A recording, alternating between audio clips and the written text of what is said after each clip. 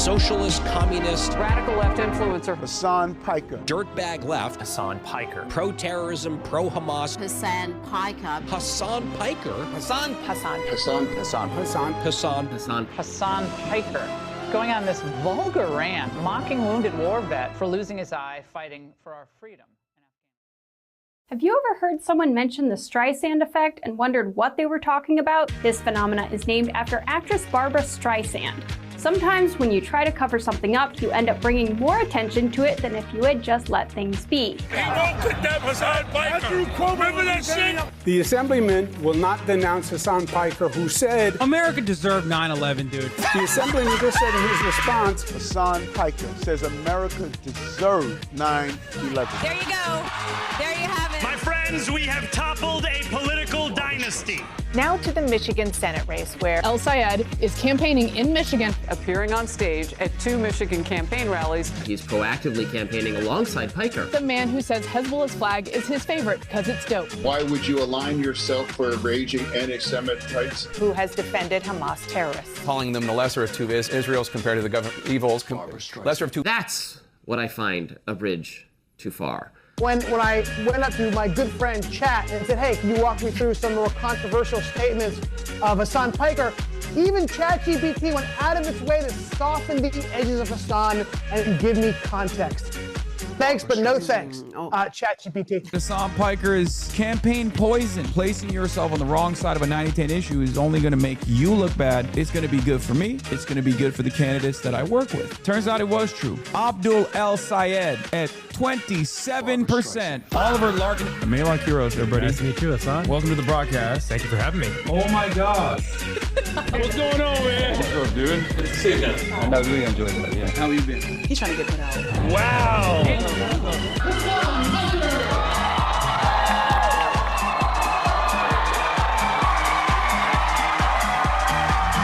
What's going on, everybody? I hope everyone's having a fantastic evening, afternoon, pre-noon, no matter where you are in the world. I'm Hasan Piker, and this is our broadcast coming to you live from sunny California, Los Angeles, folks. We're live and alive, and I hope all the boys, girls, and MBs are having a fantastic one because today's a beautiful day. Today's a wonderful day. Today is a 74-degree and sunny day here in Stolen Tongva territory. It's Monday, June 15th, 2026. And we're live and alive. And I got the most corpo suit on the lineup so far. One that you haven't seen before. This is another one of these another one of these Chinese suits. Yeah. Unc, did you sleep? Of course not. I'll sleep when I'm dead. Hopefully that won't happen soon. Anyway, we're live, we're alive, and I hope everyone's having a fantastic one. You already know what's up. We gotta do the honors. We gotta do the honors. We gotta hit the Anyway, yes, I've come back home. I'm back with my daughter. We got the soundboard popping. You know, I feel at home because I am finally at home. Anyway, ladies and gentlemen, we got a banger episode for you. Obviously, as always, there's a lot of news to cover, an unbelievable amount of get through as always, and we're gonna get all of it. But before we do, this is part of the broadcast where I tell you about my personal news, about what's going on in the world of Hasanabi Piker in between the time period where I press the stop streaming button and press the start streaming button. So help me God, that's what I'ma do. All right, ladies and gentlemen, ended the broadcast yesterday after I talked to a wonderful bunch of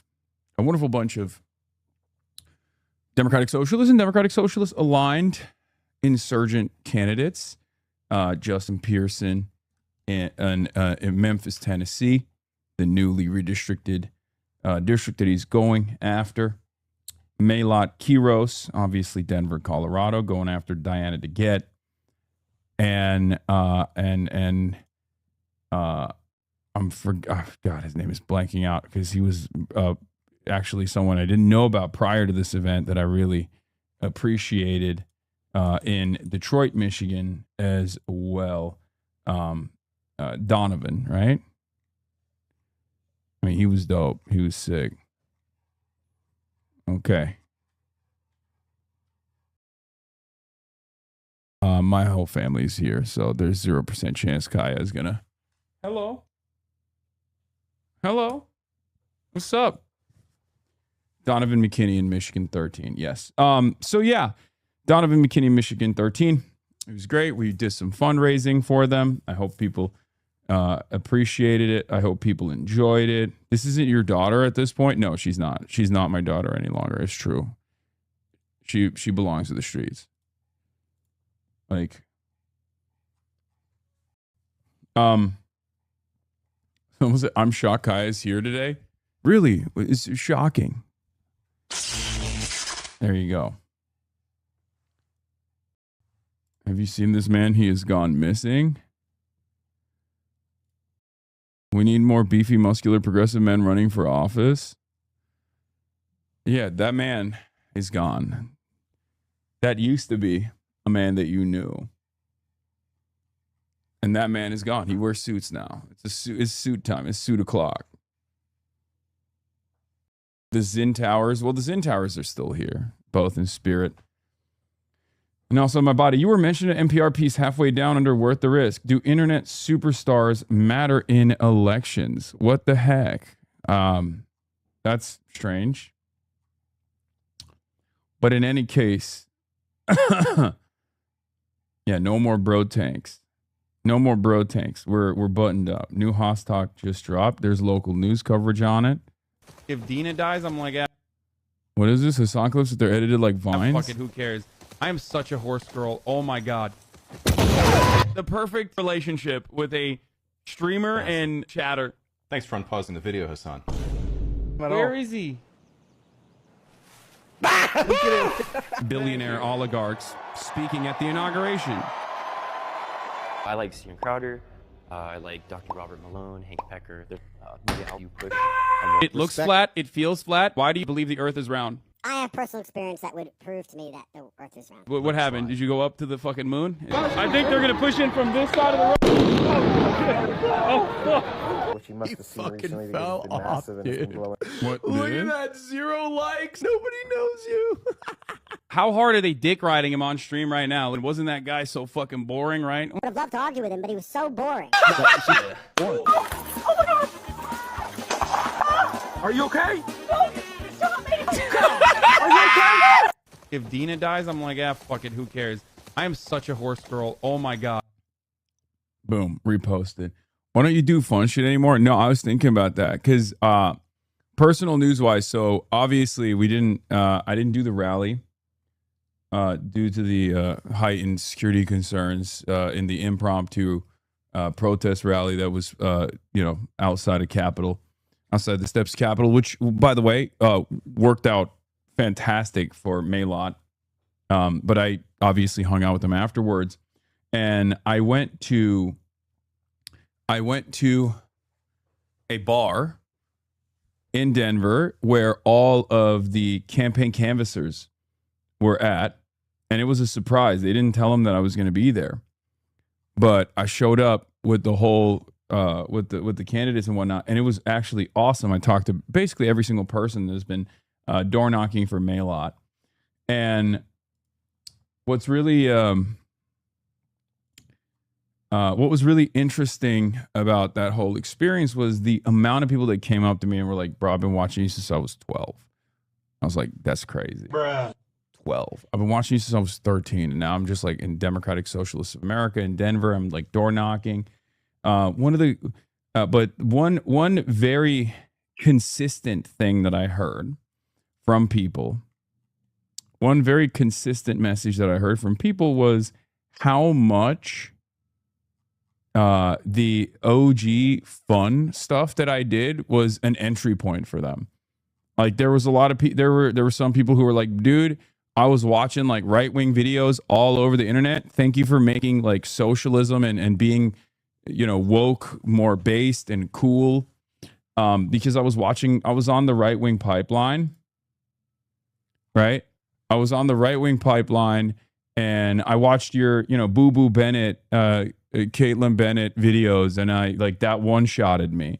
Or people were talking about like MasterChef and things of that nature. There's a lot of people that I think come in here not because they're a part of this like political movement from the start, but because they encountered me being normal and having fun. And that's the type of stuff that I used to do. And it kind of one-shotted me a little bit, because I was like, in order to churn out newer and newer people into this movement, I still have to do more fun stuff. Like I still have to do cultural commentary. I still definitely have to do, react videos, things of that nature.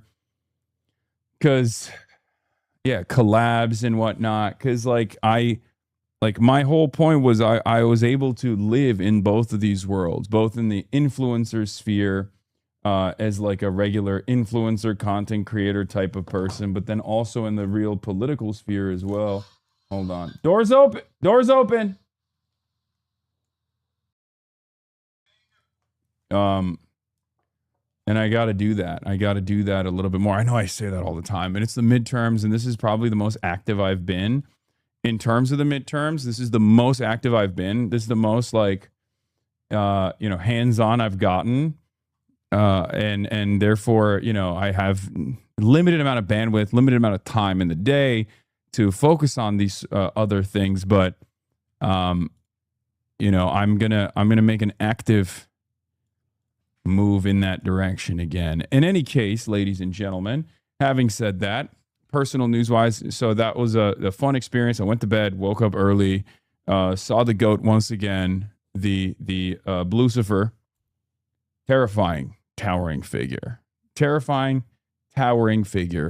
that overlooks Denver International Airport. I genuinely don't understand what led to people. Oh, this is yeah. Genuinely cannot comprehend why. What is this? He retweeted my RNC research. Hasan Piker saying the quiet part out loud. Jihad Mamdani is just the beginning. Democrats want to fully transform America into communist China. It starts with Mamdani and ends with breadlines and mass famines. We can't let them do this to America. Randy, a famine would probably benefit you. Let's be real.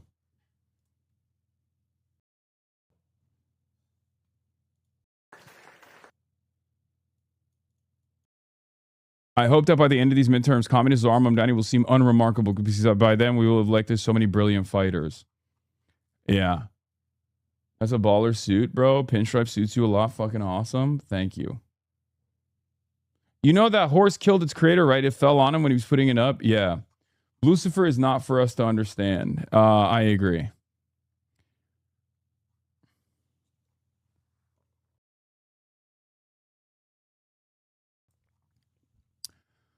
But yeah, bro delivered a fast food level cooking. Yeah. We're going to do the NPR piece.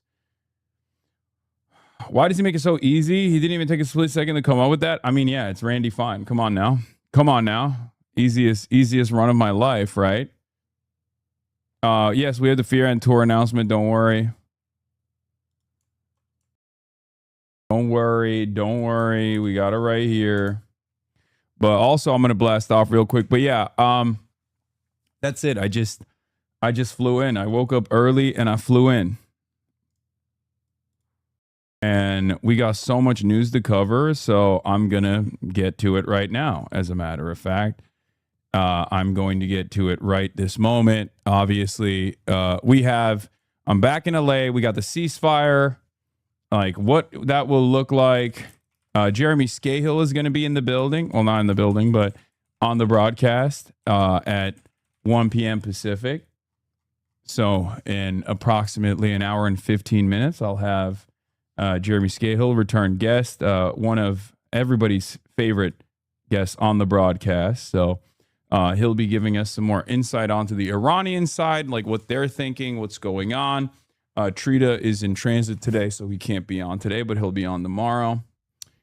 So, you got to cover Indian versus Harley stuff? What the hell is this app, bro? KKinstagram.com. Some of you have found the most unique websites to use.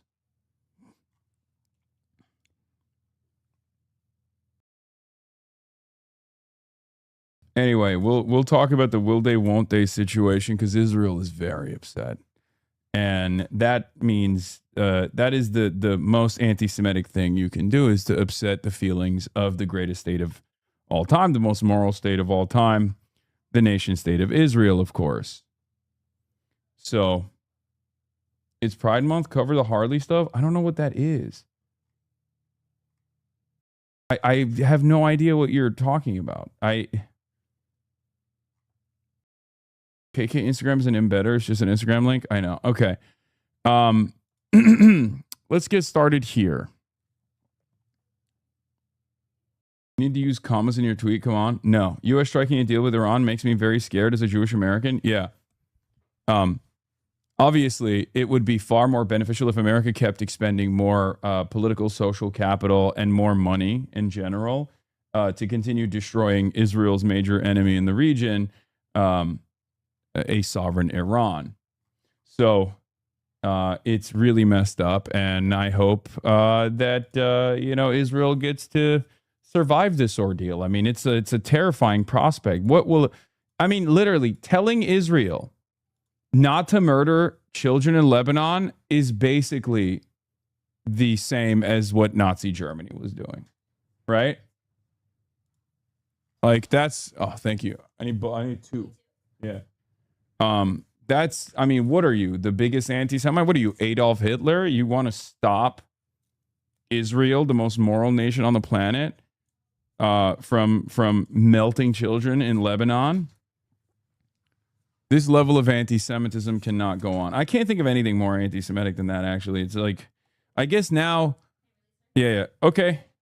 Now I guess it's not just Hamas that is Adolf Hitler. It almost feels like Donald Trump might be Adolf Hitler, or worse than Adolf Hitler, Hamas. Is Donald Trump Hamas? That is the question we will hopefully find an answer for today. Okay, yes, no more IDEV's lawsuit. I know. We're going to be talking about all of that and more. Did you see Eric Trump ask UFC commentator and ex-champ Daniel Cormier? Yes, I know that as well. I saw what? Oh, drama. You hear that? Drama. I will say it's pretty fun watching a bunch of Americans suddenly become pretty much out and about traitors to America over this. Yeah, like the Benjamin Shapiro Yahoo. He's been losing his mind. Mark Levin. There's a lot of people, like a lot of the pro-Israel think tanks, like people that work in the pro-Israeli think tanks. They're just fucking losing their shit, and it's really funny because it's like there's no greater evidence that you just don't give a fuck about America, and America is basically like a fleshlight for you to advance Israeli interests. I'm sorry. Then looking at this moment, not exercising even a little bit of not exercising even a little bit of restraint and turning around and maybe showing a little bit of humility, right? Because it was these forces and this unlimited appetite for death and destruction in Iran that caused America to get into this quagmire, right? Ariel Kahana, diplomatic correspondent, Israel Hayom Daily. I deleted my profile picture with Trump. That's it.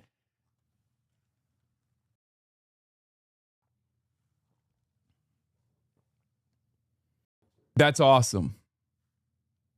No, we're going to be watching some of the funniest hogs mauled because, I mean, it is Hogwatch Israel edition because it is very funny. I mean, if Israel wasn't such an unbelievably violent nation that is destructive and belligerent and its destruction knows no bounds, then this would be one of the funnier hog watches that we've ever conducted. But they're petulant little children, unbelievably arrogant, unbelievably entitled, but also at the same time, their demands are heard by the American government. And not only are their demands heard by the American government, they're followed through on, and they do have a decent amount of domestic impact as well. Obviously, one of those issues we ran into yesterday in Denver, Colorado. I'll start with this NPR bit before we get into the obvious top story of the day, the Israel ceasefire. Sorry, the Iranian-American ceasefire that Israel is very upset about. Okay? In any case. Gavin Newsom says Trump ordered DOJ to investigate him and his wife. Okay, Gav. I mean, look, I think this is lawfare, and I think it's unacceptable. See, it wasn't hard, was it, Gav? I'm your constituent. You're my governor for not that long, but excuse me. See, it wasn't hard at all. You could just be like, I think this is repugnant. I think this is setting a terrifying precedent. See, was that too hard, Gav? No dress for today. Lol, new scum is a clown and you're an even bigger clown. Wait, hell yeah. Do we have like hogs back?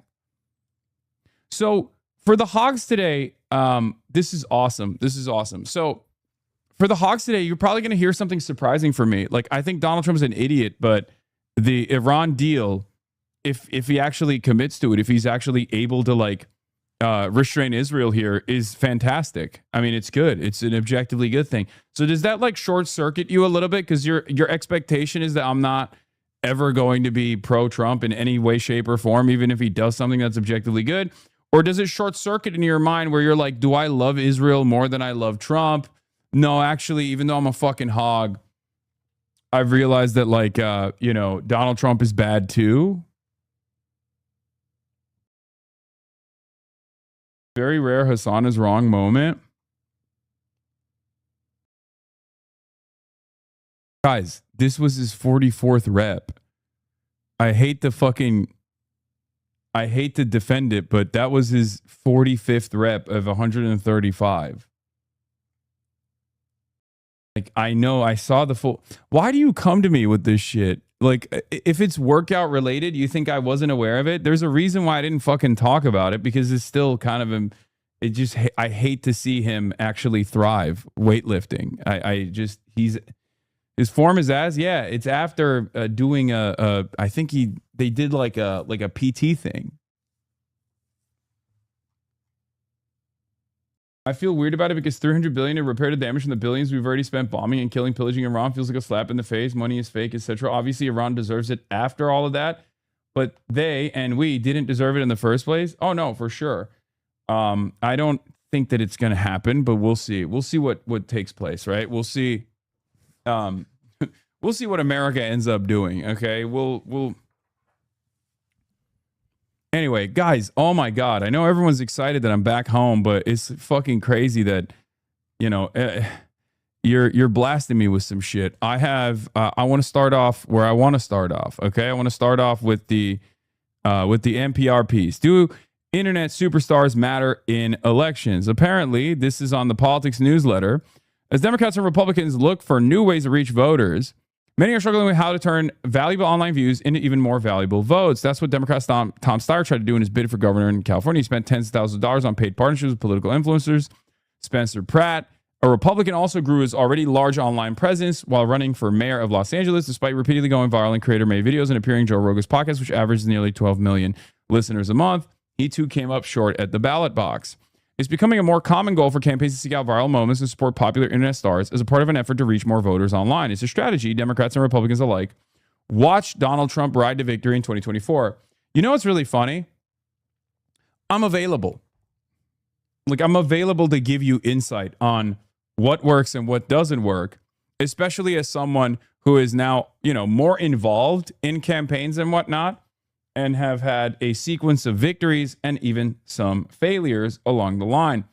And And let me tell you, that's not how it works. It's not fucking just going up to influencers and being like, "There, you have a following, like, vote for me." That's not how it works. And it's really interesting because I've been saying that since the entire Joe Rogan of the left meta started. Nobody ever fucking listens. What was the thing that I said when they were like, Joe Rogan of the left, you're the Joe Rogan of the left. Who's the Joe Rogan of the left? I was like, I'm not the Joe Rogan of the left. And Democrats can't podcast their way out of this problem at all. But it's so funny that these reporters who don't fucking understand anything are still running around being like, let's just talk about this. Let's just talk about it. Let's just talk over these people. Political strategists partially credit Trump's focus on reaching voters through non-traditional media as a reason he made inroads with young Americans, sitting down in interviews with a slew of prominent streamers and podcasts, including Rogan. However, with Trump not on the ballot this fall, campaigns are looking for ways to continue harnessing that same energy in the midterms, even if some strategists like Republican Eric Wilson points out limits. Social media content creators, digital media, the whole umbrella is a blunt force object, Wilson said, arguing that while that structure may benefit national campaigns and organizations, it can be harder for targeted audiences to state and local races. Even if someone has millions of followers across the country, when you slice that down to, okay, who's actually in the state, who's actually a primary voter, you start to see sometimes that the juice isn't worth the squeeze. A big audience worth the risk, ? To Wilson, campaigning with internet stars has a lot of benefits. It can bring in cash and energize to get out the vote efforts. I think it's smart for candidates to be reaching out to these creators and influencers. Why are you asking a Republican strategist, a Republican social media strategist? Why? NPR, what are you doing? But there's also a caveat. Is the cost-benefit analysis, does the baggage that comes with that person outweigh the political benefits? It's a debate currently taking place within the Democratic Party over whether candidates should associate with streamer Hassan Piker. Known for his staunch support of leftist policies, Piker has developed a massive online audience with nearly 10 million followers across major social media platforms. He's become one of the most prominent voices on the internet while also being a divisive messenger, garnering pushback for fierce anti-war and anti-Israel comments, including saying in a recent interview that he would vote for Hamas over Israel every single time. However, as Democrats look to re-engage with the younger voters that have distanced themselves from the party in recent years, some candidates see Piker as an important messenger. There have to be on-ramps back to politics, Democrat Abdul El-Sayed, who's running for U.S. Senate in Michigan, said. We cannot be shunning certain media platforms because, in effect, we're shunning the people who pay attention to them. In early April, Piker appeared with El-Sayed on the campaign trail, the first of several campaign stops and endorsements that he has made for progressive and left-leaning candidates this cycle, a move that sparked outrage on both sides of the political aisle over Piker's past controversial comments. El-Sayed stands by the decision to campaign with Piker, arguing that Democrats want to repair ties with voters they lost in recent years, particularly those under 30 who shifted right in 2024. Then they can't shy away from engaging with those voters where they are, even if it sparks backlash. It's a pretty crazy thing that we want to hold people accountable for things that other people have said. And I just don't think normal people think that way. It's not something I hear about when I'm on the stump, he added. In fact, when I go to different events, there are two things that happen. I get older folks who come up to me and say, how did you get all these young people to come here? And then when I get young people who come up to me and say, hey, man, I saw you on Hassan Piker. It's pretty cool what you're doing. Michigan primary set for August 4th. El-Sayed's campaign says Piker's involvement caused an initial spike in engagement, noting a boost in volunteer signups and an influx of fundraising dollars in the first few days after the events were announced. Since then, Piker has continued to voice support for other Democrats, including several that have since gone on to win their primary contest, including Adam Hamawi in New Jersey's 12th district and Chris Rabb in Pennsylvania's 3rd. But his record is mixed, particularly in California where Piker lives. Piker did not endorse Steyer, but hosted him for a lengthy interview on his live stream. Steyer came a distant 3rd. As did Shoykat Chakrabarti, Piker's preferred candidate in the race to fill San Francisco area congressional seat, being vacated by former House Speaker Nancy Pelosi. To my audience, the message is simple. I'm telling them I trust this person, I like this person, and I think this person is worth supporting, Piker said in an interview last month. This is a person that you don't have to just reluctantly vote for. He describes his audience as overwhelmingly Democratic, roughly 60% white men between the ages of 18 and 35. It's a demographic that he says is right in the pocket of that demographic that the Democratic Party has lost significant support in. I mean, all of it is true. It's actually not a bad article at all. But what a lot of these people don't understand is this. What a lot of these people don't... By the way, they didn't mention Nithya Raman, who was also considered to be endorsed by me when I said I did not endorse her, nor did I endorse Tom Steyer, but she won, so they're not bringing that up anymore. So here's the thing. Okay? There's a perfect, harmonious relationship between my community, myself, and also the local organizations, specifically Democratic Socialists of America. Okay. And there are other orgs as well. You know, Sunrise Movement is another great one that's all over and it's very active. But what's interesting about this is it doesn't work on my, like, I'm not a kingmaker. I will never be able to like make or break a candidacy. I can give them a boost, a necessary boost. I can give them, additional media coverage. I can get them volunteers and door knockers. But the reality of the matter is the goals have to align. Okay. So they have to have the fundamentals first and foremost. They have to have the background. They have to have the organizing work, or at least the advocacy work that they can point to beyond just like running, right? Beyond just running for office and then deciding on a whim that these are issues that you know will get you attention, right? So like their goals have to align with our goals. That's number one. Number two, they have to have the solid fundamentals. They have to have the ground game. They have to have people that are knocking on doors. They have to have real excitement behind them. And in that situation, if the policies align, if the goals align, then yes, we can have a perfect, harmonious relationship. And therefore, especially with a sequence of other like higher profile endorsements coming from Bernie Sanders or AOC, or in New York, obviously Zohran Mamdani, then we'll see what happens. But I think then that's the magic spot, right? It doesn't, no one is capable of winning or losing elections. It doesn't work that way. And I've never said it works that way. As a matter of fact, I've said the exact opposite. And yet for some strange reason, these guys never seem to listen to me.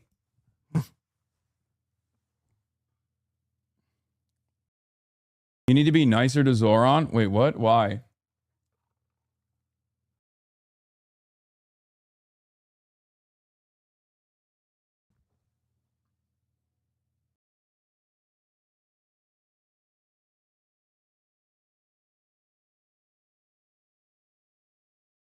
So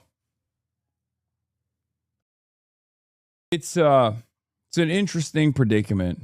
I keep talking about it, and yet for some weird reason, people don't seem to hear it, right?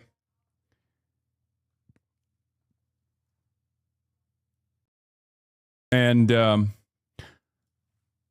I said this after Zoran's victory too. Like everyone was like, "Oh, it's because he's handsome, because he smiles, and because he has a winning smile. He's handsome, he's affable." And he has a great social media team. And I was like, I know his team. Okay. I know his team. They're wonderful. They're brilliant. And they did a phenomenal job. But if you were to even ask their team, they would say that ground game played a significant role here. And the policies played a significant role here. Hasan looks dead inside. Ah ha ha ha ha. Strange. I don't know why you're saying that, but okay. Is it because you guys have to feel like, does it make you feel alive when you're like, oh, well, you know, a guy that I have been taught to hate is actually having a really rough time at it. He's having a really rough go at it, even if he's not, and all signs point to him having a fucking awesome time. I'm just going to visualize in my mind that he's having a bad time, and that'll make me feel better. So, yeah. The last line of the article actually says what I'm saying now as well. Mamdani won only in part because of his social media. He won primarily, in my opinion, because he addressed the cost of living crisis. That's what drew people in. I think that sometimes Democrats can skirt around that point, which is that, yes, the social media is good and we need that, she said, but that means nothing if you're actually not addressing the issues that are affecting real Americans today. Yep. 100%. But yeah, Maylok Quiros rally supporters of Colorado Capitol after venue changes in Hasan Piker absence. Democratic congressional candidate Maylok Quiros spoke to a crowd of hundreds of people without leftist commentator Hasan Piker at the Colorado Capitol on Sunday afternoon. A last-minute location and lineup change after 3 Denver area venues declined to host a rally. Quiros, 29-year-old lawyer and first-time candidate, is challenging Representative Diana DeGette in the Democratic primary for Colorado's 1st congressional district. Piker was slated to speak at Sunday's rally, dubbed the Power to the People rally, but did not show up after it was moved to the Capitol. Piker's a streamer on the platform of Twitch. Kiros joined him on stream for nearly an hour-long conversation in May, and then again after the rally Sunday. The rally was originally scheduled at Real Works in Denver, then moved to the Ogden Theater before landing at the Capitol. Event organizers said the venues, as well as the Stanley Marketplace, canceled the contracts for the event. In an Instagram post, Kiros blamed DeGette for the cancellation, saying the congresswoman called up her donor class to silence us. We know the reason that nothing really changes is because our representatives are bought and paid for by the same billionaires, she said on Sunday. They ran us around all week, canceling on us in multiple venues because we were bringing together a movement of people that are refusing to accept the world as it is and demanding power. It is literally a landlord revolt. Yes, it is a capital strike. Yes, dude, I have the other article as well. Fucking literally right here. Okay, stop.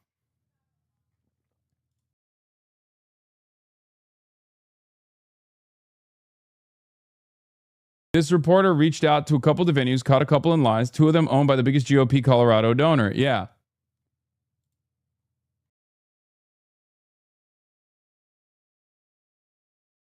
Anyway. And it's crazy because, like, these are, I mean, there are workers that work at these venues, right? So you can gain additional insight into the decision-making process just by that alone. Just something to consider, right?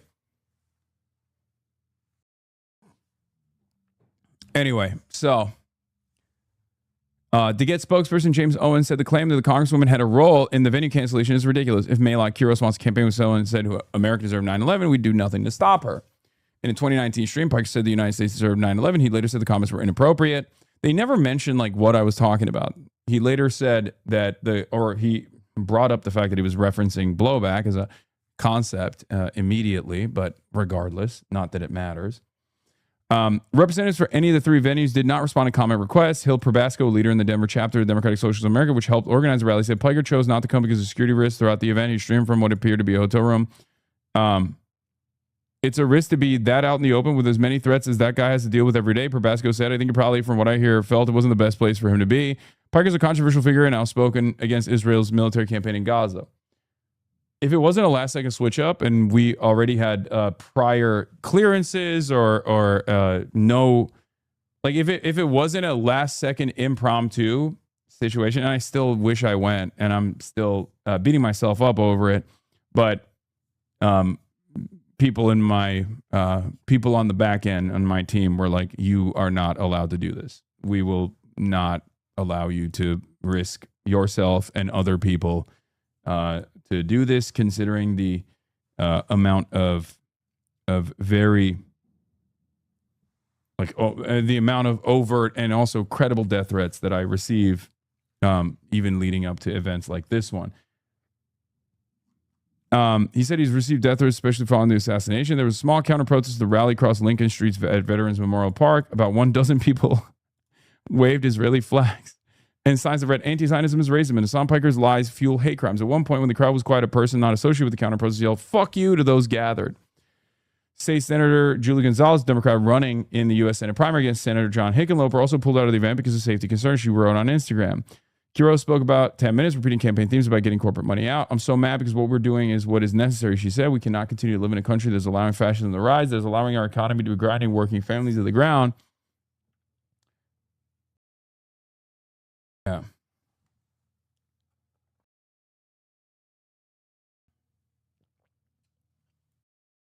If you zoom into the back, you see the counter protest people waving the Israeli flag. Oh, is it right there? Oh my God. There's like 8 people there. That's so funny.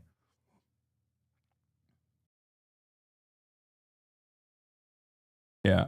I love that these guys though, I feel like a lot of these dudes are you know, they spend a good deal of time, just maybe this guy's like sincere in his questions, right? But like there's a decent amount of people. Oh no, well, who knows?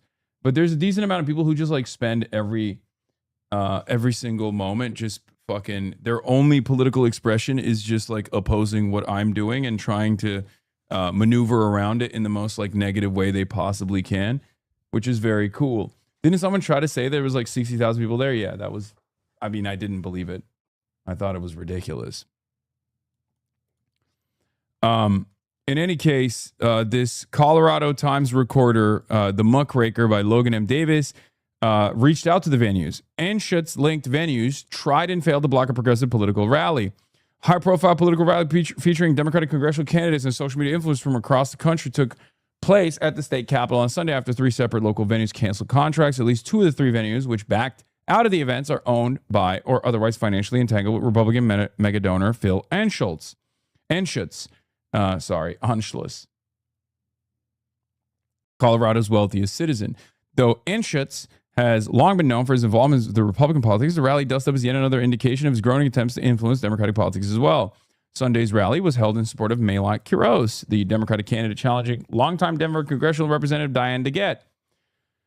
The rally's featured speakers are united by their identities as young candidates pushing for a more progressive Democratic Party and have attracted both criticism and support for advocating in favor of free Palestine and end to the unconditional arms shipments to Israel. Though Quiros has drawn allegations of anti-Semitism for a critical stance on Israel's actions, her positions on the issues are shared by a majority of Americans. This is how you write an article, by the way. God damn.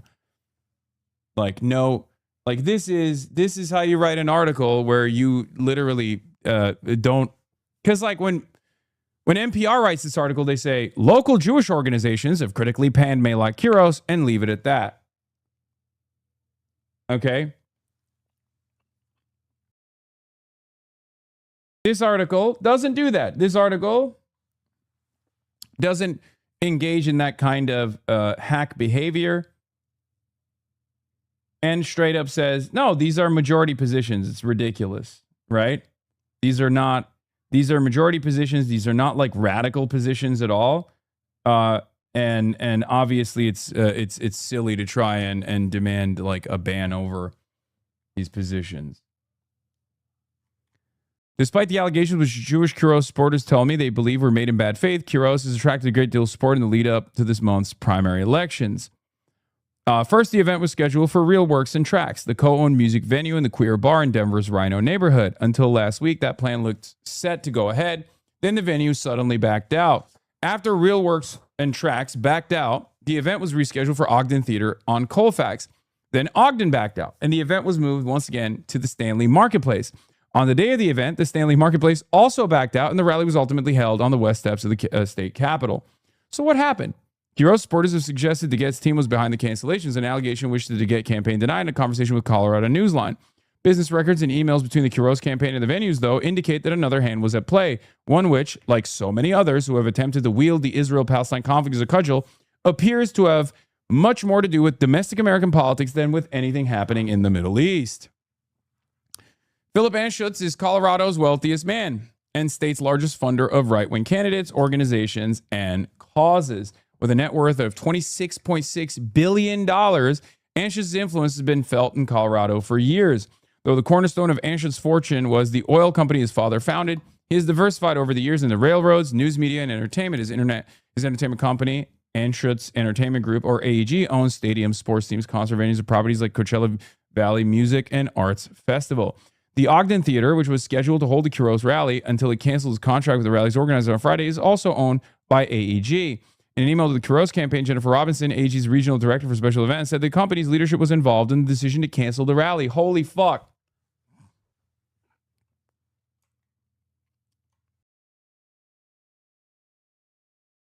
Due to significant pressure and concern from local community who have reached out to our leadership, we have made a decision to cancel hosting this event at the Ogden. When I reached Robinson by phone, she told me that she was not authorized to speak on the matter and referred me to AG's corporate press office at the company's Los Angeles headquarters. A spokesperson for the company told me that the decision was prompted by safety concerns due to threats made against Piker, a deviation from the previous explanation of significant pressure being applied over the booking.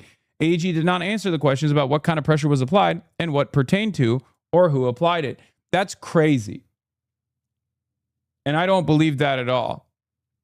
What I do believe is it was, that's bullshit. They never mentioned that.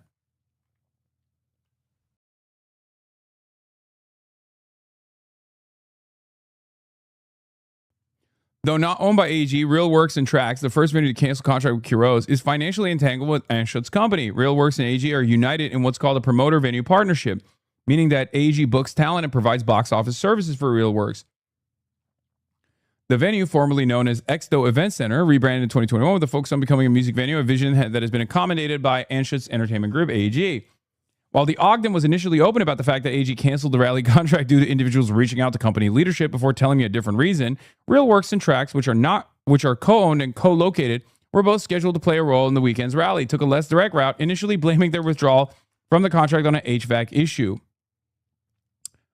This is consistent with what they were saying, by the way, which I still think is bullshit.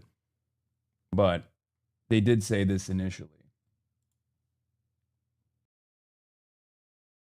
I've got some bad news for both of us, really. Stephen Hicks, who works in event productions for Real Works Tracks Denver, wrote an email to the Kuros campaign last weekend. Hicks said the space had a huge problem with their air conditioning system and would be conducting repairs from Wednesday, June 10th to Wednesday, June 17th, rendering the venue unable to host a rally on Sunday. This project is set to start being dealt with on Wednesday and will take at least a week. With that, I regret to inform you that we can no longer host your event on Sunday. The HVAC was working that weekend. We sent people and have videos of it. Yeah. As of the time of the publication, Hicks has not responded to my outreach. When I spoke to the AEG representative about Real Works and Tracks, they did not feel they had enough information in front of them about the relationship between the companies to answer questions. The last venue to back out of a contract to host a rally was the Stanley Marketplace, the mixed-use retail and dining space located in East Colfax neighborhood along the Denver-Aurora border. Unlike the two other venues, the Stanley Marketplace, which is currently in the process of changing hands, did not share the reasons for its cancellation with the campaign in writing. I reached out to the company for clarification and to ask if they were pressured to cancel the contract and have not received a response. By the time the rally on Sunday afternoon, two things were clear. First, there had to be a concerted effort to stop the event from going forward. And second, that effort had failed. In intermittent rain and sun, hundreds of people gathered at the west steps of the Colorado State Capitol to cheer for Medicare for All, Housing First policies, and universal child care. Yeah. Venues that have hosted Robert F. Kennedy Jr. thought that me, Maylot Quiros, and numerous other wonderful progressive candidates were a bridge too far. Because Robert F. Kennedy Jr. is an elite. Robert F. Kennedy Jr. is not a danger to the interests of the elite. So, regardless of whatever, there probably wasn't as much business owner and landlord pressure applied against the venue for having Robert F. Kennedy Jr. there. And even if there was, they could obviously cast it aside. The success of the rally, though, is of secondary interest to the great lengths gone in an attempt to kill it. That 2/3 of the venues who engaged in that attempt are owned by otherwise reliant or by otherwise reliant on Phil Anschutz leaves little question as to who was behind it. The billionaires don't just buy politicians, Quiros told me. They own the places people gather, where voices are heard. They decide who gets a platform and who doesn't. Phil Anschutz and the rest of the oligarchy thought their venues canceling by the last minute would stop us, she said. We showed up at the Capitol anyway because they don't own democracy. The fight is not over, and this movement is just getting started. Phil Anschutz has a decades-long record of warring against Colorado progressives. There's a reason to believe that he waged the latest battle in that long-running war this weekend, and a reason to believe that he ultimately lost that battle. As a challenger facing off against the long-term incumbent, Quiros enters this month's primary election as the underdog. With such frenzied efforts being employed against their campaign at this late date, though, it's clear that many are afraid she won't stay the underdog for long. That's what it is. I mean, it's not like a silver lining situation. Okay? It's not a silver lining situation at all. It's just the truth. Whatever their internal numbers look like on the Diane DeGette campaign, they must be panicking. Okay? They must be panicking. Because it's very clear that, I mean, these are attempts made by desperate oppositional figures. Okay? This is what you do when you feel the fear. Because if Maylot Quiros' campaign was utterly irrelevant, right, and wasn't making significant moves, and we saw that obviously isn't the case. I mean, considering that she was able to still gather a crowd of 600 people in a moment's notice in a totally different location, it's clear to me that there is a lot of motion there. And that, I suspect, also pairs up quite nicely with these kinds of initiatives coming from big business owners in Denver, Colorado. Yeah, if she was if she had zero shot at dying to get seat, none of these venues would have a problem hosting her. Okay? None of them. If she was simply an oppositional figure that would fizzle out and wasn't representative of a broad movement that is growing in this country all around the nation, and certainly in Denver, Colorado, they would gladly take the money. They wouldn't just burn it.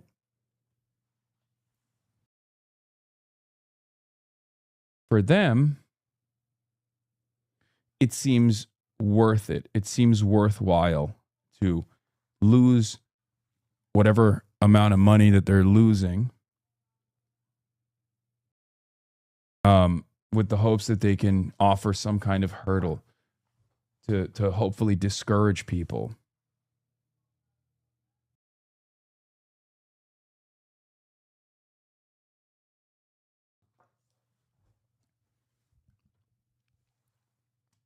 But I'm glad that I still, got to interview these candidates. They're so awesome. Got to fundraise for them. And perhaps even more importantly, I went to the Canvasser after party, and I got to see all of you there. All of you have been knocking on doors and spreading the good word and trying to take the angst and the anger and the anxieties that you feel about the future of America into something more productive. You know, there are definitely people out there who are worth it. Okay, Mailot is one of those people. So yeah.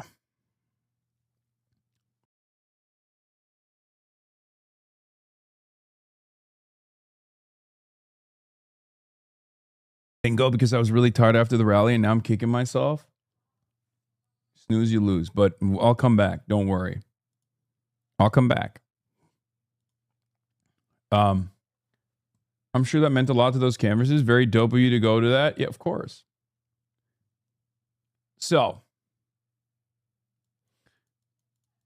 you should say fucking and start smoking crack in stream. Use your newfound crackhead powers and start a communist crack-fueled revolution.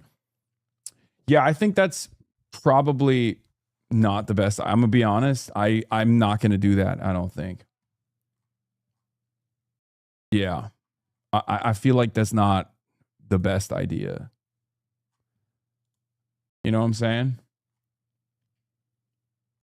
I mean, it's certainly didn't even work out that well for Hunter Biden, right?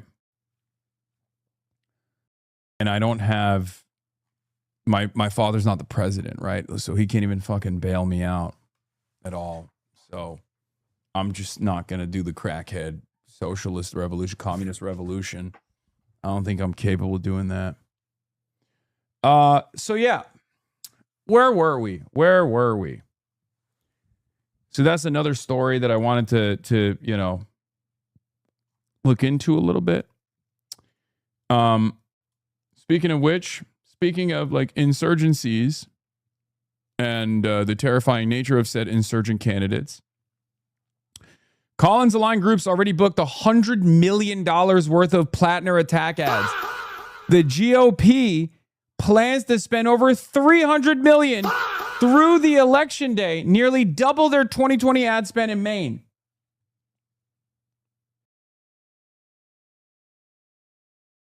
Bro, that is absolute insanity. By the time 2028 rolls around, we're gonna be dropping like $10 billion on campaigns, on the presidential campaign, and Senate races are gonna be $1 billion. Money is so fake. Money is so goddamn fake. It's unbearable, dude. I hate it. I hate it so much. What the fuck is happening, dude? These wealthy people are literally doing the exact same thing that companies do. Instead of when a labor force decides to unionize, these guys at corporate will literally hire, to the tune of tens of millions of dollars, an elite legal team to destroy the unionization effort, instead of taking those tens of millions of dollars in profit and giving it to the fucking workers, sometimes they spend, actually in many instances, they spend far more money on the legal team to disrupt the unionization efforts than what the union would be asking for in terms of additional benefits, additional compensation. For them, it's the threat. It's the threat of a victory that matters, okay? For them, they don't want any kind of hope. They want to destroy hope. If you open the door up to any kind of victory here inside of a workplace where there's any initiative, unionization initiative that actually works, then all of a sudden other people are going to do it. Other workplaces are going to pop up and they're going to try to unionize. And the same goes for this election. If you have an insurgent candidate, an insurgency candidacy that is running on an anti-Israel ticket, running on a pro-Medicare for all ticket, all of a sudden, all of these forces get scared, because if they win, then that means others will run in the same way. And now you have a caucus. Now you have an actual force that is fighting a legislative battle with tremendous amounts of power, albeit still getting limited as we move in the direction of the unitary executive theory. But you now have a group of fairly powerful individuals that have been elected to positions of power specifically to fight back against corporate interests. And that is unacceptable. This is why I don't cast aside electoralism so easily, because I look at the forces. I look at the most powerful forces in this country, and I look at what they spend their time and money on. Okay? If this shit didn't matter at all, they wouldn't be spending billions on it. They'd be like, voting doesn't matter at all, right? So a lot of you that have dove into that, spent countless hours reading theory, understand the concept, just as I do, of bourgeois democracy. And yet you cannot comprehend a world where there is real opportunity to make some changes, albeit marginal. You might consider it to be marginal, you might consider it to be inconsequential, but you never comprehend the importance of a megaphone that comes from an electoral run, and also the importance of a person that is a prominent part of the legislative body that will fight, or a coalition that you can build at the legislative front that could potentially move the American political conversation in a direction that is far more open-minded to socialism. Okay? That is precisely the reason why I never shy away from exhausting all democratic avenues, right? And I don't tell you to stop there. I don't tell you to fucking turn and burn. You're like, oh, you voted, you're good. Get the fuck out. I will never cast that aside, right?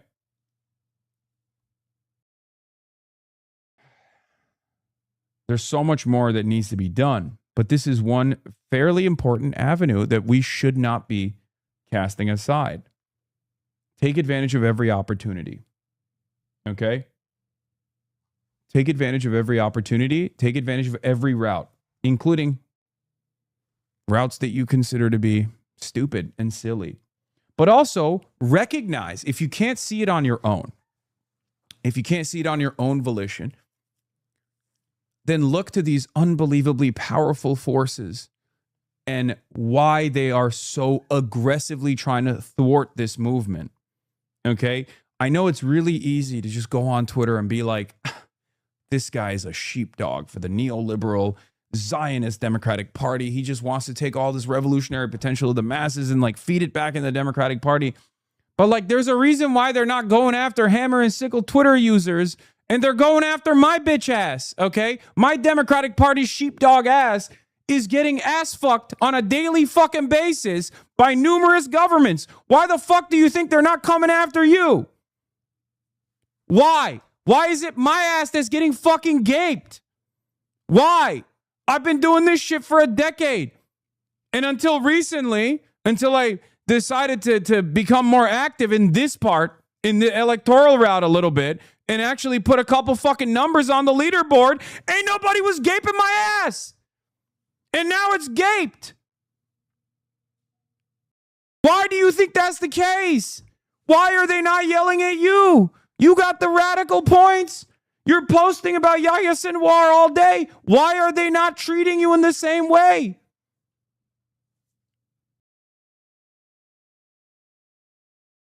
I don't even got a problem with that posting too. And yet you yell at me. Wake the fuck up.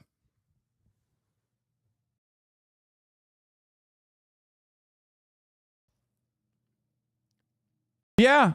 Michael from Pennsylvania is right. He says, you and I are totally support of dirty breaks when the conditions are in favor of it. You support the Green Party in the UK. You support Morena in Mexico. You support unbowed LFI in France. We're perfectly willing to do the dirty break if there's actual emotion behind it. Exactly.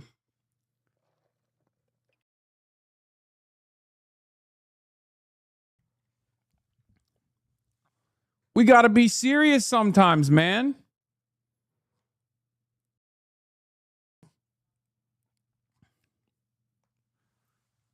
Anyway, I'm preaching to the choir. Obviously, many of you in here understand that, but there are still like these weirdos on the edges that will fucking spend every waking moment being like, I'm actually now basically the same as fucking Neera Tanden. I'm the same as like Matty Iglesias. I'm the same as every other like neoliberal consultant class person who is going to try to tackle this problem of Hasan Piker in this community from the left. And it's just so strange. I don't understand it. We need all the fucking allies we can get, okay? Whether they are further to the right, it doesn't matter. And there's plenty of figures who are further to my right that I work with, that I try to build relationships with, because I see them as an important part of this fucking pipeline. I don't just like immediately cast aside these allegiances because I have like significant fucking disagreements with them, because that's just not how organizing works. Some motherfuckers out here behave like the masses are ready, where there's tremendous appetite for revolutionary politics.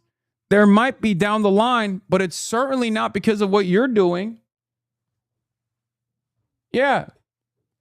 I mean, there's people who have directly called me racist, right? Like Connie Chen. I have my person in the fight, Shoykot.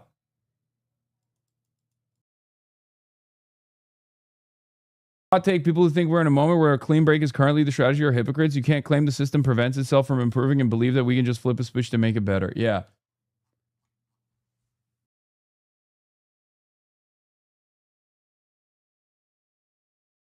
I have my guy Shoykot in that San Francisco race. He lost. He was in third place. Right? Connie Chan called me an anti-Asian racist. She made it to the runoffs. I said, "Hey, far better option than Scott Wiener, who has basically spent the last decade glazing Israel, only to then on a dime flip around and realize he has an election that he has to win. So he has to fucking be like, oh yeah, I actually don't fuck with Israel at all." Are you kidding me? Are you kidding me? She called me racist. I don't give a shit. I'm still, I'm pro Connie Chen. And Shoykot is too, but there's still so many on the schizo left front that I find to be strange, like the way they talk about Shoykot still. Oh my God. Speaking of which, Shoykot obviously paid a lot of money for his canvassers, right? For his operation. It didn't work. But here's what he did. He took it until July because he has these contracts, right? And he decided that he would get his canvassers to go and work for Connie Chan. They also did a sit down where he endorsed her. And there are still motherfuckers out here in San Francisco talking about, he fucking sucks. I hate him. It's just like, dude, shut the fuck up. Okay. Please just shut the fuck up. Stop being a baby. Stop. Like, obviously, Shoika understands the moment and its seriousness and what it requires. You don't. Please just stop being fucking annoying. It's not going to change anything. It's not going to make me shy away from my fucking support against Scott Wiener.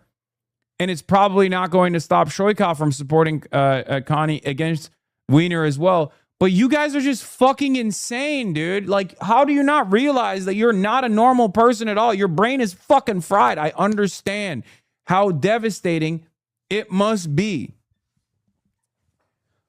I understand how devastating it must be to organize through everything in one of the hearts of capital in this country against the tech fascism that was growing, that you saw, that you experienced, right?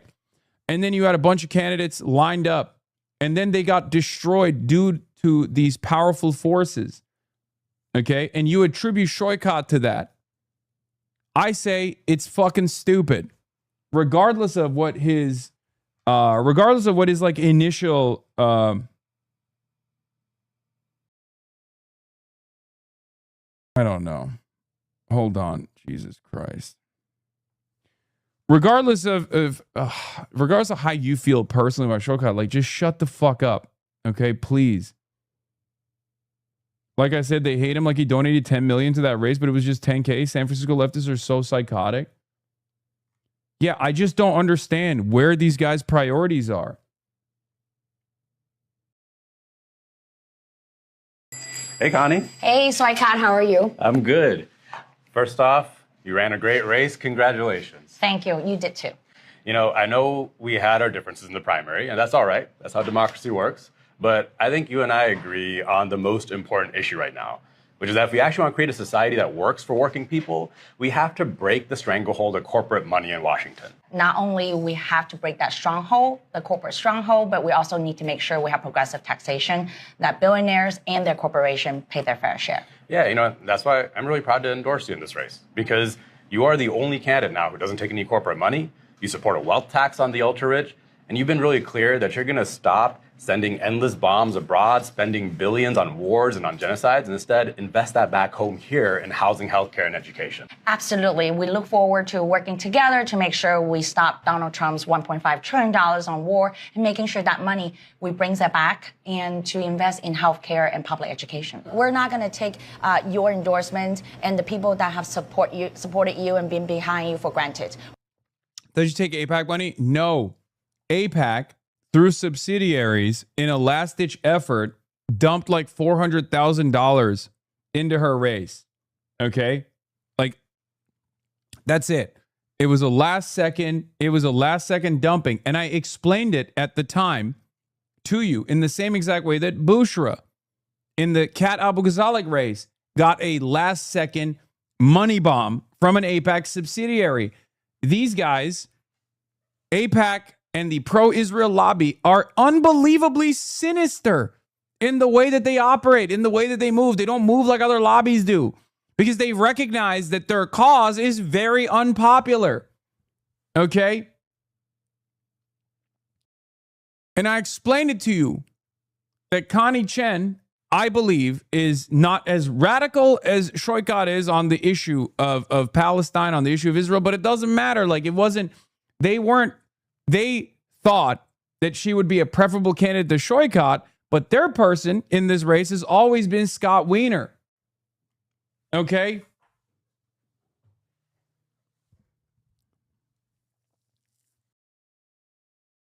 We're going to still make sure that we will do the work and earn their votes. So I really appreciate you. Thank you so much. Well, I appreciate that. So we are here at Joe's Ice Cream. So first off, we got to get some lunch and we got to get some ice cream. So what's your favorite flavor? Vanilla. Vanilla will be my favorite flavor. Well, you know, I love vanilla too, but it is Pride Month, so we got to put some rainbow sprinkles on that. What do you say? Anyway, I mean, look, the thing is like, she's she's just an inoffensive, somewhat progressive candidate, okay? And I think it's going to be tough for her to defeat Scott Wiener regardless, because San Francisco politics is fucked. It's unbelievably fucked. But yeah, vanilla is apt, though.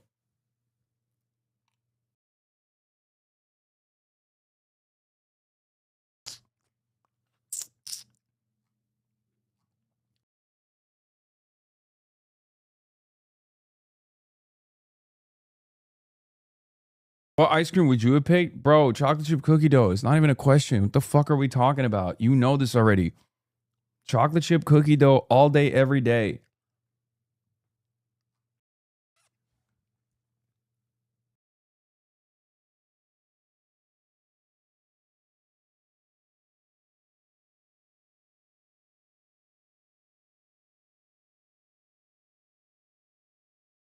Also, the convo will be NIMBY versus YIMBY now instead of Israel-Palestine if Shoykot had won.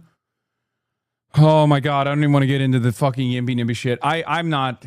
Look, if Connie Chan wants my support, I'm perfectly willing to give it to her. I don't think she will. But outside of that, I mean, I'm obviously still in favor of her winning over Scott Wiener. Definitely 100%. I will say, though, I think San Francisco is so fucking lost.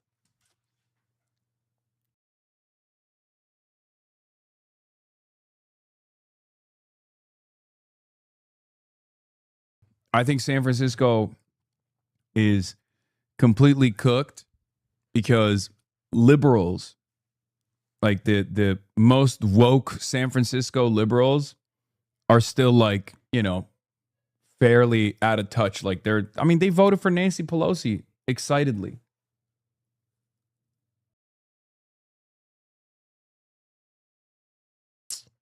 Anyway, I remember one of the big explanations for Gideon's loss was that she ran so many ads and got so much national money that it fucked up her branding. Collins has far more credibility, but there could be a cost here if she overdoes things. Yeah, I think so. I think it's going to annoy people.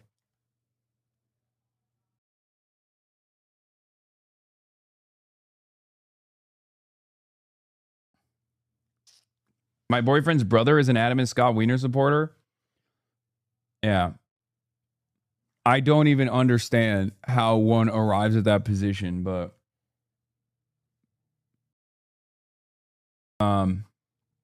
anyway, yeah. It makes sense. This is San Francisco. Liberal. Happy fun, la la la. Human smuggling, fentanyl deaths, forced government euthanasia, chopping up children's genitals. That's San Francisco liberalism in a nutshell. And I do feel like the neo-fascist tech overlords have so sufficiently and so thoroughly dismantled the left mobilization that the people that are still actively on board, with obvious exceptions, there are some wonderful people in DSA San Francisco, for the record. I'm not saying anything like that. But some people's brains have just fucking... Some people's brains have been fried, okay?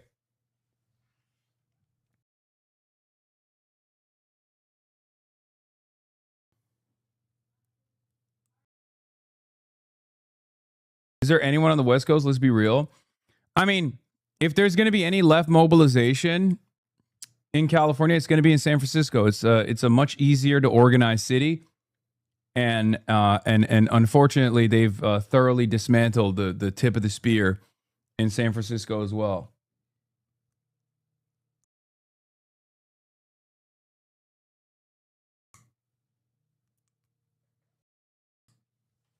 Anyway.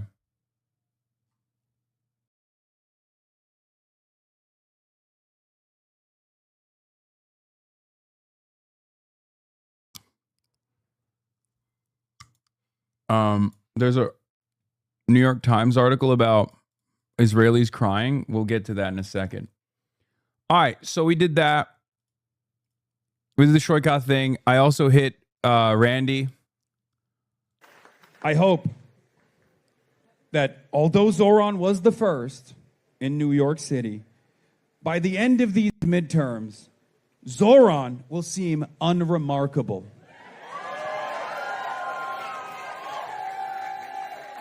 Because by then, we will have elected so many brilliant fighters into legislative offices throughout the New York City and the state.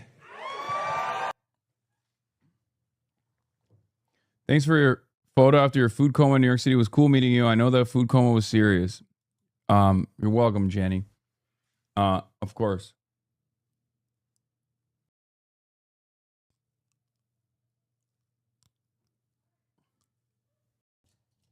Anyway.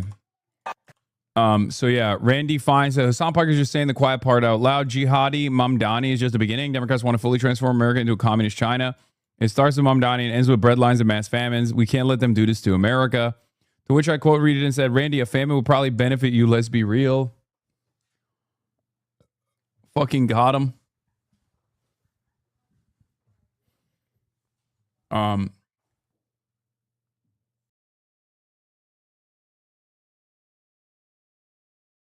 Yeah, pure Islamophobia. Classic Randy Fine. I do find it funny that the RNC is like actively logging all this shit. RNC is now A-logging me.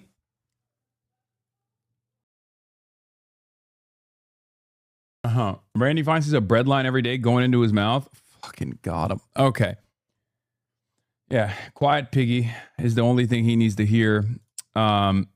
But we'll get to the malding, the Israeli malding, the hog watch. But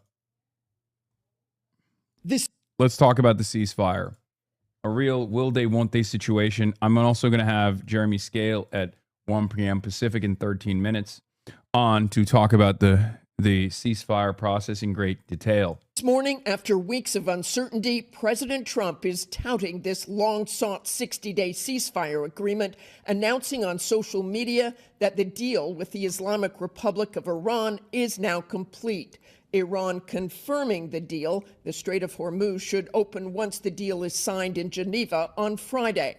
But no text of this framework was released. This is a memorandum of understanding. A lot of these details are going to be worked out as we go forward into the next round of negotiation. But in addition to reopening of the strait, this initial agreement, according to a senior administration official, leads to the dismantling of the Iranian nuclear program, leads to the United States destroying and removing enriched uranium from Iran, calls for inspections to ensure a long-term commitment and that it's long-term enforceable. And Iran gets rewarded economically only if they meet the obligations under the deal. Wendy Sherman was one of the negotiators for President Obama's nuclear deal, the JCPOA, that President Trump threw out in 2018. President Trump says this is the... I like that they're finally coming to the...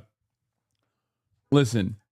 I like that they're finally coming to terms with something I've been saying literally before this war even started, that the JCPOA was good, all things considered, and that Donald Trump ripping it apart at the behest of Israel in his first term was unbelievably stupid. And I kept repeatedly saying, like, why are Democrats not making a bigger fuss about this, if you remember? And finally, now that there is a deal that's imminent, seemingly, according to Donald Trump, if he can't restrain Israel, there probably will be no deal. Let's be real. But now that that has happened, Democrats are finally figured it out. Now they could talk about the JCPOA and be like, well, remember when we had a much better alternative to what Donald Trump did, which was like burning hundreds of billions of dollars, having a bunch of defense contractors die in the process, having a bunch of active duty service members die in the process at the behest of Israel, and killing a bunch of Iranians, which they don't ever bring up, obviously, because they don't give a shit about that. But destroying the global energy markets. Yeah. Exact opposite of the JCPOA. Do you see it that way? No. I think that this probably will turn out somewhat similar. We're in a very different place, however, because we did not have virtually 1,000 pounds of 60% highly enriched uranium, which is quite concerning, nor all of the other problems. The JCPOA took 20 months to negotiate. The Trump team hopes the deal will be complete in 60 days. But even the preliminary agreement almost didn't happen after a day of violence here in the Middle East that could have scuttled the deal when Israel struck Iran-backed Hezbollah targets in Beirut, prompting outrage from President Trump and Iran. Yeah, you have to remember, Chuck Schumer was against the JCPOA. So, at the time, he was actively against it. He supported Benjamin Netanyahu coming to the United States of America and delivering a speech in front of Congress. So just to put things into a different kind of consideration for you.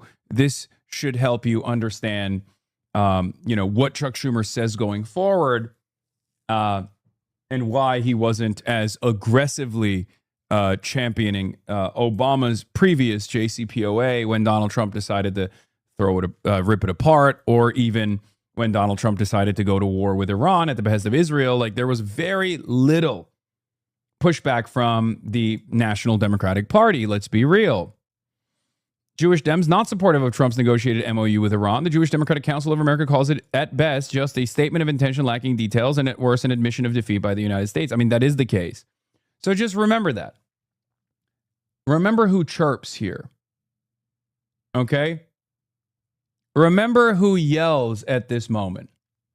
A lot of Democrats are going to show exactly where their principles are. A lot of Democrats and a lot of Republicans are going to show you exactly who they are and exactly what they care about.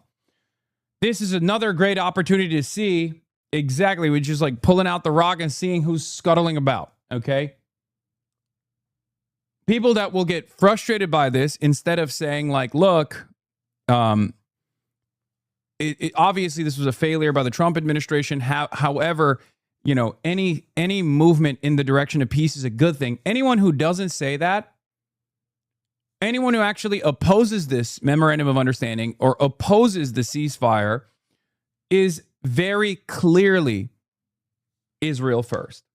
Because there's only one group of people in the entire planet right now that is not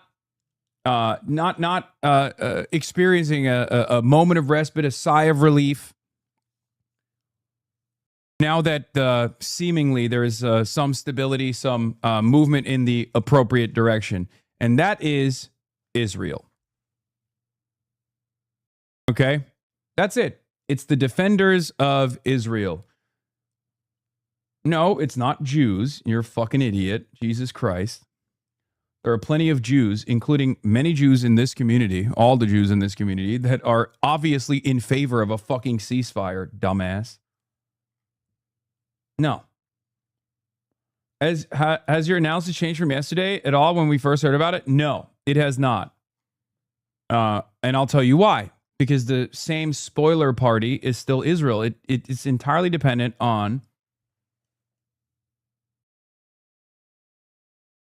what the fuck? I am not sighing relief. I want Iran to have a nuke. This makes it impossible. Okay, well, sad day for the Iran nuclear proliferation defenders, but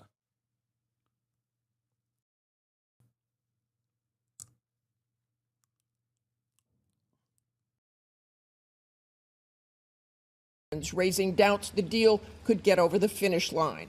Former Israeli senior military intelligence officer Avner Vilan telling us that it was doubtful Prime Minister Netanyahu would support the deal. I think Prime Minister Netanyahu would think it's a bad deal because it gives Iran a lifeline of financial aid, financial support, where what Iran really needs is more pressure. Israel's defense minister Katz says Israel will not withdraw from southern Lebanon and that Israeli defense forces will remain without any time limit.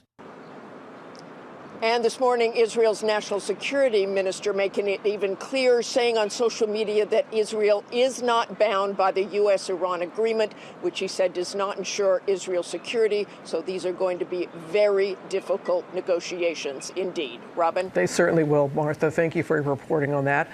Everybody at this summit will be wondering, where is this deal on the continuum from an extension of a ceasefire to a permanent settlement? They're all very familiar with Donald Trump's bombast. They're wondering how close it is, how much it really improves, if at all, on the original deal that President Obama led in 2015 with Iran and which Donald Trump ripped up. And they will be, as they have shown themselves, these other leaders of the G7, very willing to praise Donald Trump, very willing, no doubt, in the case of Britain tomorrow. I'd expect to hear Keir Starmer say we stand ready to help with sweeping mines out of the Strait of Hormuz and the rest of it. But everybody's scratching their heads about the details. And all these other leaders to varying degrees, but pretty much all the others would like the focus to be somewhere else. This is not a war that most of them wanted, and they would like the focus to be on Ukraine. President Macron in the chair will be trying to pull the focus across to Ukraine tomorrow. I'd expect to hear a bit more about some sanctions that are being applied to Russia from different countries and the rest of it. But these summits are increasingly becoming a search for a common ground that seems to shrink in front of our eyes. And you get a sense of that. That whole search bleeds into, that problem bleeds into the logistics of these summits.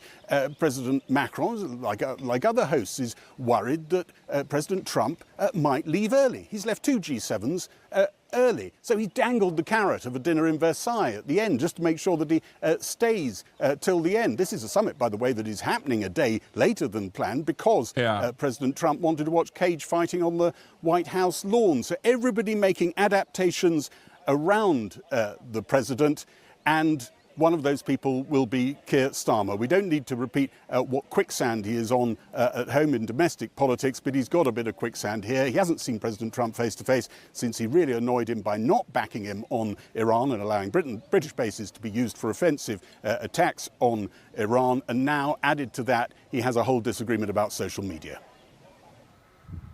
Thanks, Gary. Gary Gibbon there in Evian. Well, before he took off for the G7 in the early hours, the US president was, as Gary said, hosting a very different kind of event, celebrating his 80th and America's 250th birthday with an ultimate fighting championship on the White House lawn. Harry Fawcett reports. Obviously, we'll be talking about this as well, but, dude, it is fucking nutty.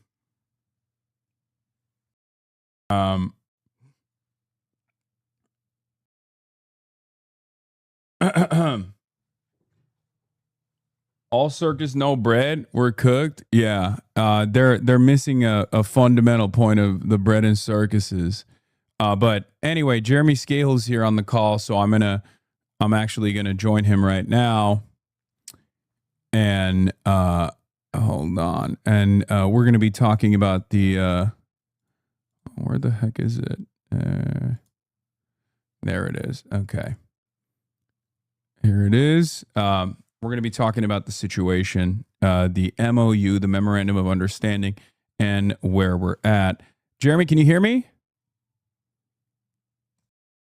Hold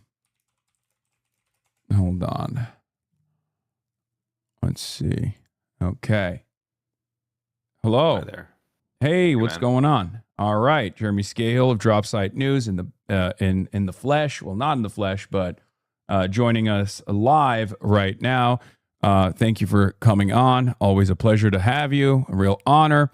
There's also, Moz, if you can put the link in the chat and pin it and spam it every now and then.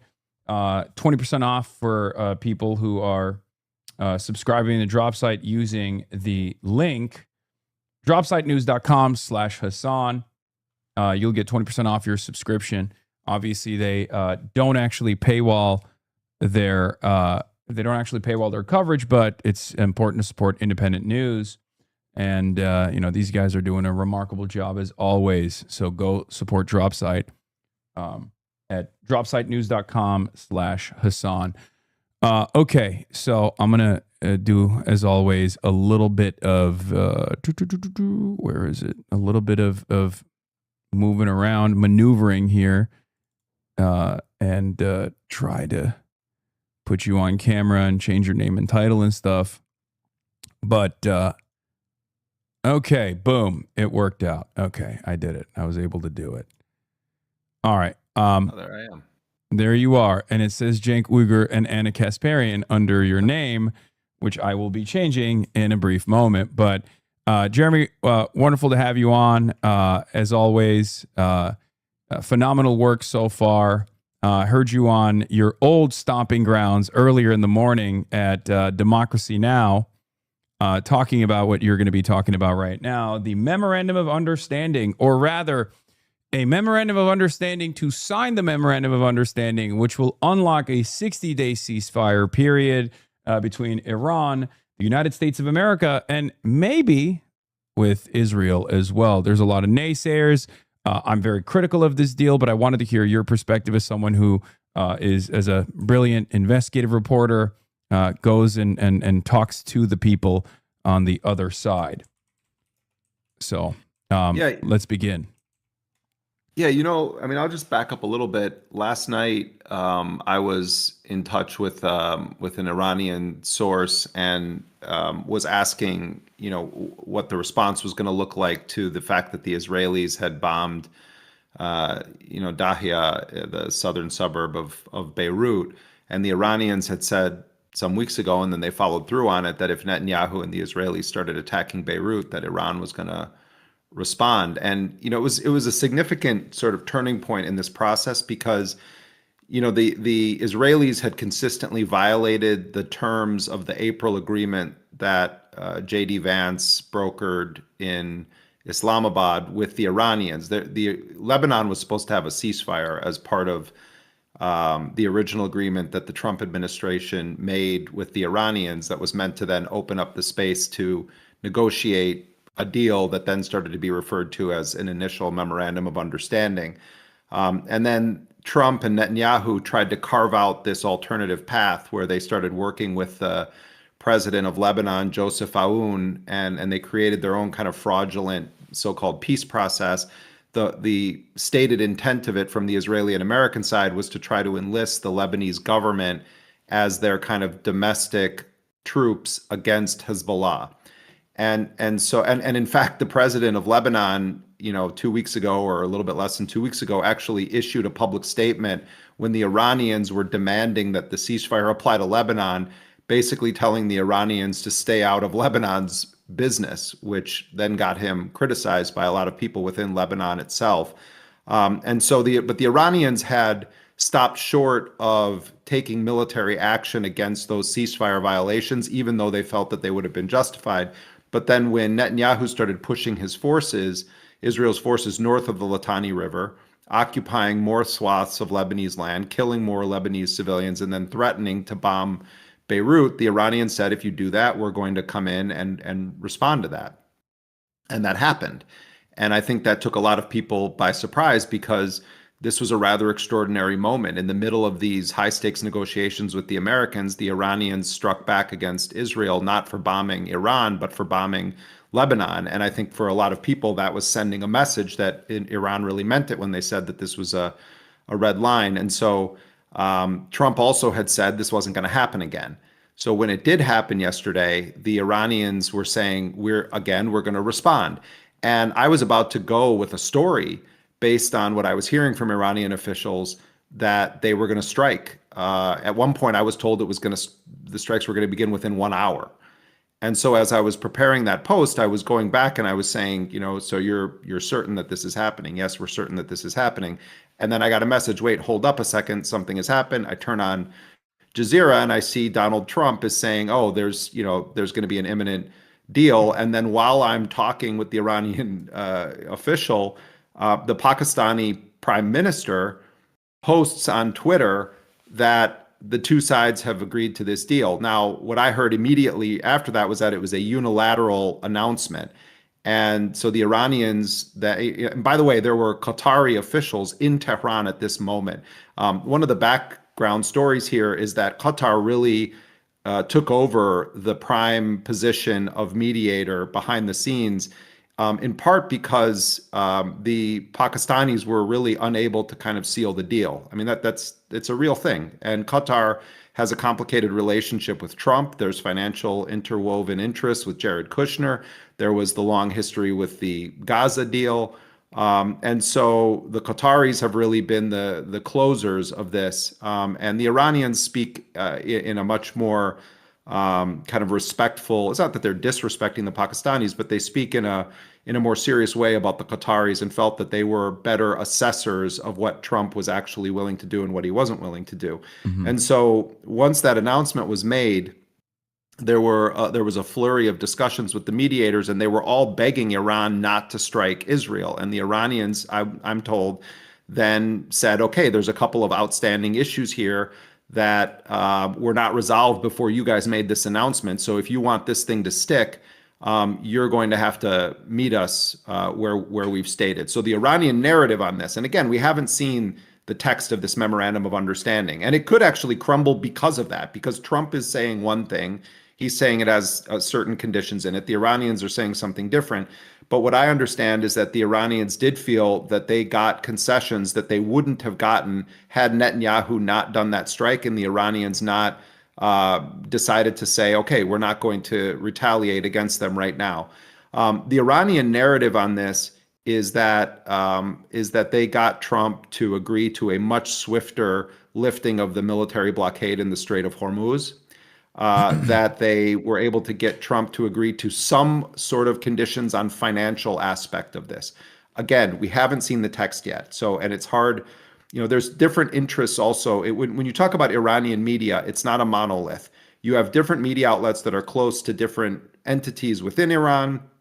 And in fact, at one point, the state broadcaster of Iran today, IRIB, actually posted on Twitter, there are only 2 state news agencies in Iran, because they were kind of clarifying that there was a lot of misinformation where people were saying state-affiliated news agency about news agencies that aren't. But what we understand is that the Iranians felt that they had gotten substantial enough concessions that they didn't go forward then with striking Israel. There are conflicting reports, and this is really to put a fine point on it. I believe that Lebanon is going to be the key to whether or not any actual short-term or medium-term deal happens, because Netanyahu and his defense minister both came out today and said we're remaining entrenched where we are inside of Lebanon, and that Trump is making a deal with Iran, but we're our own entity and we have a right to set our own policy. So they're saying they're not going to withdraw. Some Iranian sources have indicated that Trump said he would get the Israelis to withdraw. Other Iranian sources that I think are actually more likely giving a realistic assessment is that there's some language about the sovereignty and unity of Lebanon and some provision that states that Iran has a right to self-defense. And the Iranians, I think, would define violating the ceasefire, continuing to attack Lebanon under that umbrella. So that's a point that could raise some contention. But clearly, the Israelis want to try to sabotage this before it even gets going. I would say in the big picture, Hasan, that Trump made some massive capitulations here. I don't think there's any way to other way to slice it. Yeah. He's sitting there in France with Macron, a short time before you and I started talking, and he's saying the most important thing is Iran is saying that they're not going to have a nuclear weapon.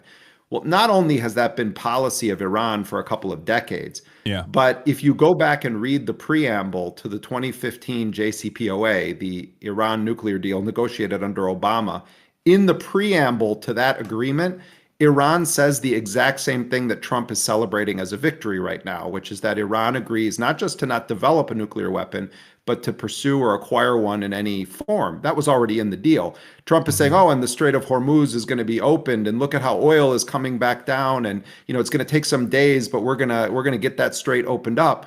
Well, the Strait of Hormuz was open before this thing happened.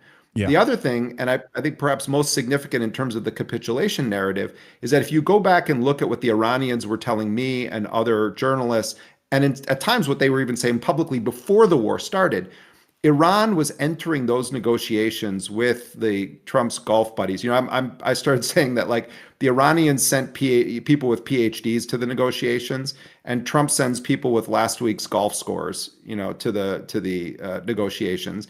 But the Iranians were there willing to put a lot of things on the table. And right now, what's not being discussed is Iran's ballistic missile program. Yeah. Right now, the Iranians are saying that they're open to a dilution of the highly enriched uranium that is above 60%, but that it's going to happen within Iran. And Trump himself has now started indicating that that's what he is willing to accept. But to be clear, the nuclear issue has nothing to do with this first memorandum of understanding. The memorandum of understanding covers the Strait of Hormuz, a cessation of the hostilities, and then an initial unlocking of frozen Iranian assets. Trump and J.D. Vance have kind of shifted how they talk about this now.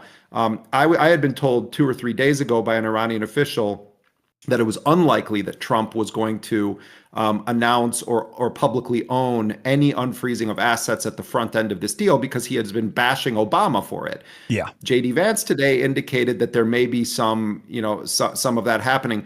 Without question, money is going to Iran if it hasn't already. Well, the it question has, is, right? how's it going to be spun? We already know that there are these reports about the Emiratis. Yeah.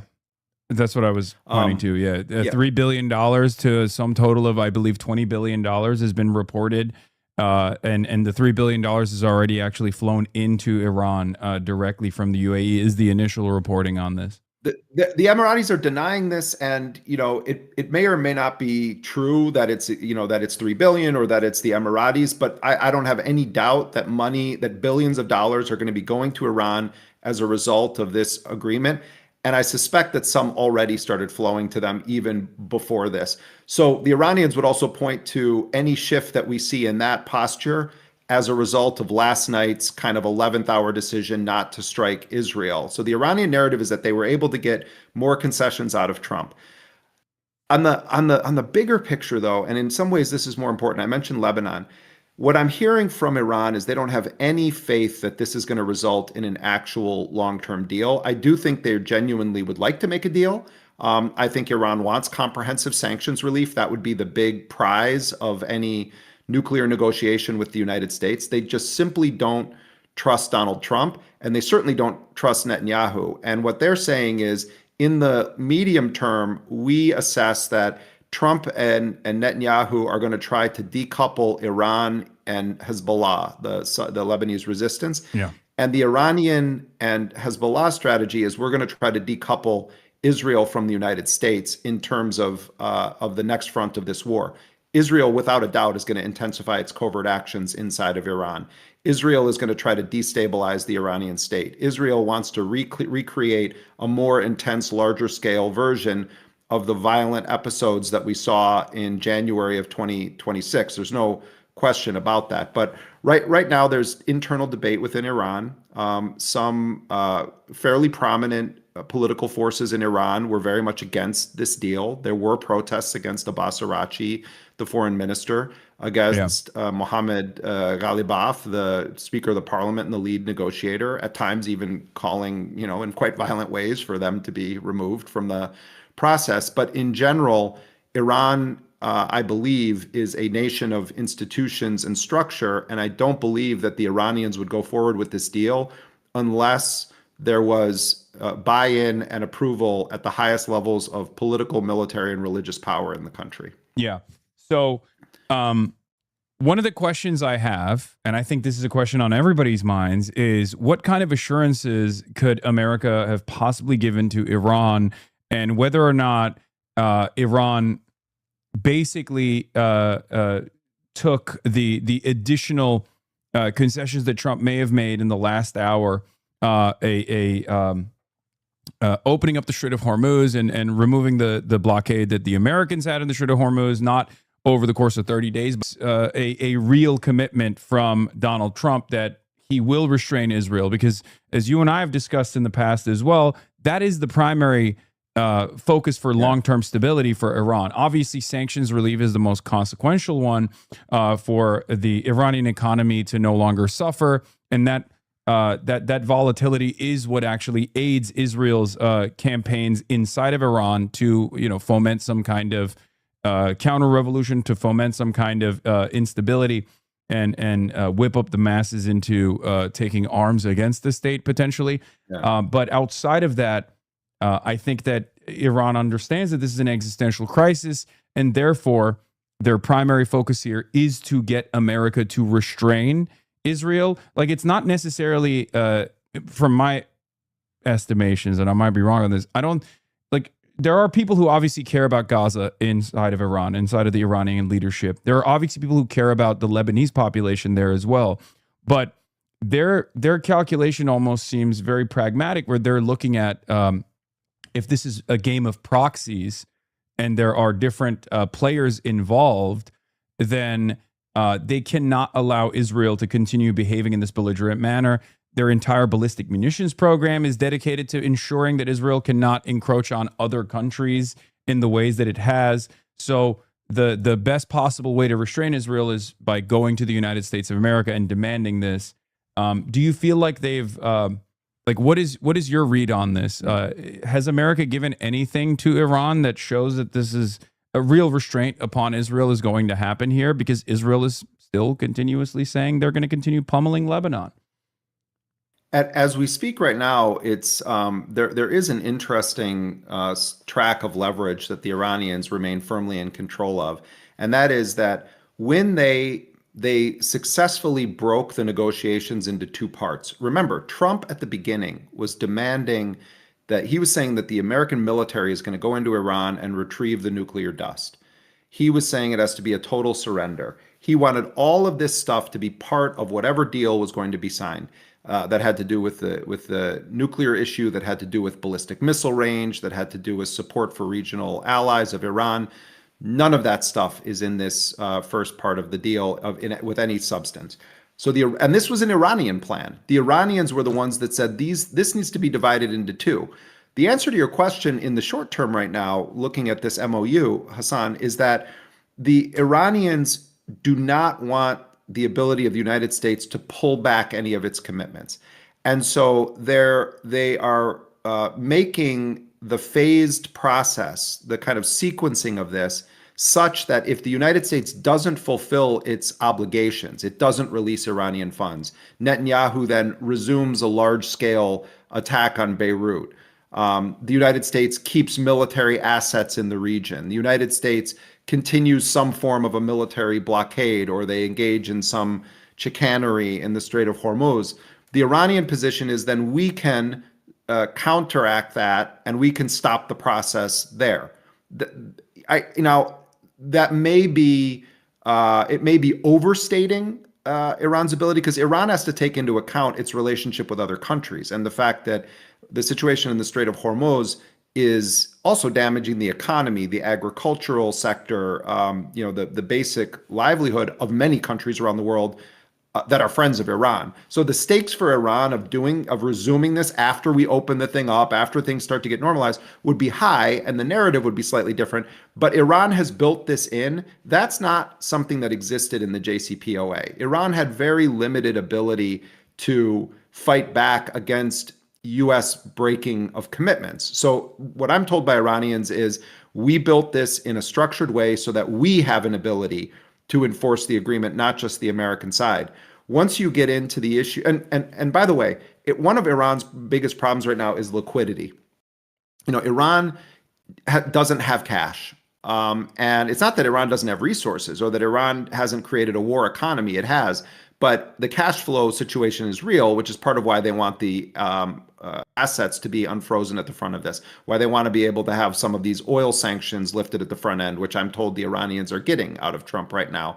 But as we move then into that next phase, the Iranians now have to start asking, what leverage do we have as Trump starts focusing on the highly enriched uranium?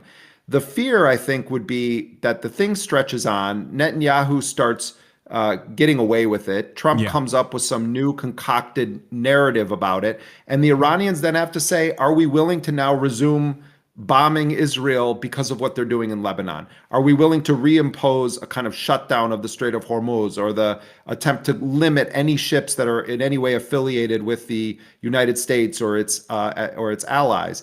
I don't think Iran's Arab neighbors want this thing to resume. The big story of this later is going to be, this has really transformed that region in a way that I don't think the neocons envisioned. I think the tone is shifting quite dramatically against Israel, and the concern of the Iranians that were really critical of this deal was that Iran has never had and may never again have more leverage than it has right now, and they feel that this is still not enough protection to make a comprehensive deal, particularly with an erratic liar like Donald Trump. Yeah, that's why I was bringing it up, because I feel like there's gimmies on both sides, right? For the American side, I think unfreezing of assets, especially through a more opaque funding structure, like by way of regional partners, is probably the easiest concession that the Americans can offer to the Iranians. And then on the Iranian side, given that they have already made prior concessions on the nuclear program, that has always felt like, to me, the gimme on the Iranian side for the Americans, to make the Americans look like they're actually, winning something here, despite the unfathomable amount of leverage that they've been able to fight for and successfully win in this process. You brought up Gaza too. You brought up Gaza, and I think, you've talked about this. I think it's actually worth talking a little bit about it. I asked Iranian officials about this, and I was saying earlier today on Amy's show that the answer on the Gaza, the Gaza question is not. I haven't found it a satisfying answer. I understand the logic of the Iranians, but I basically said, why aren't you making a bigger focus on Gaza? Israel. Here's a statistic that's worth repeating. Israel has killed more Palestinians since the October 2025 ceasefire, has killed more Palestinians since that ceasefire was signed than Hamas and the other resistance groups killed Israeli civilians on October 7th. Yeah. Just in this period since the ceasefire. Yeah. The Israelis are violating every single day, every component of the ceasefire. Yeah. And so, when we say the Iranians at one point did start saying, all regional actors, including Syria as well, right? They were demanding all theaters, yeah. Yeah. They and Iraq in particular. So, but the Iranian answer on this is that is twofold. One is there already is a process that the Palestinian leadership has agreed to participate in, these negotiations with this so-called Board of Peace. There is a United Nations Security Council resolution. The Palestinian delegation, as we speak, remains in Cairo, where it just delivered a response to a proposal on how to move forward addressing Israel's violations of phase 1 of the ceasefire deal, and they're demanding that Hamas disarm, and there's a whole process. So they're saying the Palestinians have this process. And by the way, Iran is in touch with the Palestinian leadership. There was a call between Abbas Araghchi and Khalil al-Hayya, the lead negotiator for Hamas recently. Hamas has a representative to Iran. There are warm, as they would say, brotherly relations between the two, but Hamas never has had the type of relationship with Iran that Hezbollah did. This is a media concocted story. The idea that Iran was the sort of mastermind behind October 7th is pure lies. It's a complete and total lie. The Palestinians are a national liberation movement, and they are overwhelmingly funded and fueled by their own ingenuity and an assortment of their allies. It's not that Iran isn't an ally of the Palestinian resistance. Of course it is. But Hezbollah and Iran have a much deeper partnership that Hassan Nasrallah himself openly spoke about, that the Iranians openly speak about.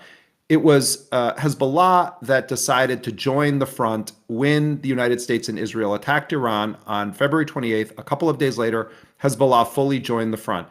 Hamas has not fired a single rocket at Israel since the ceasefire. So what the Iranians are saying is the conditions are different. And what they'll say in their defense, and they don't take a defensive tone, they're saying that on a strategic level, their view is if they don't defend the Lebanese front, that if they don't prevent the Israelis from running the deck, that this is going to have a catastrophic impact on the Palestinians, because the only real force that stood up after October 7th alongside the Palestinians was Hezbollah. This is their closest ally directly next to them. So Iran's argument would be if we lose this, and if we somehow were to abandon Hezbollah, it would also be an abandonment of the Palestinians. And we're trying to approach this in a strategic way, but we have not forgotten about Gaza. That's their position on And this. there's also, from what I understand, the talks are going to continue, and I assume that the cessation of hostilities in numerous theaters is going to expand as the talks expand as well.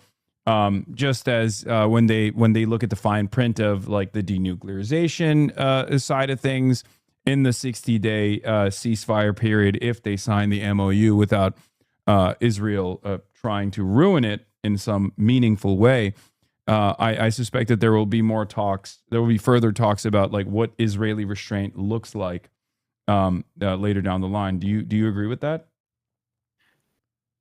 Look, we have to look, I think, also at the Israeli elections. I mean, you look at what passes as the left, in establishment Israeli politics. They left Israel. Right.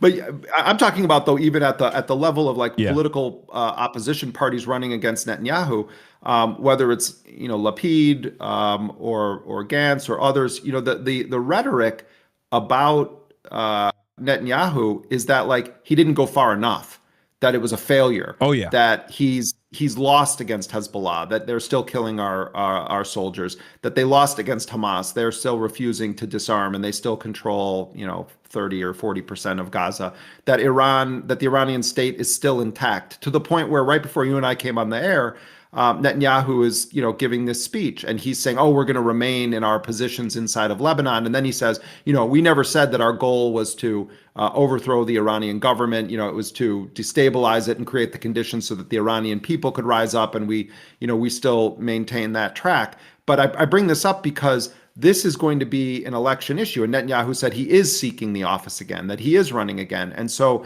I think that the motivation and the desire for the Israelis to keep this war or even escalate it in Lebanon is very much on the table. And I think we're going to see in very real terms how far Trump actually would be willing to go. The Israelis are arguing that maybe a conflict with the United States on this level is necessary, that we need to assert our right to continue doing that.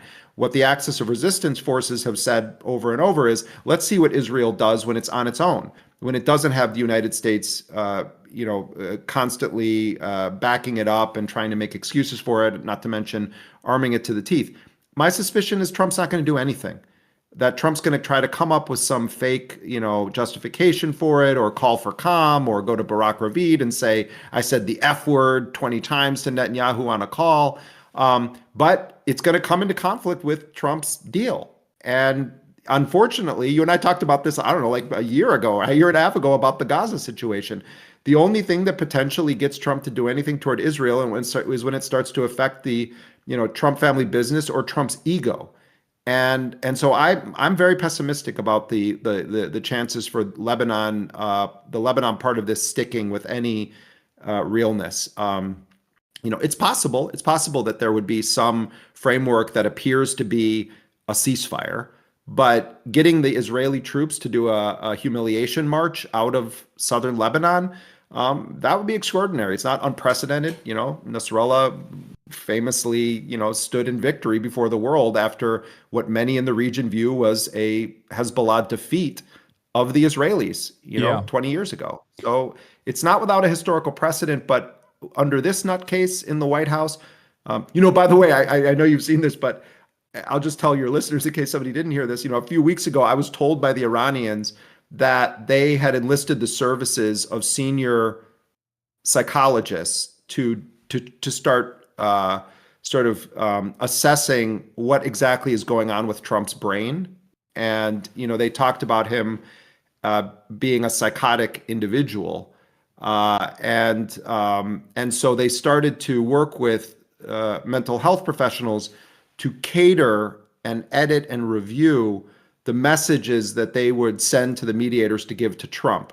And they said that once they started working with these psychologists, they noticed that the responses started yielding results for the Iranian side. Yeah. And they attributed it in part to the way that the psychologists were helping them to craft their message so that Trump would respond to it.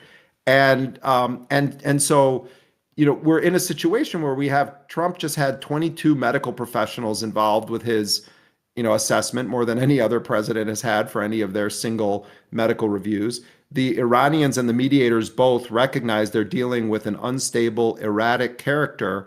And the Iranians took the step of actually having psychological professionals working the case because it was probably the most responsible thing to do. Yeah. So I think you and I both agree here, but I want to hear your perspective further on it. That this was a major pressure valve release for Donald Trump, right? Like Iranians did actually offer a tremendous gift to Donald Trump on his birthday. It sounds really silly when we have this conversation on these, childish terms, but unfortunately we do have a childish president.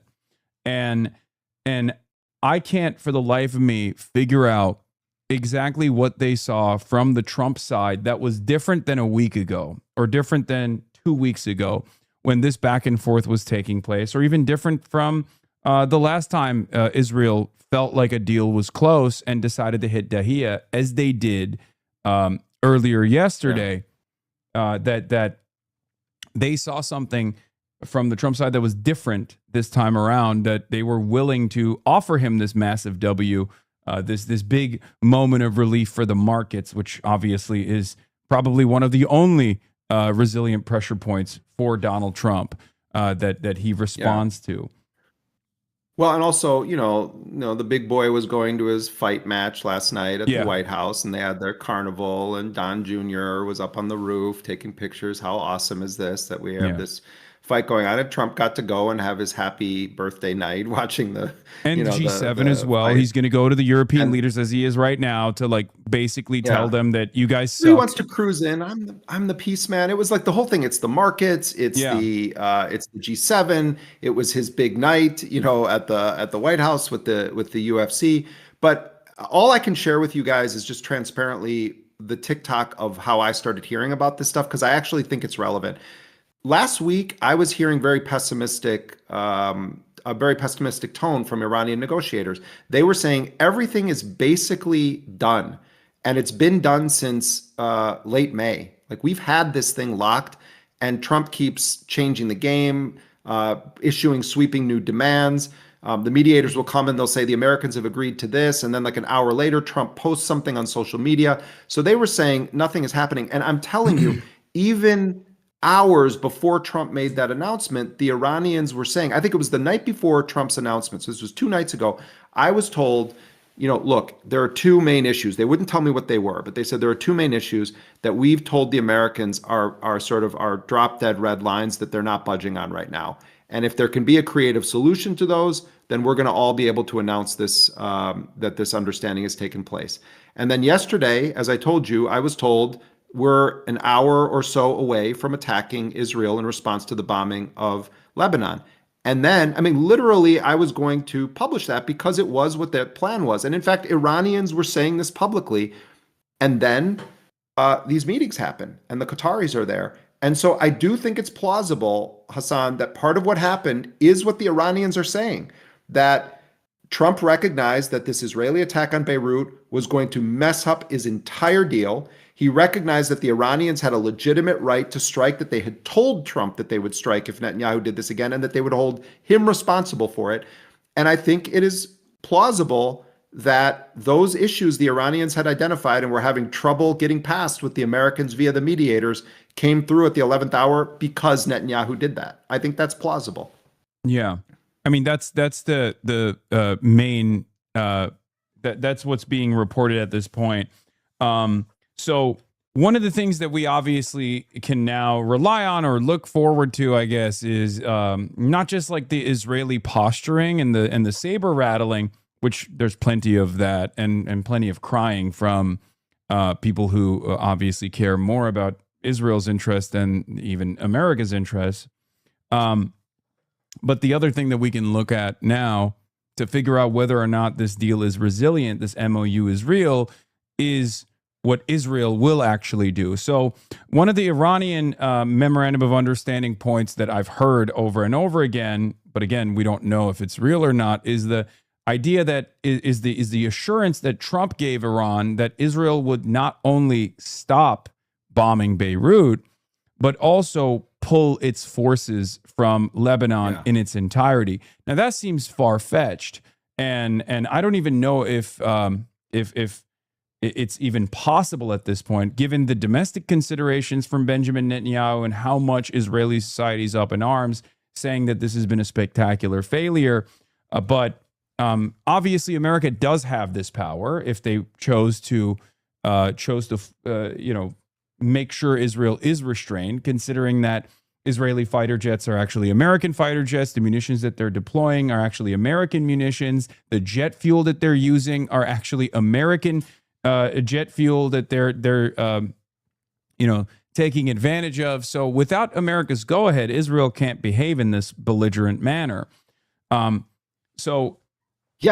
do you suspect Israel will do is what I'm asking, because I think they're going to try to spoil this by taking bolder and bolder steps where Iran will probably recalculate their strategic military deterrence? Like, will they reestablish it? And Israel will see how far they can violate the red lines being drawn.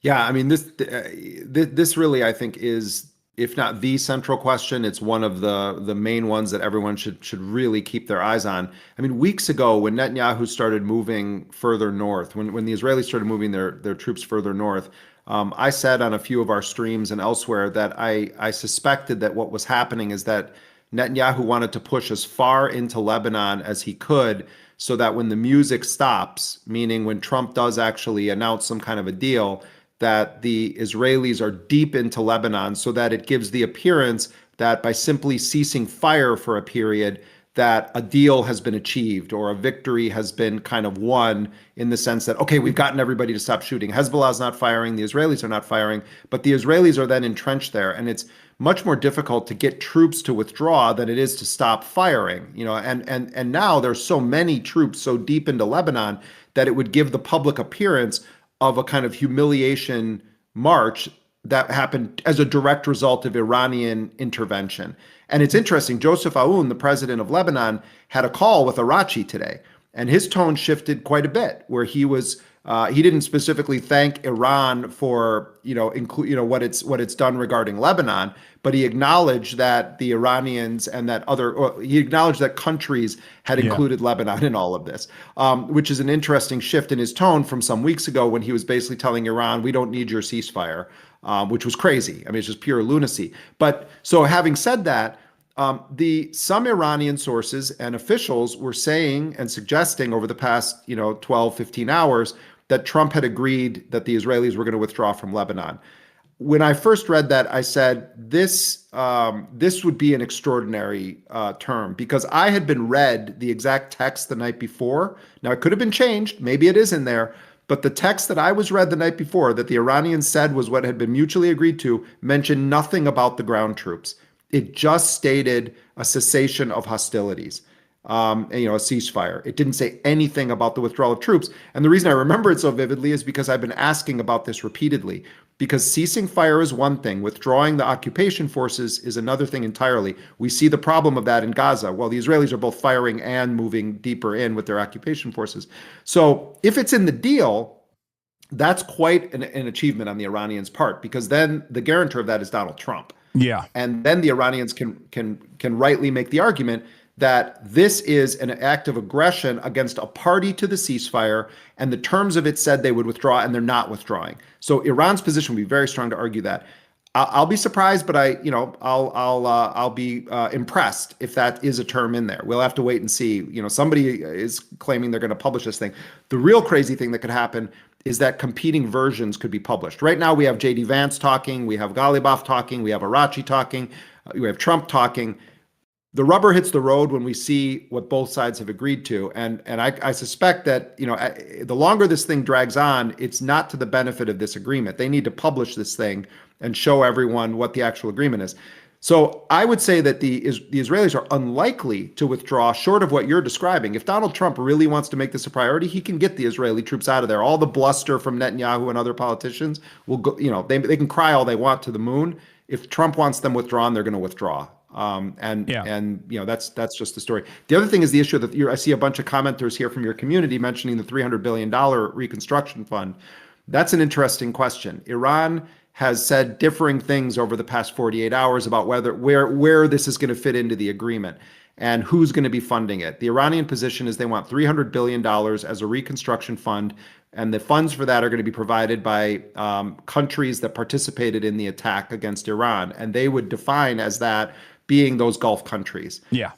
Now, Trump and Vance may see some utility to that scenario that is better than other forms of giving Iran money, where they basically say, this is a humanitarian gesture. Trump says he'll go and maybe he's even going to go to the quote unquote signing ceremony, that it's going to be a new day. And, the Gulf countries have generously decided to help poor Iran recover after, we had to obliterate all of these things because they wouldn't say that they wouldn't have a nuclear weapon. They could say that this fund exists for those purposes. We're getting some hints from the U.S. that something like that is going to be on the works. I don't know if it's going to be $300 billion, but it does seem like something's going to be there. We really don't know who's telling the truth until we see the document. Yeah. And I suspect that what they claim to have digitally signed isn't even the final thing. Because I think there's still some very serious technical, at a minimum, technical issues being discussed ahead of this potential meeting on Friday. Well, the other thing that we can also look at and interpret is troop positions, naval assets, whether they retreat in a meaningful capacity, and also oil tankers and other ships transiting through the Strait of Hormuz unimpeded. Because there's one element here where the Iranian side is saying that there are still going to be strict controls over who gets to transit through the Strait of Hormuz unimpeded, whereas the Trump side has very clearly stated that no, all ships can now transit through the Strait of Hormuz. And then last but not least, once again, what Israel will do. There's a Haaretz article that just came out saying Israeli withdrawal from Lebanon, not part of U.S.-Iran deal, a White House official says. So Israelis are very stern on this position that like their sovereignty will not be violated by the American side. Now, of course, we know that that's, there is no such thing as Israeli sovereignty without the American go-ahead. So any kind of initiative that Benjamin Netanyahu takes here, if it doesn't follow significant punishments from the Trump side, like significant restraints from the Trump side, would imply that America is probably on board with what Israel is doing, while simultaneously telling the Iranians something different. But the Gaza analogy, I think, is relevant in a narrow set of ways. The deal that was signed between the Palestinian side and the Israelis in October of 2025 had maps for withdrawal of Israeli forces to the so-called Yellow Line, and then it was going to be a further withdrawal and pullback. The Israelis have violated every possible aspect of the ceasefire, and in fact, they've moved deeper into Gaza. And my colleague Sharif Abdel Quddus did a story recently based on satellite photos that were analyzed by forensic architecture, showing the construction of what appear to be kind of military infrastructure in the eastern part of Gaza, where the Israelis seem to want to build some kind of a Potemkin village. But the point I'm making is that as the Israelis have violated this and they've moved deeper rather than further out of Gaza's territory, of Palestinian territory in Gaza, there's been no one to respond to that on a military level, because if the Palestinians respond, they're going to say, oh, they violated the ceasefire, and then it's going to be, they're going to just go complete full-blown scorched earth on them again. And so the Palestinians have shown restraint. They've appealed to the international community. No Arab country is standing up for the Palestinians on a military level whatsoever. Iran did at times, during the Gaza genocide, but they don't have an Iran in their corner right now. Hezbollah is in a totally different position in that sense, because if the Israelis are violating a deal where Trump is the guarantor of it, and let's set aside the issue of the withdrawal of troops, because I tend to embrace your skepticism on this. As I told you last night, when I heard it, I was saying, okay, I'm skeptical of this. If they did it, I'll be very impressed. But I tend to doubt it. And the fact that American officials now are saying it's not part of the deal, we have to wait and see what's in there. But let's just say it's a ceasefire and the Israelis move deeper in, or there are reports they're going to send even more troops into Lebanon, or they're going to start hitting Beirut again. What lingers over the whole thing then, and Trump has to be aware of it, is that the Iranians could say, you're not going to stop them, we're going to stop them. And the Iranians start launching attacks. Then Trump's going to have to say, well, does the war resume again? Or do I say now that Israel gets to attack Iran again? Things could cascade into something really atrocious, really fast as a result of this. So the Israelis are doing what they always do. And the question is going to be how Trump is going to handle it. But Hezbollah has a different guarantor than Hamas and the Palestinians have. And it's horrible for the Palestinians. It's absolute just living atrocity that we watch every single day. I hope people understand this. that whole situation there, more Palestinians have been killed than Israeli civilians died on October 7th since that ceasefire was signed. They don't allow the agreed upon aid to enter. They don't allow heavy construction equipment to enter. They are assassinating the very officials that they signed a ceasefire deal with, in addition to murdering children, women, and others on a daily basis. It's an abomination.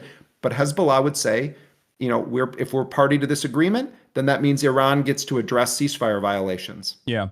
And Kojat actually restricted additional humanitarian aid, including food, from going into Gaza right after they struck Dahia, and then Iran retaliated militarily. They're sickos who punished the Palestinians. Exactly. That's another thing. This is the one speed he's they going to have. continue to punish them. Yeah. The Palestinians, as this election season goes on, this is something.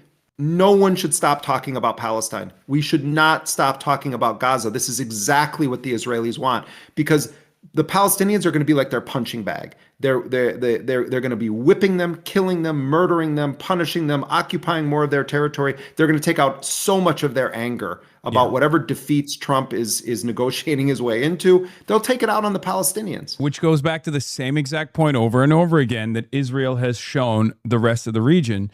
Israel only responds and only retreats when there's sufficient military deterrence. Something that we also saw with our own two eyes, the strategic patience or the strategic restraint deployed by the former supreme leader Ayatollah Ali Khamenei was something that Israel saw as perceived weakness.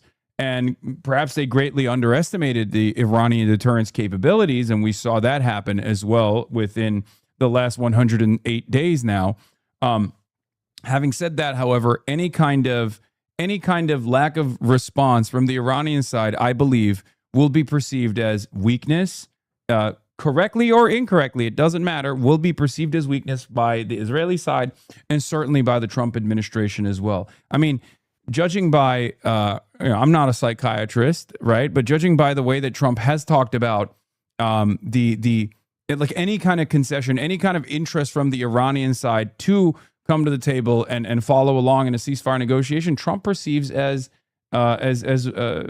weakness by the Iranian side. The Iranians are scared that they're that they're worried that the American blockade is effective, that the American military response has been effective in deterring the Iranians from establishing sufficient military deterrence. So that's what we're going to see. I think Israel is going to actively prick and actively try to undermine the establishment of the MOU. And until Donald Trump turns around and punishes Israel for it, if Iran if Iran doesn't retaliate, then they're going to keep pouncing, I think. Yeah, I mean, I think I've been debating this with some friends who are Iranian academics and analysts too about this issue of, if let's say we get this MOU and the Strait of Hormuz is open, and Trump finds a way to repatriate a substantial enough amount of Iranian frozen assets that the Iranians feel like they're keeping their deal, and there's something resembling a ceasefire in Lebanon. Maybe it's not that the Israelis fully withdraw, but there is some action that kind of bridges it from one week to the next, and we kind of move toward the nuclear negotiation issue. And then you're in a serious process. And instead of sending Trump's golf friends and Jared Kushner, they start to send technical experts, and the Iranians have their technical experts. And there starts to be incremental discussion about the lifting of sanctions. Let's say that starts to go on. The Iranian internal situation, we don't know entirely where it's going to fall. There certainly has been a rallying around the flag dynamic in Iran. There's no question about that. The huge displays in the street. Yeah. This is not just the party has told people to come into the streets. Iranians of a variety of political perspectives, including people who are opponents of the current Iranian government, have made very clear their opposition to the Israeli-U.S. war against their country and the threats of Trump to destroy their civilization. But when the kind of war footing starts to become different, and it becomes a negotiation footing, then the divisions within the political echelons of the society start to become more real, more textured. There's discussion about whether to ratify certain agreements. You also may have an appearance publicly, perhaps even at the funeral procession or the funeral services for laying to rest the late Supreme Leader. Maybe Mojtaba Khamenei is actually going to appear publicly and is going to give a speech, and we're going to get some sense of how he sees things. We do get information, but we haven't heard him give a speech. We haven't seen him give a speech. So all of that will play out. There will be political debate and discussion. Iran is not the monolithic one-party society that it's so reduced to in the American narrative. There is actual debate. There are differing points of view, and there's the broader context, which it's been strangled with economic sanctions for a long time. There's been financial mismanagement. There was the massive Bazari protests that took place. Before that, there were protests of oil sector workers. The anger at the government was real on financial matters. That doesn't mean that people were saying we want the state demolished or we want the government gone. Certainly some people want that. But Iran is a very diverse society on every possible level.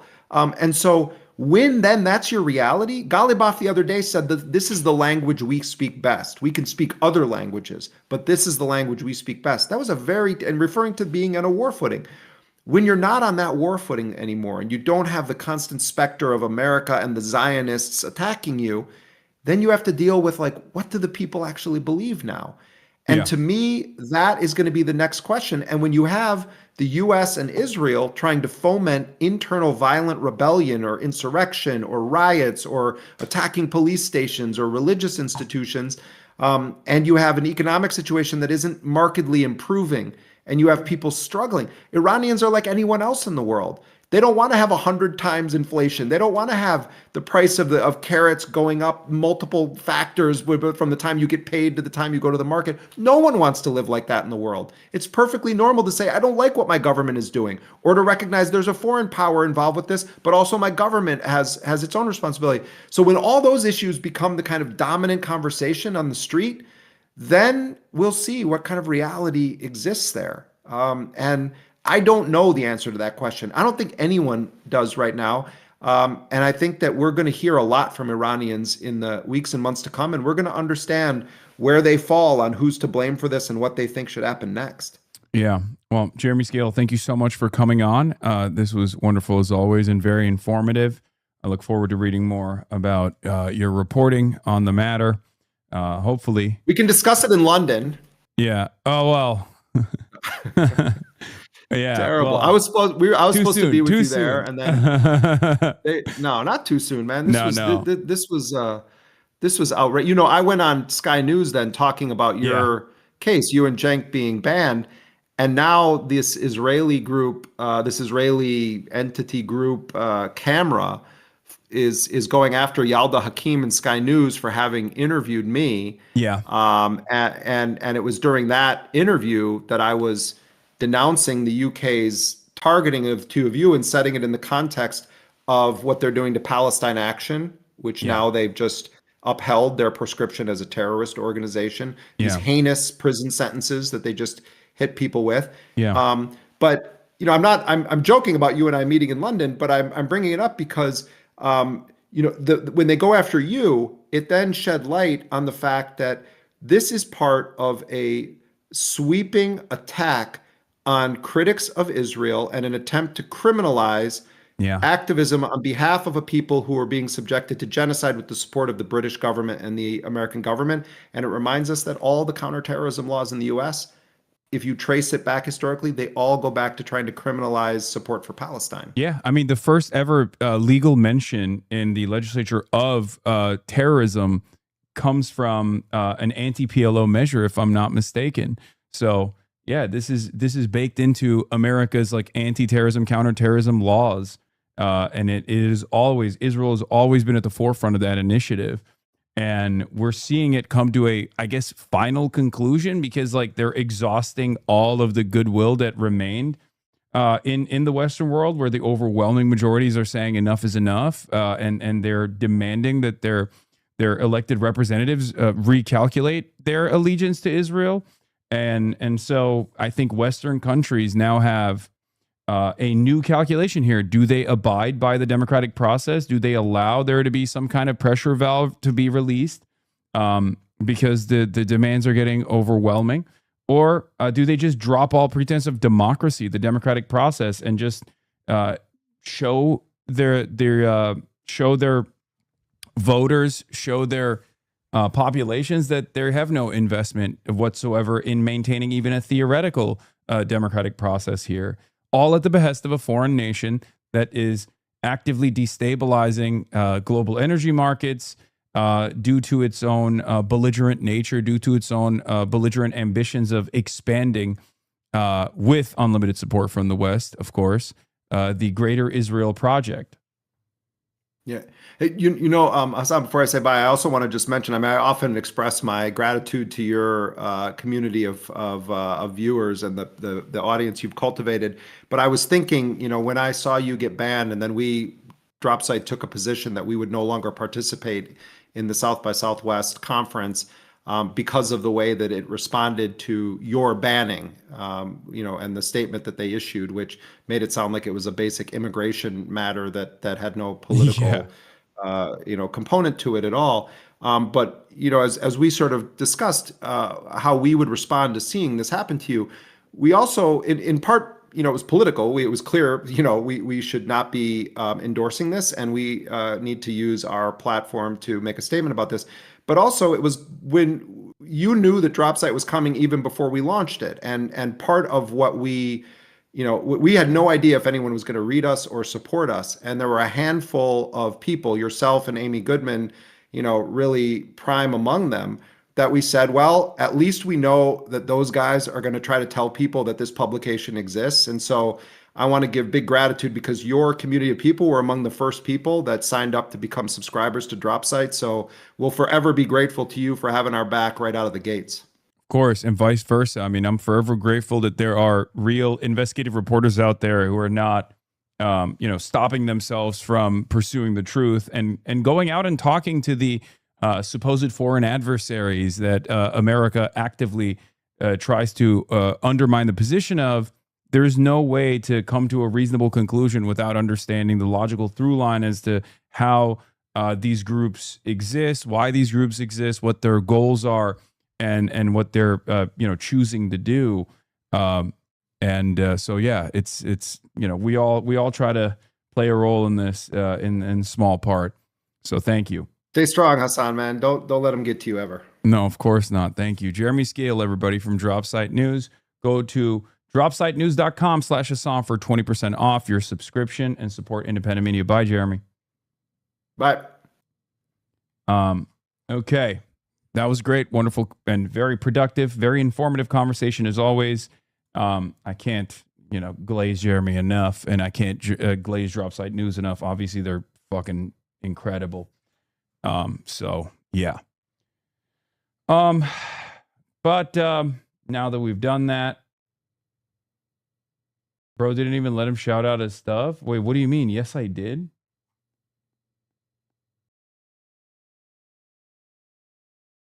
You will never be him. What is this? Zoran Kwame Mamdani.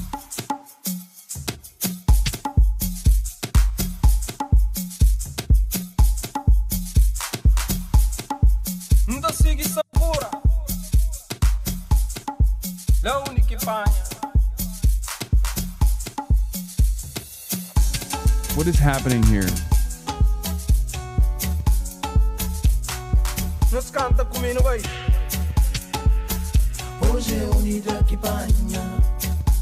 Just let it happen. I'm letting it happen.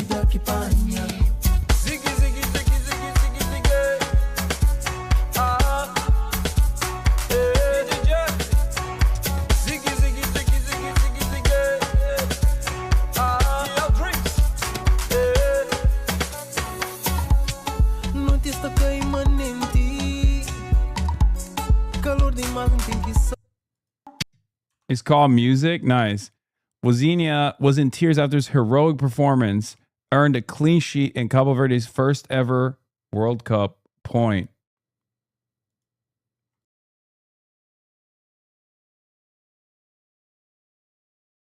Cabo Verde at the Hasanabi broadcast? Yeah. Did you cover this yet? I ain't gay, but I do gay stuff. like fucking dudes in the back of my truck. A little ass slap don't mean I'm queer. I just suck some dick when I drink my beer. I ain't nothing wrong with a little squeeze. It don't mean shit if you're on your knees. I love my guns and I have my rights. Hell and yeah, I brother. fuck dudes on Friday nights. I ain't gay, I just love my bros and taking back shots in camo clothes. I watch football and I spit my chalk and stroke my buddy in the bathroom stall. I ain't gay, now hear me out. I just like men and I say it proud. I ain't gay, but I do gay stuff. Yeah, happy Pride, everybody. That's right. Bunch of sexy fellers taking their goddamn shirts off, wearing tight tights, just getting sweaty with one another. You already know what it is, baby. Happy Pride. That's right. The White House last night said this. I'm gay and Lebanese. Hell yeah, brother. And we all watched it unfold, okay? Obviously, we're going to be covering this in a second, which, you know, is also... This is the song I'm going to play when I'm raising bro's flagpole during July 4th. Wait, that's outside of Pride Month. You have to say no homo after you do that. You know? All right, well, let's get into it. There's obviously Trump's big birthday boy event. Saw a tweet about this being analogous to Rome making a deal with Persia than having a gladiator fight celebrating the emperor's birthday. Yes, no, it is. Except this quite literally is the doom of Rome. And a lot of people are not realizing that for some weird reason. I quote retweeted that tweet and I said, this guy said, give me a crumb of bread and a whole lot of circus and I'm set. Now take a big gulp of water from my lead-lined aqueduct. Yeah, I love that we're the new Rome. Peace with Persia in the afternoon and a gladiator fight in the evening, all on the emperor's birthday, another 1,000 years.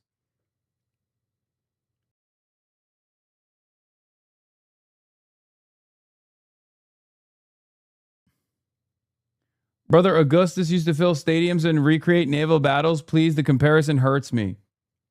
Yeah, even their circuses were better, and they at least had bread. We don't have bread, and our circuses are ass. Okay? So that's where we're at right now. But let's take a look at this. Yes, I got the Daniel Cormier thing too. Hold on. No question what Donald Trump was determined to have for his 80th birthday, an end to the war so he could concentrate on the fighting. Oh, the land of the free. Part Dr. Strangelove, part Imperial Rome, the UFC Freedom 250 cage fight on the south lawn of the White House, a confection of Trumpian patriotism, capitalism, and TV spectacle. It doesn't seem real. None of it seems real. Trump had earlier posted that an agreement had been reached with Iran, that the Strait of Hormuz would be opened, telling the Wall Street Journal there was no rush to extract Iran's highly enriched uranium, that he'd never cared about regime change. A little over 12 hours later, a more traditional presidential arrival for the G7 summit in the French Alps. Everything is very nice, thank you.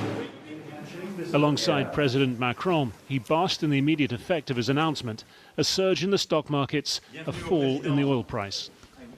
The Iran deal that we made is going to bring a lot of success to the world because the oil was really clogged up there for a while. He would call me on occasion, say, come on, please, let's go with the oil prices. But the oil is coming way down, so I'm very honored by it.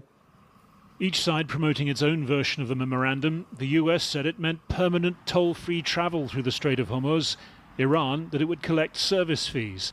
Iranian state media said the US had been forced into a deal that would release half of the $24 billion of frozen Iranian assets, the US insisting Iran would have to make good on commitments before it got a dime. Such deep-rooted mistrust exists between the Iranian people and the US government. The United States still has a long way to go before it can earn the trust of the Iranian people. Throughout the war, the US insisted its chief goal was to deny Iran a nuclear weapon, a job now to be done not by strikes, but 60 days of talks. The reported outline, a multi-year ban on uranium enrichment, followed by a cap, along with an unspecified means of dealing with Iran's current near-weapons-grade stockpile. It is doubtful that any agreement that arises is going to be significantly different or a significant improvement from the deal that we had in the first place. All of which only ups the pressure on the Israeli Prime Minister Benjamin Netanyahu, who so hated Barack Obama's deal and rejoiced at President Trump's decision to pull out of it. His closeness to Trump, so often used as an asset at home, could this election year now turn to liability with allies and opponents alike. The agreement with Iran is a bad agreement for Israel and for the entire free world. Iran must not have nuclear weapons. With the stroke of a pen, the tremendous military... Dude, Yair Golan is so funny. This is supposed to be like the woke centrist.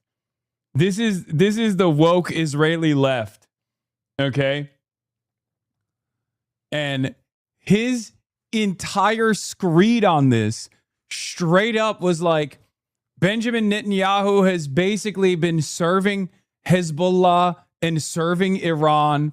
The fact that Benjamin Netanyahu could not actually militarily punish Iran, like, it's crazy. It is crazy. The Israeli left, with the exception of obviously our anti-Zionist friends in the Knesset, it's like 3 of them, okay, is completely insane.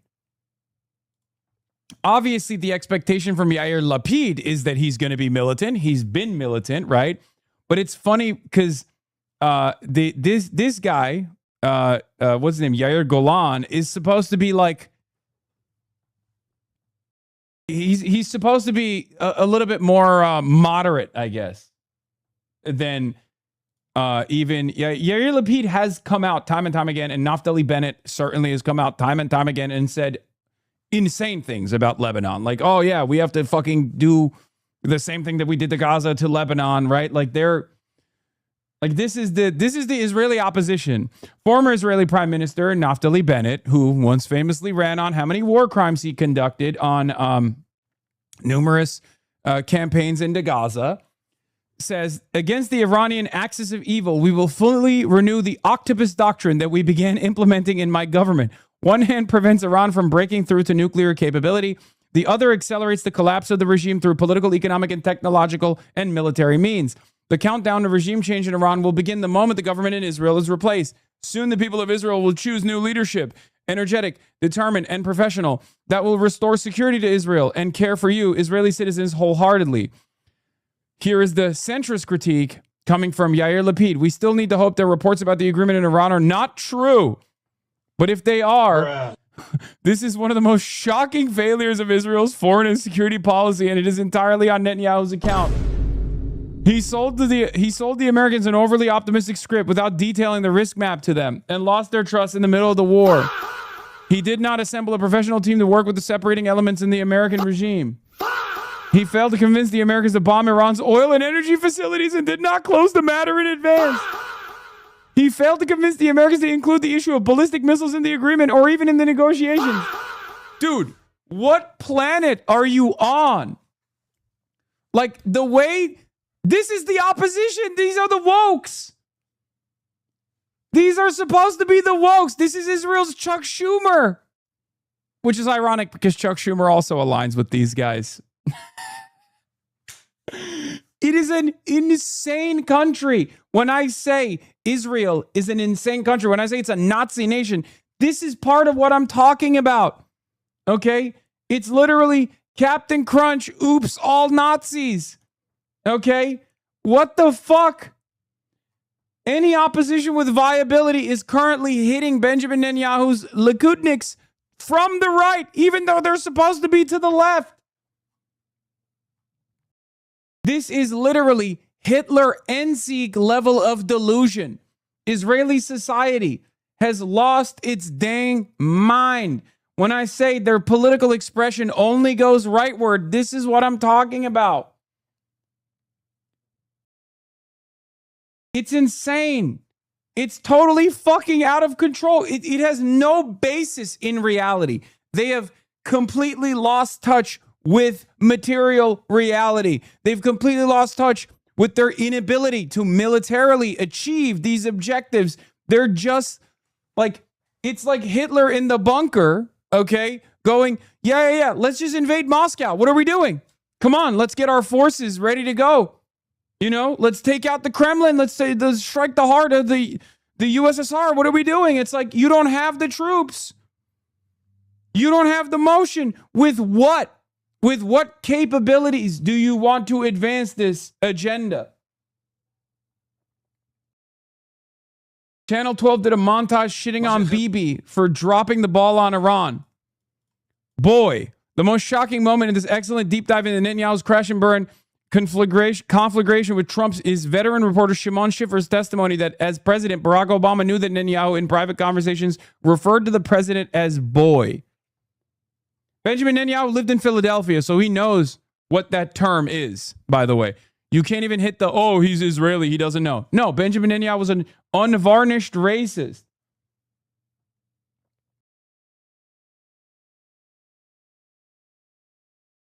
Just so you understand. Like, what's so psychotic about this is that, like, if American support is withdrawn from Israel at this point in a meaningful capacity, and I cannot believe I'm saying this, Benjamin Netanyahu is going to become one of the only logical parties that remains in proximity to power or has any crumb of power in Israel. I cannot believe I'm saying it. I'm not saying he's a reasonable guy. He's a fucking genocidal piece of shit. He's a genocidal racist monster. But the rest of Israeli society, partially geared up by Benjamin Netanyahu's numerous decades of endless belligerence, literally think they have some kind of impact that they could push for militarily when they clearly don't. It's genuinely varying degrees of Hitlerian thought here, okay? There are different versions of Adolf Hitler here, some demanding the final solution, some demanding the Endsieg, some demanding an opening of a new front.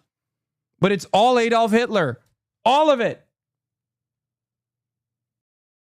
This is literally a you and what army moment. He pushed the Kurdish plan without taking into account the expected Turkish response and Erdogan's influence in Washington. He did not take into account the significance of rising oil prices in the U.S. just months before the congressional elections. He did not take into account the significance of lifting sanctions and funneling tens of billions of dollars into the Iranian economy under the supervision of the Revolutionary Guards. He did not take into account the possibility of bombing the energy facilities of Gulf states and failed to leverage the ties with the Gulf states to bring them into joint combat. By the way, these guys are so belligerent and so insane, they don't even realize that some of the takes in here against Benjamin Netanyahu are contradicting. Some of these criticisms directly contradict one another. Hold on. Doors open. Like this, some of these criticisms are valid, except they contradict previous criticisms. He failed to convince the Americans to bomb Iran's oil and energy facilities and did not close the matter in advance. And then point 9 says he did not take into account the possibility of bombing the energy facilities of Gulf states. What the fuck do you mean? On the one hand, you're mad that he couldn't convince Americans to bomb the Iranian oil facilities, but then also saying that he did not consider, Benjamin Netanyahu did not consider what it would look like. You could take all that. What it would look like if Iran retaliated. Yeah, no shit. Of course Iran was going to fucking retaliate. Yeah, I do. Is there... Wait, what the fuck? This is wrong. This is completely... I don't know what they did. This is the wrong order. They said... I'm going to call the guy real quick. Yeah. Yeah.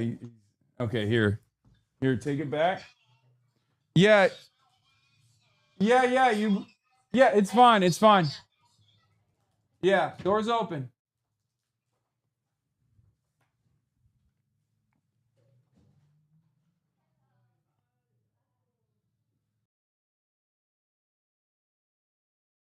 Anyway.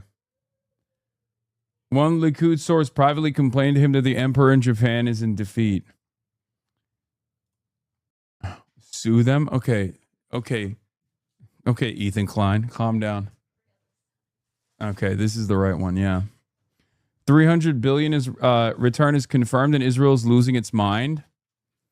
Vance's senior Trump admin is confirming the 300 billion reconstruction offer Israel. Yeah, they did. Of course Israel's losing their fucking mind because they're petulant, spoiled, entitled, arrogant Nazi babies, okay?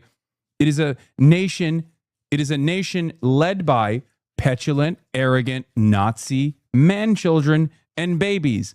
Because remember, the only thing that, after fucking this whole ordeal up,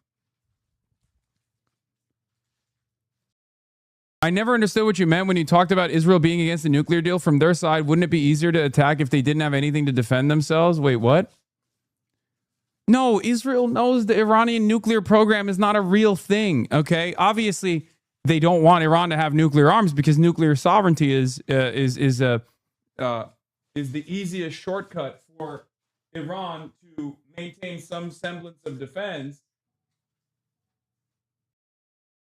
against whatever Israel may be planning to do. Fuck. Hold on. 1 second. There's a lot happening here that I need to fix.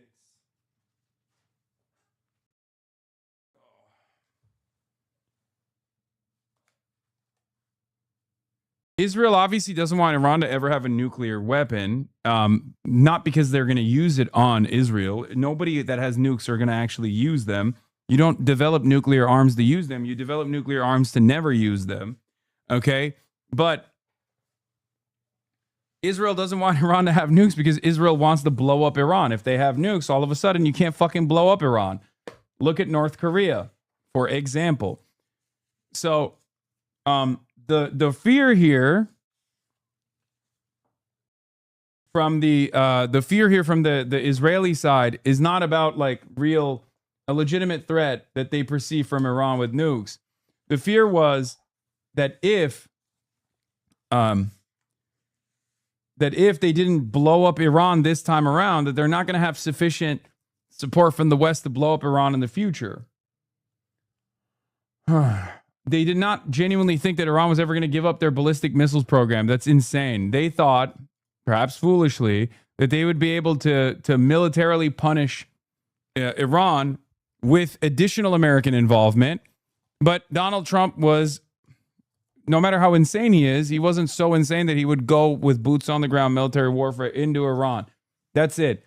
Israel thought if we can just like goad Trump into going to war with Iran, we can goad him into going to war with Iran further and maybe even send boots on the ground. And hopefully that would trap Iran in a military quagmire where we could just go along with whatever our ambitions are and turn Lebanon into Gaza and turn the rest of Syria into Gaza, maybe even go to war with Turkey later down the line, you know, all this shit. With the stroke of a pen, the tremendous military achievements of our pilots in the skies of Iran and the heroism of our fighters on Lebanese soil were erased. Both Iran and the mediator Pakistan say an end to the fighting in Lebanon is included in this initial agreement. Israel's defense minister insists its troops will remain in the south indefinitely, that Israel will respond with full force if attacked by Iran as a result. Throughout the talks, events in Lebanon have threatened to derail this agreement. They could still, even after it's officially signed on Friday. Harry Fawcett reporting. Well, let's go now over to our foreign affairs correspondent, Secunda Kamani, who is in Beirut. Secunda.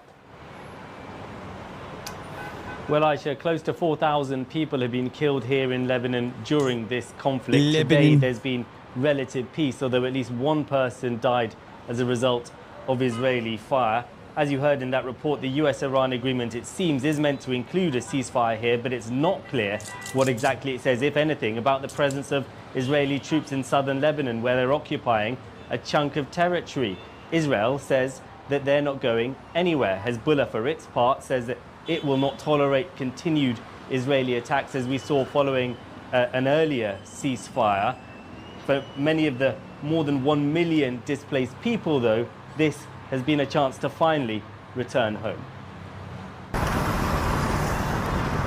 Roads that had been deserted, now coming back to life, as families forced from their homes by war return to southern Lebanon. Their route lined with rubble and debris. The city of Nabatea had been a ghost town during the war, battered by Israeli strikes. Even paramedics had been targets. Now they're helping spruce up the streets. Little remains of the city's historic market. Abu Ali's coffee roasting business had been a local institution for nearly a century. I normally would say we take a hit, we fix it, we make it right, but it's completely destroyed. Do you think you'll rebuild your shop? God willing, tomorrow, or in about 6 or 7 months, you will come and see what's here. One of the most beautiful establishments in Nabatea. The mood amongst many of those returning is celebratory, but the damage inflicted here is immense. Well, this is just a scene of complete come on. and utter devastation. It's almost as if this city has been hit by an earthquake. Of course, actually all this damage here caused by Israeli strikes. And just yesterday, it would have been far too dangerous for us to be here setting foot in the city centre. Even now, Israeli troops are just positioned a few kilometres away. We've been hearing a drone overhead. No sign yet that they're going to be withdrawing from the positions that they've been occupying. In the distance, several explosions ring out. Local officials have warned residents not to rush back. Dina wanted to check on her home as soon as she could. After being amongst the more than 1 million displaced in this country. As soon as she gets back into her apartment, Dina prostrates herself in prayer. Next up, it's watering the houseplants. Her home was badly damaged in the last round of fighting in 2024, she tells me. And she'd only been back a few months before this latest war started. I hadn't even finished paying for the repairs, she says. And then it started all again. Despite or because of repeated devastating conflicts with Israel, many in southern Lebanon have long been supportive of Hezbollah, who they see as a resistance group. Others in the country blame Hezbollah for entering the war with Israel. But not here. Daniel is Dina's nephew. We lost everything. We lost material things, and we've lost so many friends. That's the worst part. Who do you blame? Who do you hold responsible for all of this that you've been through? Israel. All the responsibility is on Israel. In the end, we're a people defending our land. To be clear, none of us here are part of any group, but we're defending our land. This land, we love it, and no one can come and take it from us. The queues of cars heading back down south are growing longer and longer. But further clashes between Hezbollah and Israel still look a very real possibility.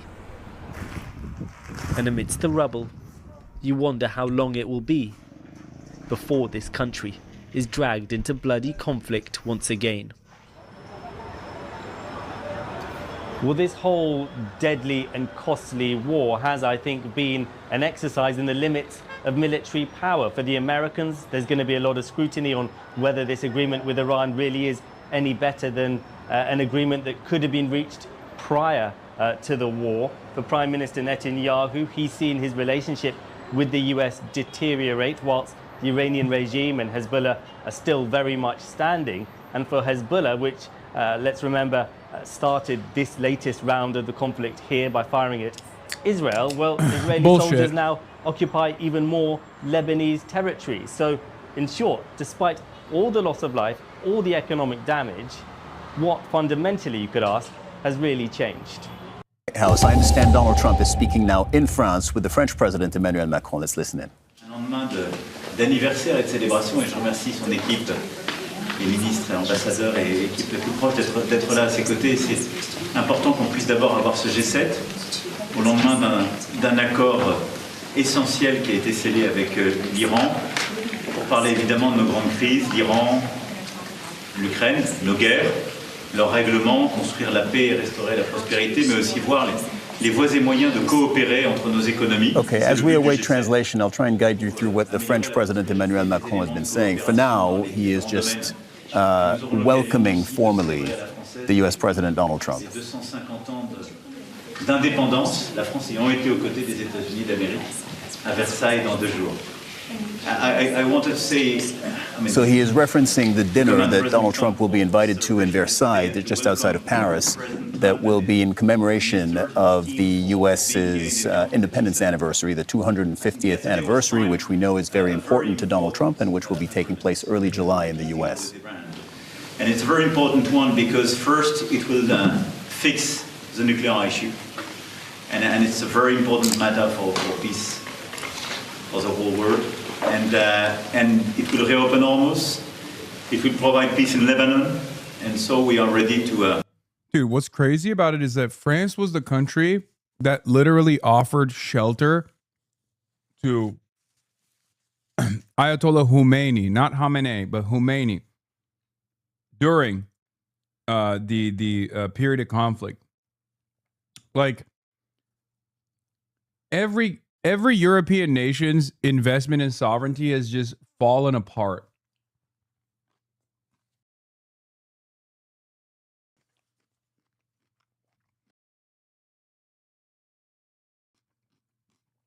Like, this is a country that said no to NATO initially, right?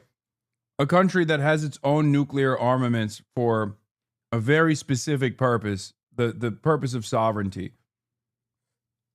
And now you're seeing how much the attitude has shifted.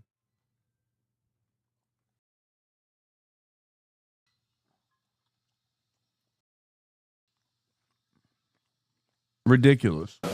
Take our fair share of the burden and be part of the commitment of the international community in order to support this deal. And we will discuss about that together and with colleagues later on. But it's a very important step towards peace, but as well for global economy. We will have the occasion to discuss about the war in Ukraine in order to re-engage together and negotiate a good and solid peace and sustainable peace. And President Zelensky will be with us as well tomorrow. And obviously we will have the occasion to bring this G7 to speak about a series of issues from rare earths, critical minerals, trade, etc., where we have to build convergence among the G7 members. And it will be the occasion for us to celebrate the 250 years of independence for the US. And Versailles is a good place because this is where the king and his minister of foreign affairs at the time did support the US during years, but as well prepared what we called the Paris Treaty in 1783, which was the final point of this war. So it's a great honor and a great pleasure to have you, Mr. President, in Evian and Paris. Thank you, thank you. So Emmanuel has been a special friend of mine. We've had a fantastic relationship. We've worked on many deals together. I'm very happy to say very signed, the deal's all signed. And the strait is already partially opened. As you know, they're doing a little hunting for a couple of mines that they've already found. Dude, for France, Israel's incursions into Lebanon is beyond just a violation of international humanitarian law. It's also a violation of like French sovereignty to a certain degree, because obviously they have a special relationship with Lebanon. I mean, it's not an accident. Earlier, you saw a Lebanese person speaking French, right? Like it's a colonial holdover state that the French have an interest in. So when Israel violates Lebanese sovereignty, they're actually also undermining that French connection as well.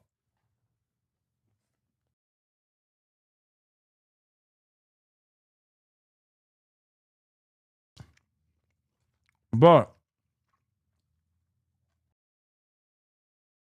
because the rest of the world is so goddamn cucked to Israel, you can't even broach that subject from that perspective.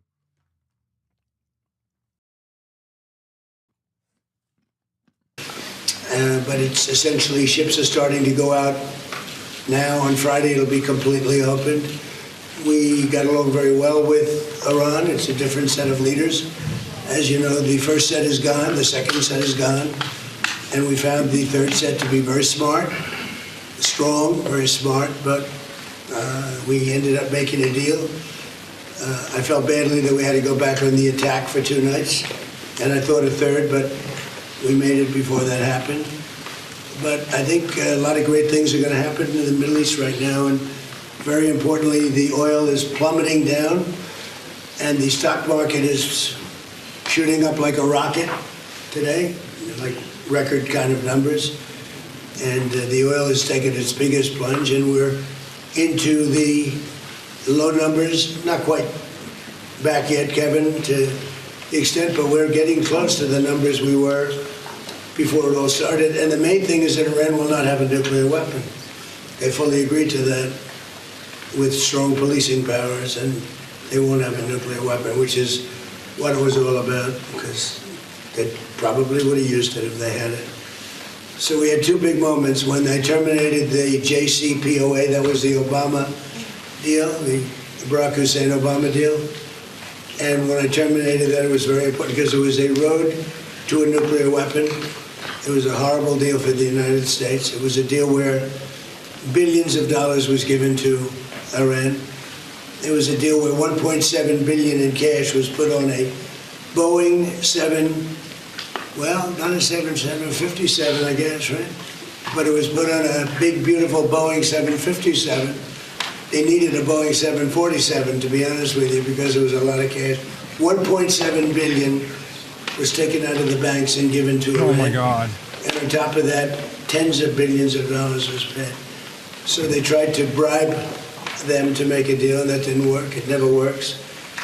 And we've done a great job, and hopefully it's going to be a good relationship, and we're going to get along. And if we don't, we go back to where we started, but I don't think that's going to be necessary. The Iran deal that we made is going to bring a lot of success to the world, because the oil was really clogged up there for a while. He would call me on occasion and say, "Come on, please, let's go with the oil prices." But the oil is coming way down, so I'm very honored by it. I want to thank you for your help. You've always been a help, and it's an honor to be with you. We had a very good conversation yesterday with President Zelensky and President Putin, and I see maybe we can do something there. I really do. I think they're both open to it. So I'm going to, now that this is finished, we're going to be focusing on that, see if we can get that one done. 25,000 people a month are dying, mostly soldiers, and that shouldn't happen. But I had 2 very good conversations yesterday. We'll be talking about it. And we had a really exciting, I think maybe one of the most incredible evenings in the history of the White House. We had an evening last night with the fighters, and I was very happy. I called last night, very late last night, to congratulate you, because in the heavyweight division, a French fighter won. I don't know, is that maybe more important than the World Cup? To some people it might be. Dude, what the fuck? Bro, what are you saying, man? Oh my God. Oh my God. It literally is just an old rambling baboon, bro. He's straight up losing it. He actually is losing it. I mean, it's so crazy.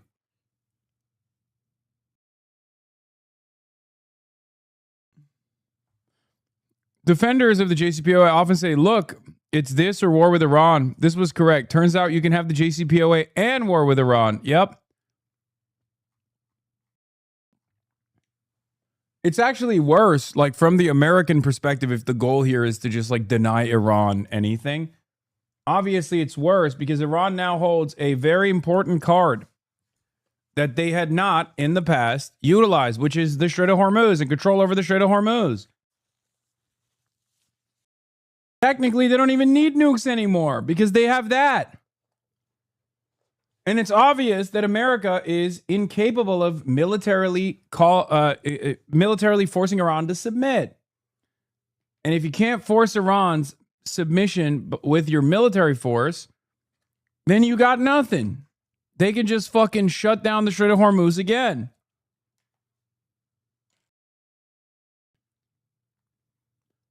I genuinely can't think of a more anti-American president than Donald Trump. Like anti-American from the perspective of like America's strategic interests, force projection capabilities. Like he truly lives up to the name J.D. Pondon, man. He truly does. A lot of people don't see it. They don't understand it because like they're stupid and they think, oh no, Trump is a patriot. He's a Republican. And therefore he obviously is way more invested in America's dominance. But it's like he has almost single-handedly destroyed what remained of American force projection capabilities with this idiotic quagmire. He's not even good at American imperialism. He's not even good at Israeli imperialism. Like, this is American imperialism to advance Israeli imperialism, and he fucked up both. I said it earlier. Amit Segal said, it may be dangerous to be America's enemy, but to be America's friend is fatal. Henry Kissinger, right?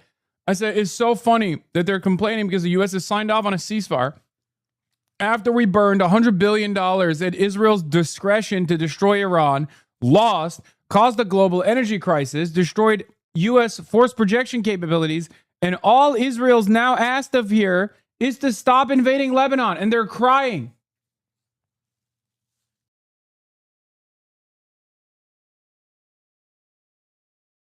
Like they're acting as though Tel Aviv is burning or something.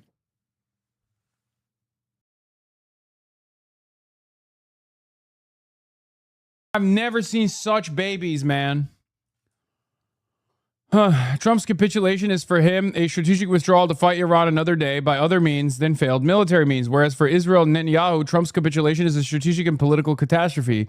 They will work to flip the table militarily. Yeah.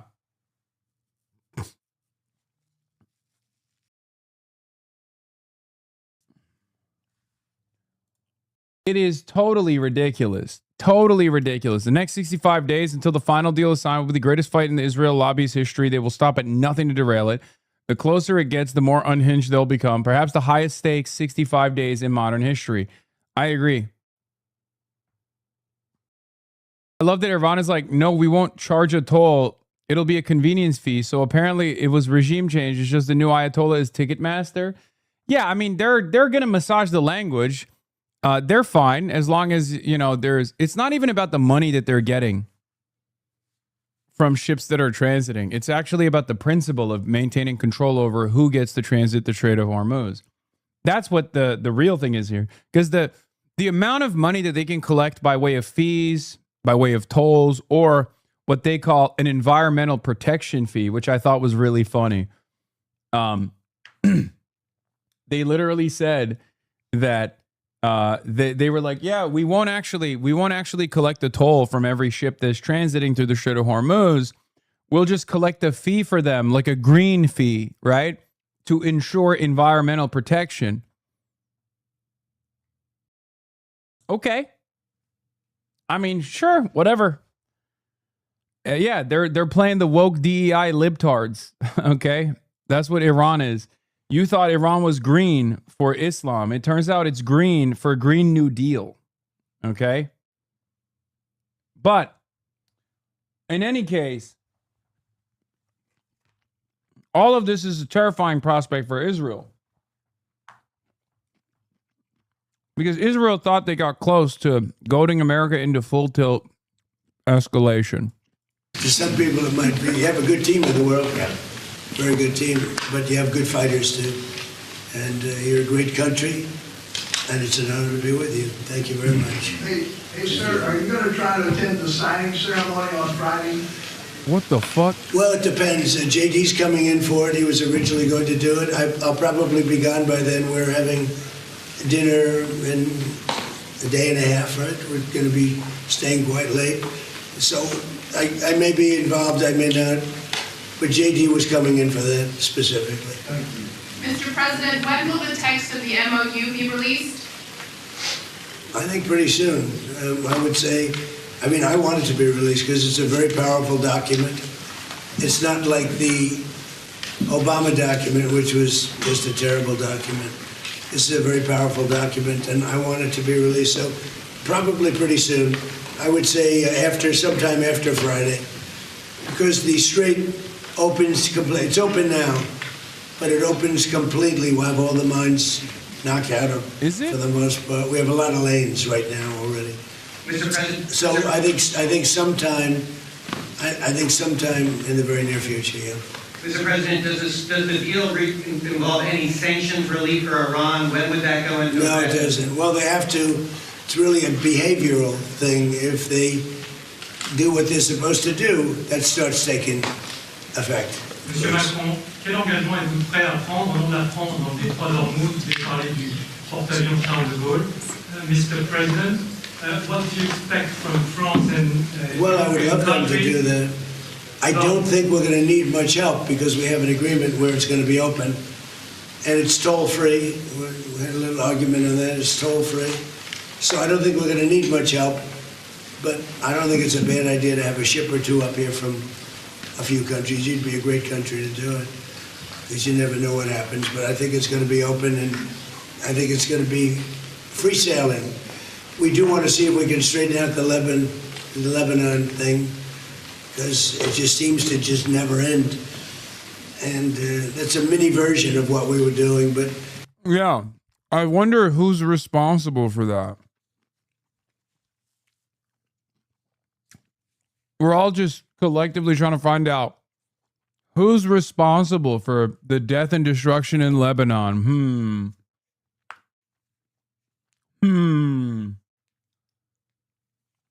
It almost feels like it's the same party that's also presenting hurdles in front of a ceasefire negotiation. Oh, well, yeah, I guess maybe it's Obama. And it should not be tough. It should not be tough. So Hezbollah, we have to have a little talk with them. Thank you very much. Je vais juste répondre en français à la question qui a été posée en français sur la contribution. Nous sommes prêts à avoir dès demain des chasseurs qui sont sur place et qui peuvent aider aux missions d'observation et sous 48 heures des frégates qui peuvent évidemment se déployer. The French President Emmanuel Macron has just been asked about any French participation and efforts in helping reopen the Strait of Hormuz, and he is saying right now that France will be sending military assets to help in that endeavor. Les parties prenantes de l'accord et les deux parties, en particulier autour du détroit.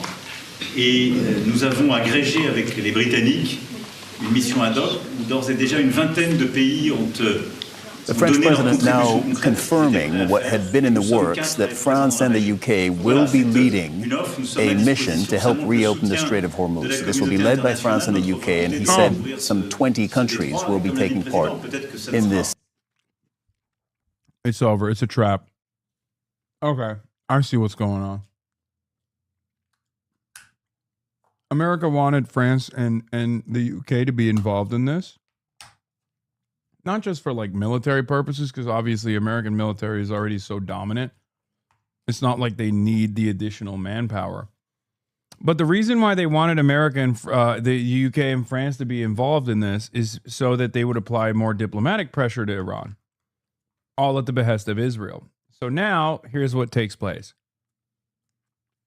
If these guys are fucking dumb enough to actually move their assets into the Strait of Hormuz, eventually what's going to happen is Israel is going to violate the ceasefire in such a severe escalatory manner that it will be virtually impossible for Iran not to retaliate.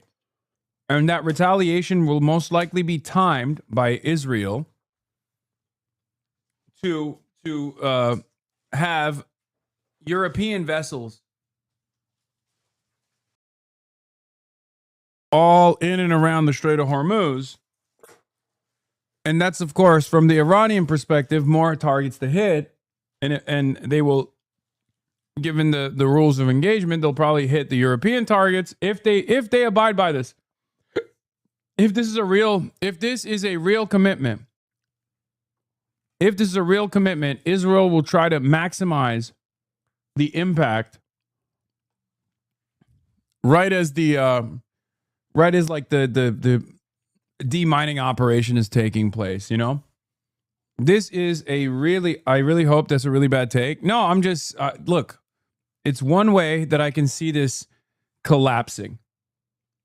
Because for Israel, their goal is to collapse the negotiations. They don't want a negotiation. They want to create by force a coalition of the willing against Iran. Okay? America has also tried to do that in the early stages to shut off Iran diplomatically from the rest of the world. They will not be a coalition of the willing. They will just be a coalition that happened to be at the fucking wrong place at the wrong time, that found themselves in this quagmire. And then they'll have to respond militarily to Iran.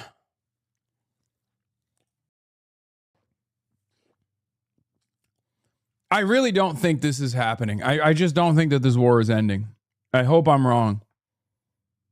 I don't think Israel is going to allow it to end. Very frustrated with how the Israeli Prime Minister Netanyahu has been responding to this, continuing to launch strikes in Lebanon right before this agreement was signed. You mentioned what he told Axios, but he also said this to the New York Times. He described Netanyahu to the New York Times as a very difficult guy and went on to say, to be honest with you, he should be very thankful for us, to us for doing this, because if Iran had a nuclear weapon, Israel wouldn't be around for 2 hours. That was a direct quote from the president. I think that just goes to show how tense this relationship between the U.S. and Israel is at this point.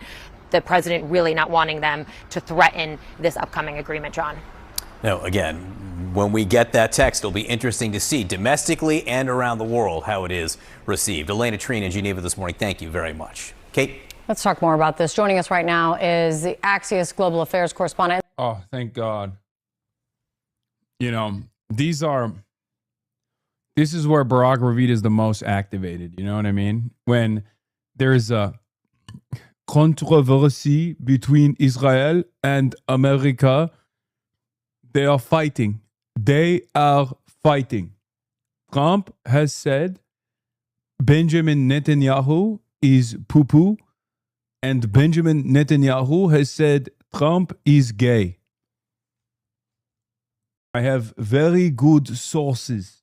CNN political and global affairs analyst Barack Ravid, and it's your interview that really set things over the weekend on fire with what President Trump told you.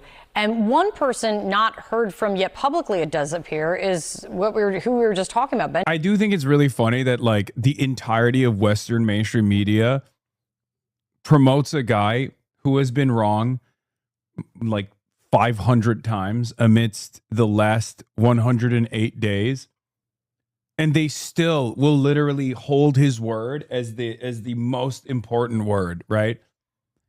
And he's straight up an Israeli IDF asset. And I don't understand it. Like, this man has never broken a fucking story that was valid. Do Barack and Donald just share a bed, always cuddle up and spooning? Literally always there at a moment's notice. Yeah.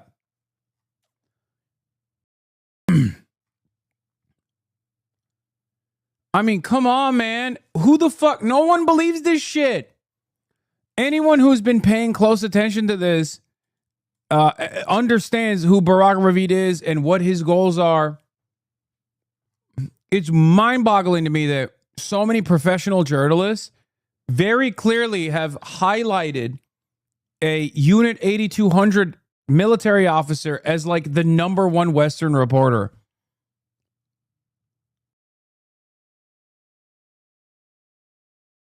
It's crazy. Benjamin Netanyahu himself. And after that extraordinary interview that you had with the president this weekend, Barack, what are you hearing today? Well, I think Netanyahu, his people, and his mouthpieces in the Israeli media are all furious about this deal. The Israeli ambassador to Washington, Yechiel Leiter, has been making phone calls to members of Congress, telling them how much Netanyahu is concerned and disappointed about this deal. One of Netanyahu's key mouthpieces in the Israeli press, a guy called Inoon Magal, wrote on X a super strong post where he called the U.S. negotiators, Steve Witkoff and Jared Kushner, Jew boys. He called Vice President Vance scum. He said they're working for Qatar and the other Gulf countries. So when somebody that close to Netanyahu writes those things on X, I think it gives some sort of an impression about how Netanyahu and his close circle, what they think about this deal. And the Lebanon front, I think it appears, is going to be more and more critical to how long this framework exists and stays in place if they're going to continue negotiations of... Like, if you think Randy Fine is like an unhinged fascist, now imagine like the average Israeli politician. You know what I mean? What does Jew boys mean? That they aren't men? I think they're just anti-Semitic. I don't know. It's Israel. They're everything. They're all the racisms. So it's not shocking to me.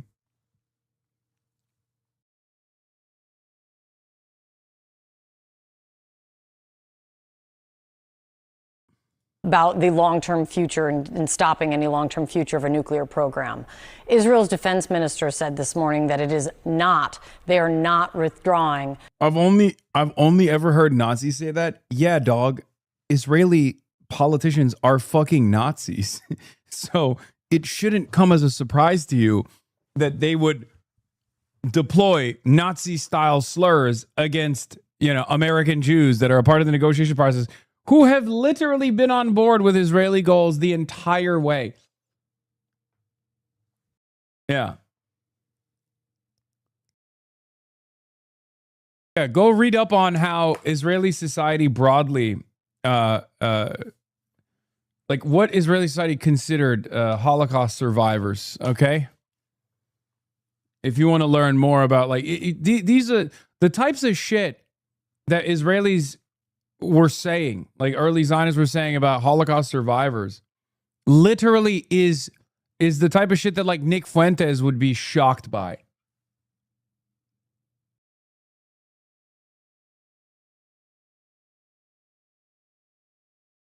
From southern Lebanon. So what is going to happen here? What are you hearing behind the scenes?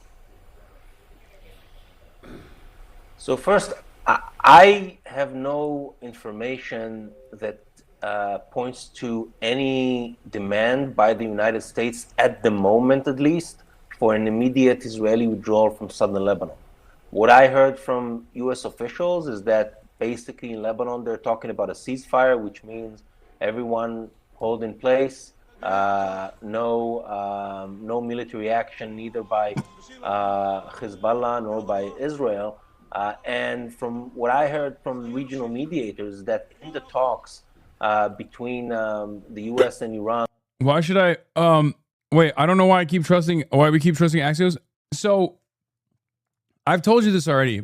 Barack Ravid is actually very informative, just not in the way that you think he is, right? Like Barack Ravid has tremendous insight into like what's going on.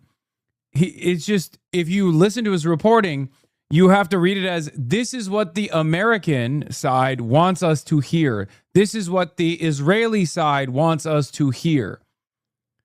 It's not that he's like breaking any serious news.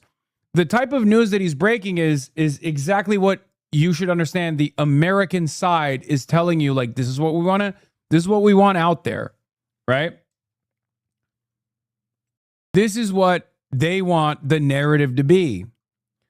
And he absolutely trades, like he has obviously the highest level insiders within the Israeli government that he gets information from, which he trades with the highest level of the American government. I assume Trump just directly calls him all the time.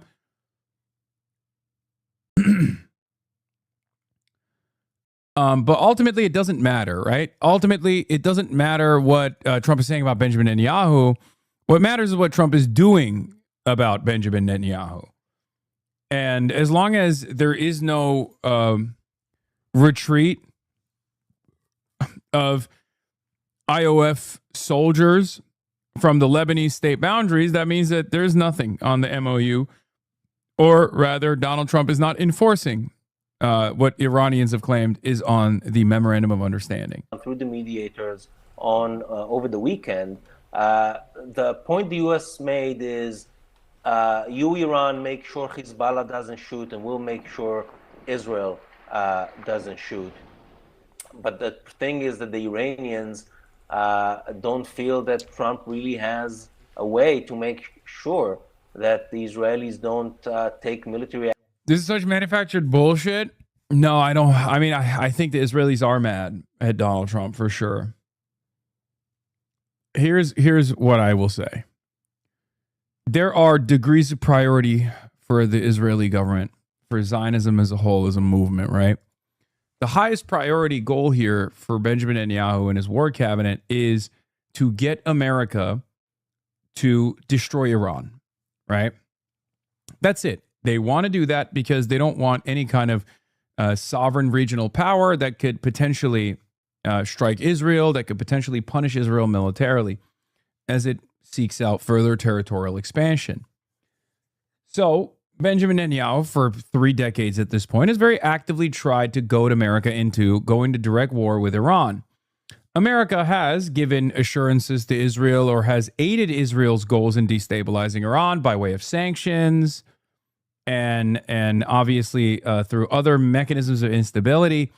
And it has been somewhat effective. That's the reason why there is a robust movement that has grown inside of Iran that constantly gets very frustrated with the Islamic Republic and will go out in the streets and sometimes will protest even violently with arms that they may or may not have gotten from the Israeli side, as we saw in the last protest that started with the Bazari protest, the market owners, right, which is technically a part of the Islamic Republic is like base of support. They were mad because of the economy. They were mad because the economy had been destroyed and because the currency was worth nothing due to American financial engineering at the behest of Israel. But then that escalated into a much larger protest, a much more violent protest due to American and Israeli interventions, as we know now 100%, because both the American side and the Israeli side openly admitted it. That all is a broader part of the agenda, but there is a limitation to what America in the past was willing to do for Israel. Every single former president before Donald Trump said no to invading Iran militarily or no to escalations against Iran directly. Donald Trump changed that dynamic and was the first American president to lean into Israeli demands and go and strike Iran. And on the first day of Operation Epic Fury, they not only struck Iran, but they decapitated the entire leadership structure and also killed a bunch of schoolgirls in Minab. 168 of these little girls that were at school were murdered by American Tomahawk missiles. They did a double tap. And that was all for Israel, right? But even Donald Trump has some real red lines. Now, the real red line for Donald Trump has always been to go up the escalation ladder to such a degree where they actually commit to a full-scale invasion of Iranian soil. Donald Trump doesn't want that. It's very obvious he doesn't want that. He likes in and out, fast bombing campaigns where he gets his wishes across, right? He loves Venezuela. he does not like what's going on in Iran because Iran did not cave. Iran was resilient. Iran actually punished America and defeated America.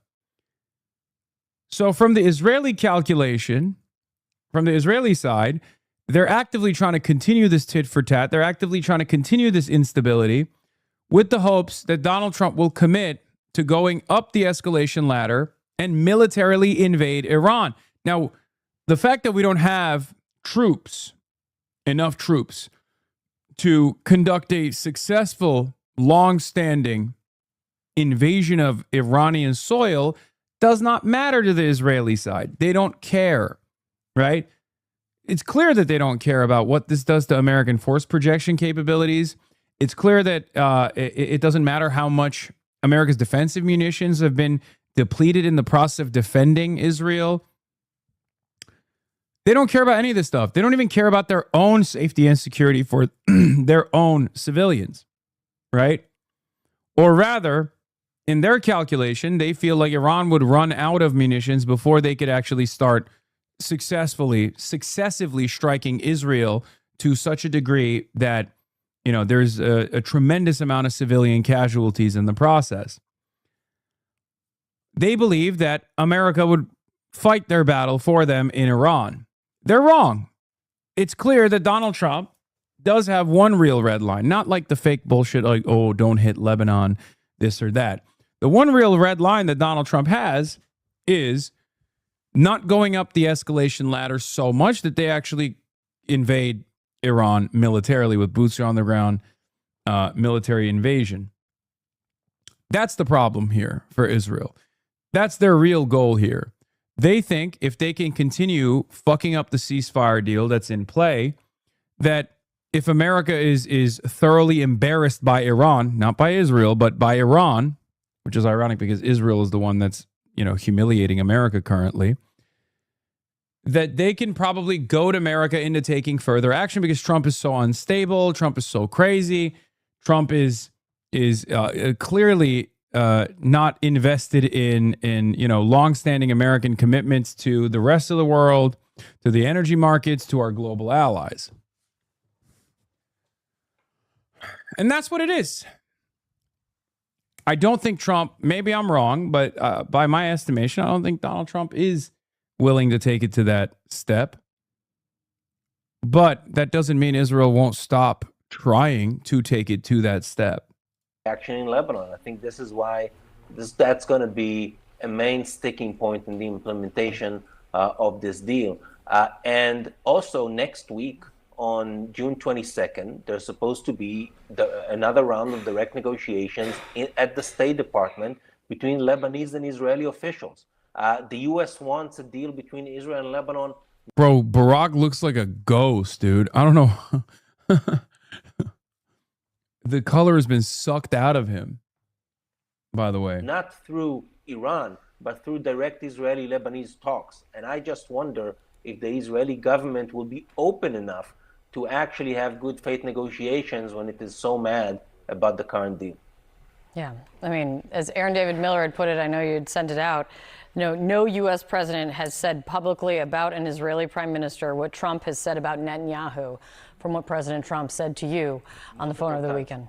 As I read multiple times, it was not a it was not to be missed. In case you didn't hear me, Barack. Not a slip of a tongue, multiple times.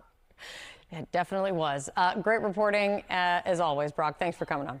Well, Israel is making it clear it is not happy with this UN-Iran agreement. We are hearing criticism from politicians of different political camps. And as we've been reporting, Israel's defense chief says the IDF won't be pulling out of Lebanon.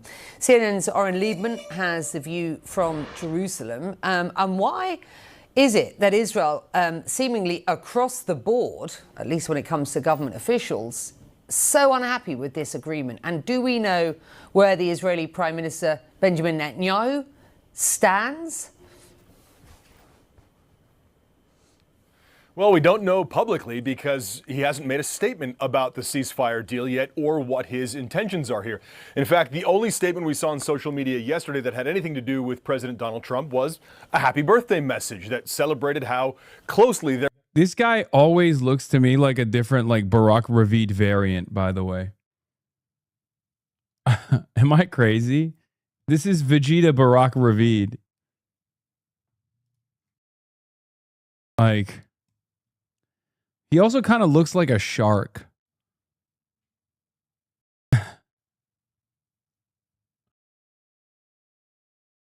I just like they made these guys in a lab. They made these guys in a laboratory, and this is like a different Barack Ravid variant that they also rolled out. Yeah, Sharak Ravid.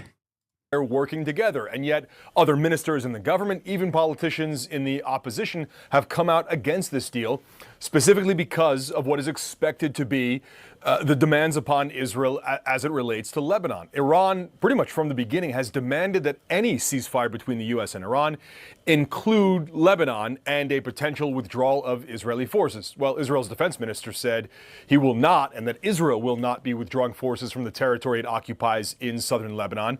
So clearly signaling there. And he talked about, by the way, the existing and expected pressure. So there's clearly an expectation that the U.S. will put pressure on them to withdraw. The question is, ultimately, how does Benjamin Netanyahu handle this pressure and what are his options? Trump has clearly boxed him in at this point.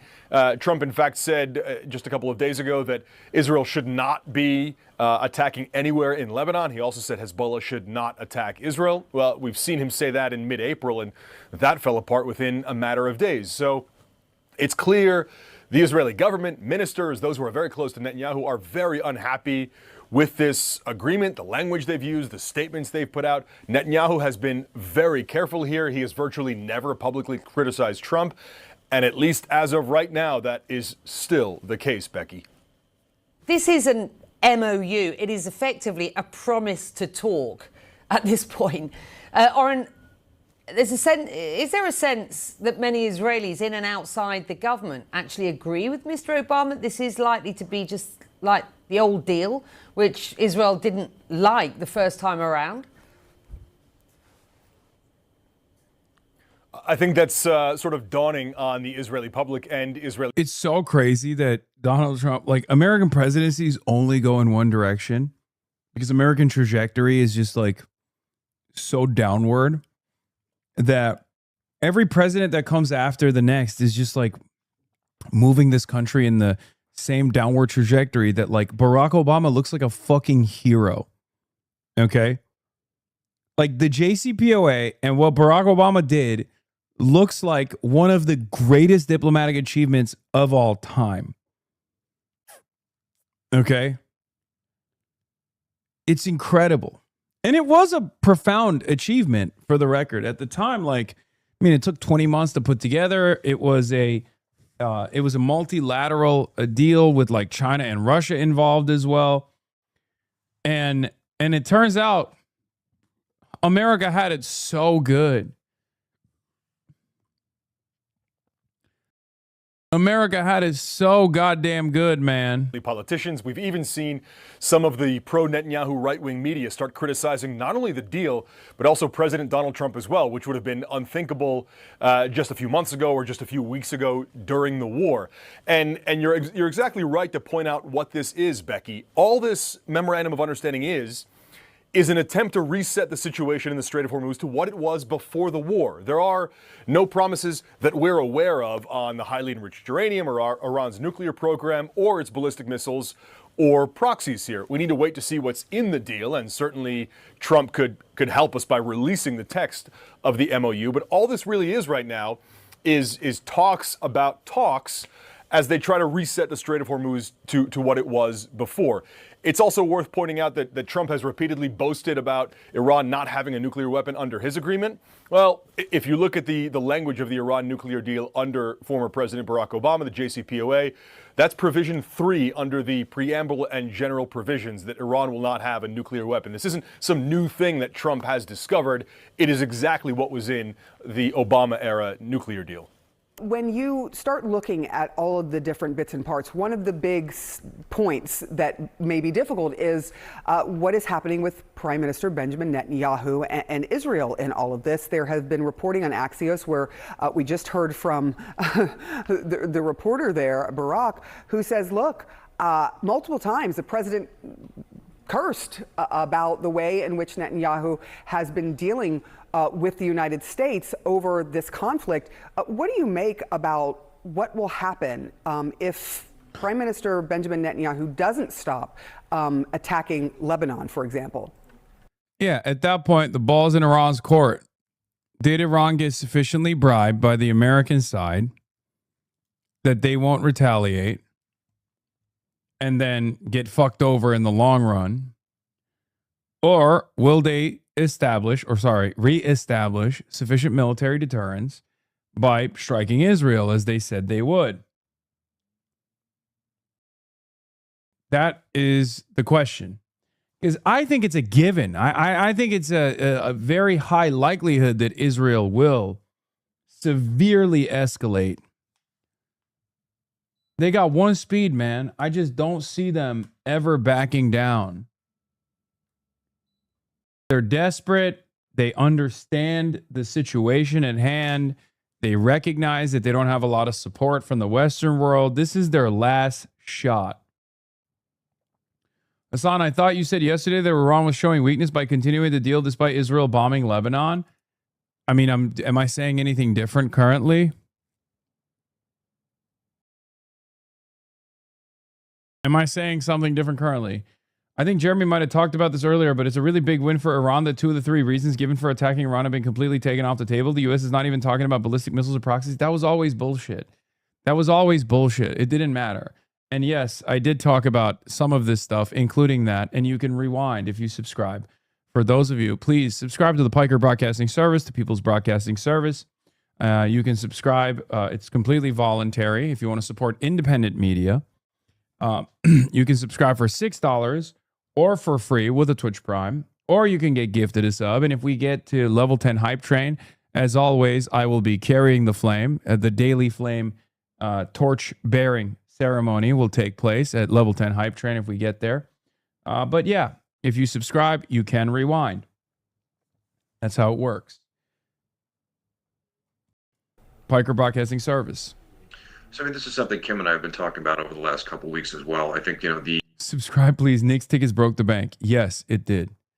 It did break the bank. The flashpoint in Lebanon is probably one of the biggest risks to the agreement outside of getting through some of these details. And as Barack rightly pointed out and you mentioned here, there's been a number of tit-for-tat responses that have led to escalations. And what happened yesterday in the latest round is a reflection of the discussions I've had with Israeli officials. The political establishment in Israel would much rather see this war saw through till its end, destroy as much of the military capability as possible. It really wants regime change, but that's not really realistic without boots on the ground. So the IDF, the U.S. military, and the political establishment in the U.S. is pretty happy at this point with the level of damage that's been done to the Iranians, that they no longer pose like a real existential threat to the Israelis or U.S. forces in the region. But yesterday, a few drones were launched in northern Israel. Prime Minister Netanyahu responded by strikes in the Beirut suburbs, which was seen as a red line for Iran. The thing that made it difficult is they put the U.S. in a bind. The individual they killed is somebody who used to meet with in a prison in Baghdad. His name was Ali Musa Duk, one of the founding members. Iran's missile program and its proxy are 2 of the biggest features of Iran's influence in the region that cause trouble for the U.S. and Israel. They genuinely do want them gone. It's not just made up. No. Okay, well, I want Iran to have a nuclear weapon so they can have nuclear sovereignty. What we want is immaterial. What Israel wants is totally and utterly irrelevant. What America wants is utterly irrelevant. My point was, that was never a sincere point of contention. It was never going to be a sincere point of contention. No country on the planet would be like, okay, we won't do a nuclear arm, but we won't do nuclear arms, but we also are just going to neuter our defensive and offensive capabilities. No, it's not happening. There was not a single sincere analyst that factored that part into their real analysis. Oh, we are at level 4 hype train almost. About to be level 5. I didn't even realize. That's the point. From a position of strength, the U.S. can make those demands they were. No. I think Iran would die before they would allow that to kill them in the long run. That's why I'm saying it was not a real part of it wasn't a real point of contention. Like, there are additional things that America could ask, and if they won militarily, they would be able to get, but they lost, so they can't get it.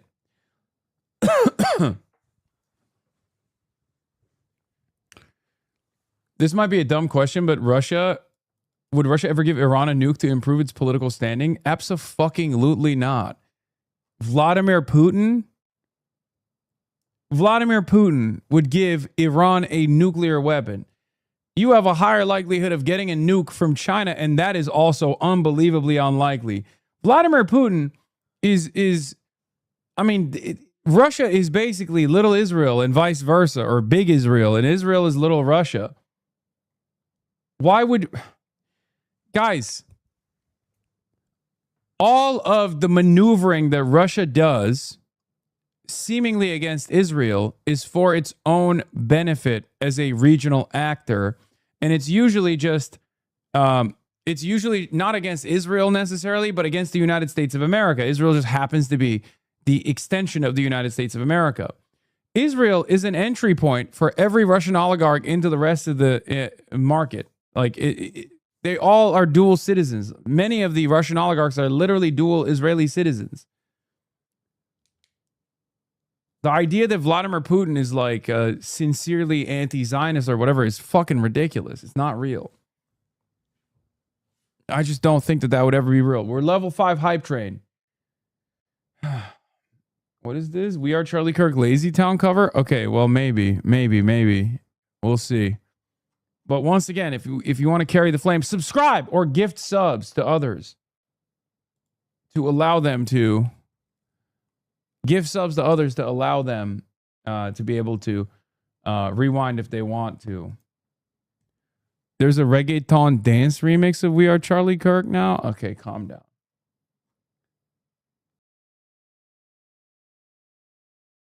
Hezbollah, who was sent to Real question. If Israeli politicians started saying death to America, do you think we would still fund them? I think we would. Oh, 100%. Yes. It's not even a question, dude. 100%. What? The New York Knicks star Jalen Brunson married a Jewish woman in 2023 and then 3 years later wins a rigged NBA championship. All sports are rigged and controlled by certain groups. Yo, this shit is so weird, bro. People are so fucking weird about this shit, man. Please stop being so goddamn weird about Jews. Oh my God. Oh my God.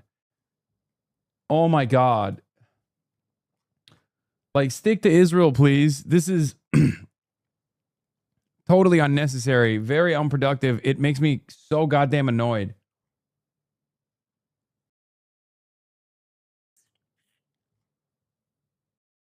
And it's crazy because, like, it's the weird, like, it's the weird fucking Nazi bigots that are saying the exact same shit as, like, Rabbi Shmuley. You know? Rabbi Shmuley was saying the exact same thing. Jalen Brunson is our hero. Jalen Brunson, our hero, is married a Jewish woman, has a Jewish daughter, and had a chuppah and a ketubah. Okay, so welcome to New York. The Knicks just won the World Championship. God bless. Yeah. Stop it. Jalen Brunson is a black man. Celebrate the Knicks if you want. But this sudden interest and attempt to change his identity because of his marriage is cringeworthy at the very least. I'm looking askance at anyone sounding even remotely like Boteach. Someone says Jews believe in Jewish lineage only being passed through the mother matrilineal. She says, I know that, but I don't recall Jewish people being so supportive of interfaith and interracial marriage.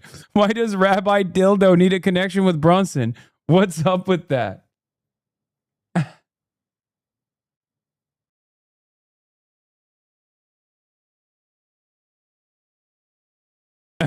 Rabbi Dildo.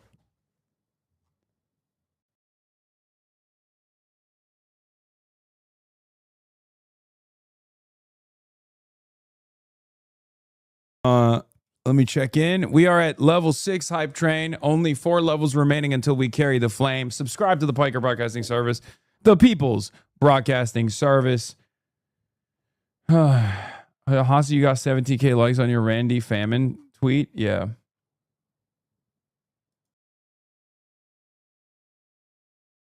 AIPAC is making not so veiled threats against real Donald Trump to use the senators they fund to try and torpedo his Iran deal, just as they attempted to do with Obama's. If Hezbollah is Iran's aircraft carrier in Lebanon, AIPAC is Netanyahu's aircraft carrier in Washington. AIPAC says, for 47 years, the Iranian regime has been at war against America and its own people. Over the past year, at President Trump's direction, America has decimated Iran's leadership, nuclear program, and military assets. Working together with Israel, the U.S. military carried out its mission and created the opportunity for diplomatic agreement. The announced MOU kicks off a new 60-day window for talks. We look forward to learning the full details of the framework for these negotiations, including whether the deal preserves the sovereign right of our democratic ally, Israel, to respond to security threats it confronts. Interesting. Congress will play a critical role in working with the administration throughout these negotiations and in reviewing the ultimate agreement. It must support our efforts to maximize our diplomatic, economic, and military leverage to reach a final deal that permanently and verifiably ends the regime's nuclear program, including the removal of all enriched uranium from Iran and the dismantlement of all enrichment sites. The final deal should also address Iran's illicit ballistic missile and drone program and an end to the regime's financing of terror groups that wreak havoc around the world. Huh. Interesting.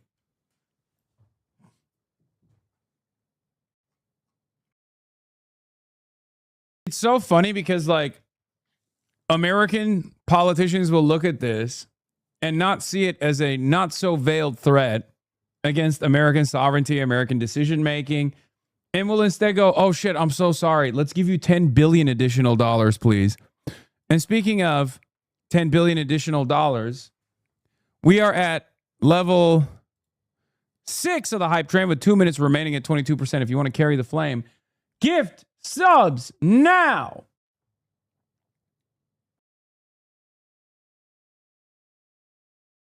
Where is it?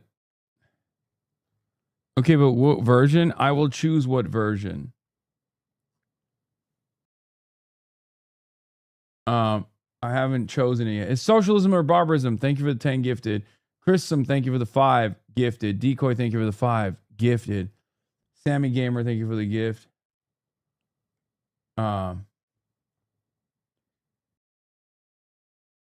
Anyway, that's like saying Israel should not have fighter jets. That's like, yeah. Well, Israel should not have fighter jets. I think that's awesome. We should take away Israel's fighter jets. They clearly don't know what to do with them. They don't use them for any real defensive purpose. They very clearly use them for death, destruction, and genocide. So yeah, we should take their fucking toys away. Socialist Audrey, thank you for the 5 gifted subs. Patty Pegan, thank you for the 5 gifted subs.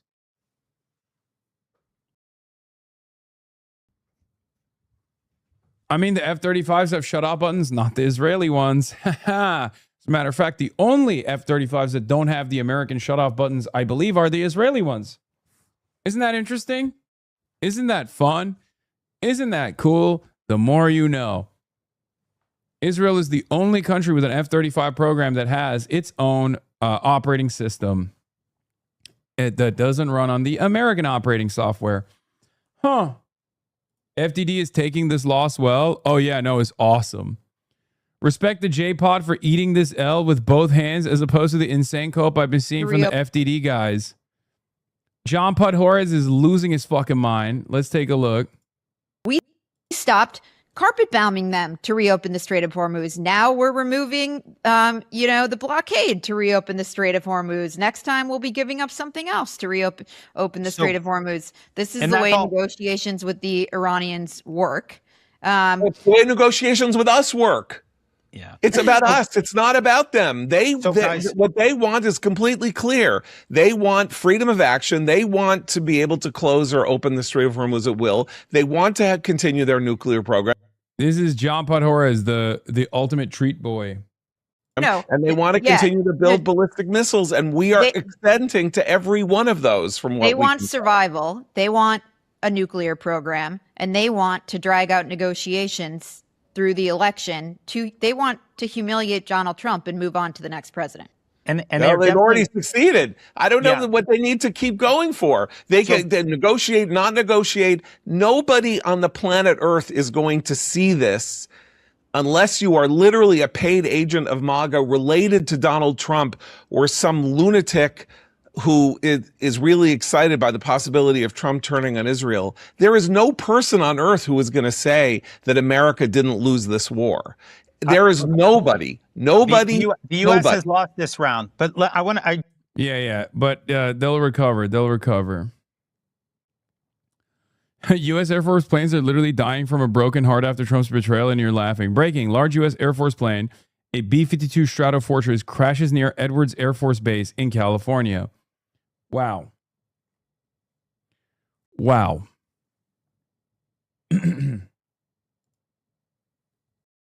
Oh, Trita Parsi did the Tucker Carlson show. Oh, this is why he couldn't come on today. He was like, I'm traveling today, but I'll be available tomorrow. Trita Parsi has a rational pro-American view of the Iran war, so naturally Barry Weiss tried to get him deported.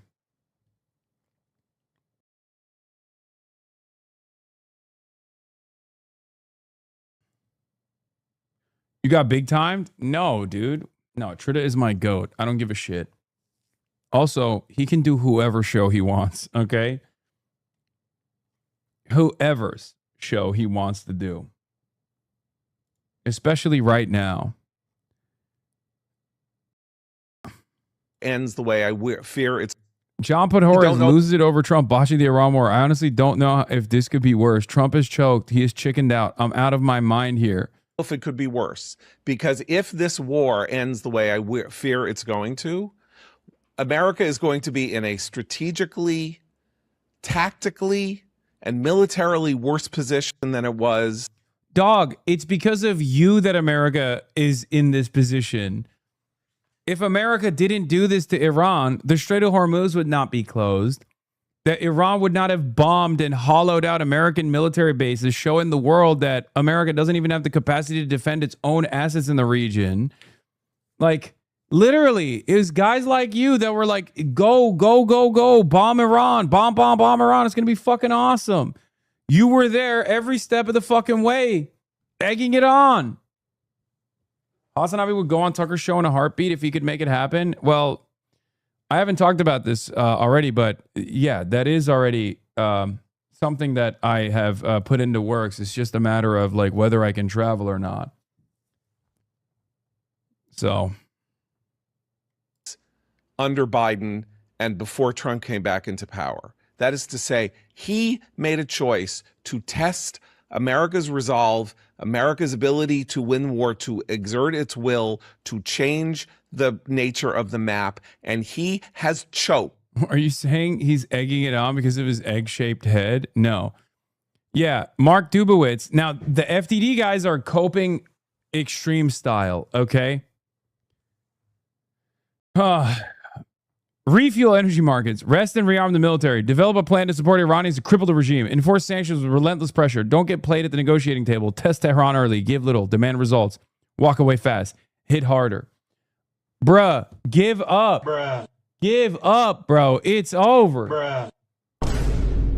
It's over, man. Stop coping.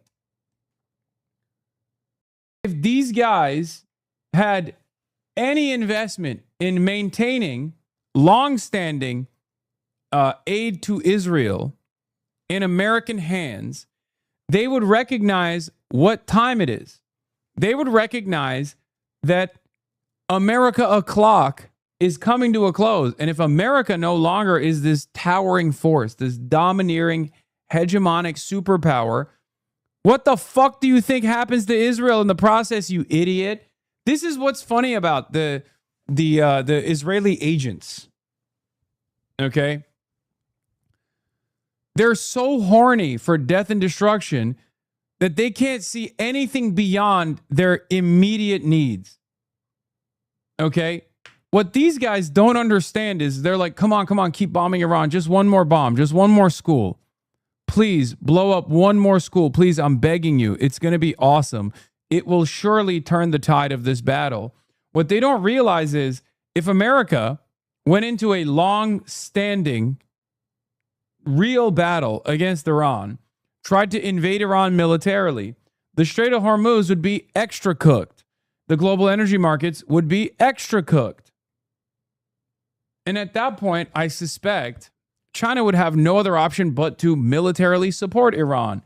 And what America has failed to do in Ukraine, they would lose a millionfold in Iran. I mean, look at Russia. Look at Russia. With the entirety of the Western world support, Ukraine was able to at least hold Russia back from completely taking over the country.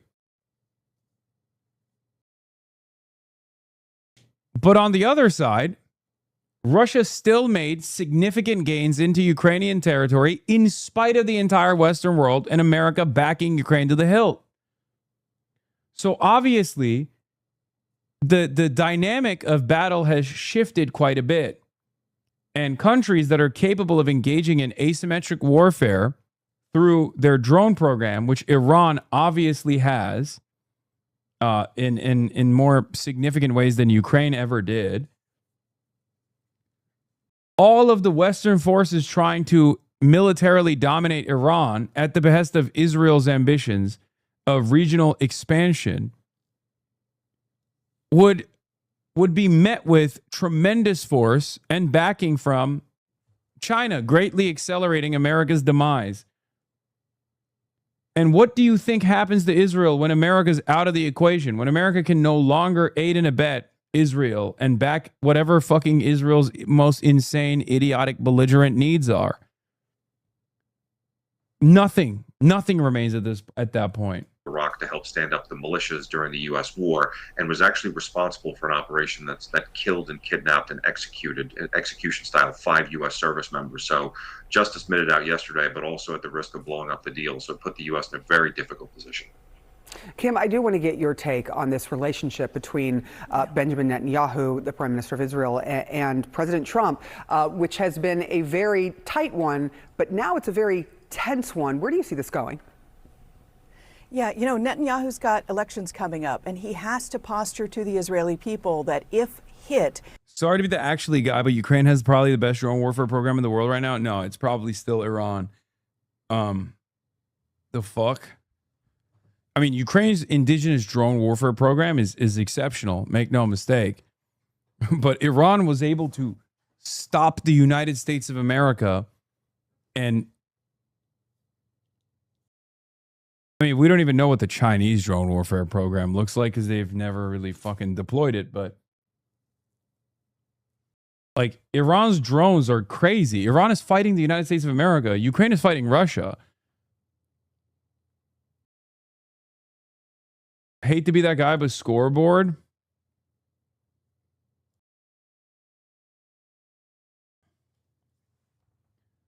Yeah. Dude, Ukraine is just copying ISIS. Low key. Yeah, the Shahed is so good that America literally took it, retooled it, slapped a fucking, what's it called? The Elon Musk panel on top of it, and then called it the Lucas. Ukraine has really good FPV drones, though. He's going to hit back. However, there are a couple of things that could tamp down this violence in Lebanon. One of them is that Netanyahu needs the U.S. relationship. Part of the secret of his success with the Israeli voting public is they know he has a good relationship with Trump. Trump swears about him, but that's also an indication that they have this very familiar friendship. They can yell at each other and possibly in a few days with one phone call tamp it all back down. On the Hezbollah side, Hezbollah right now is largely run by the Iranian Revolutionary Guard Corps.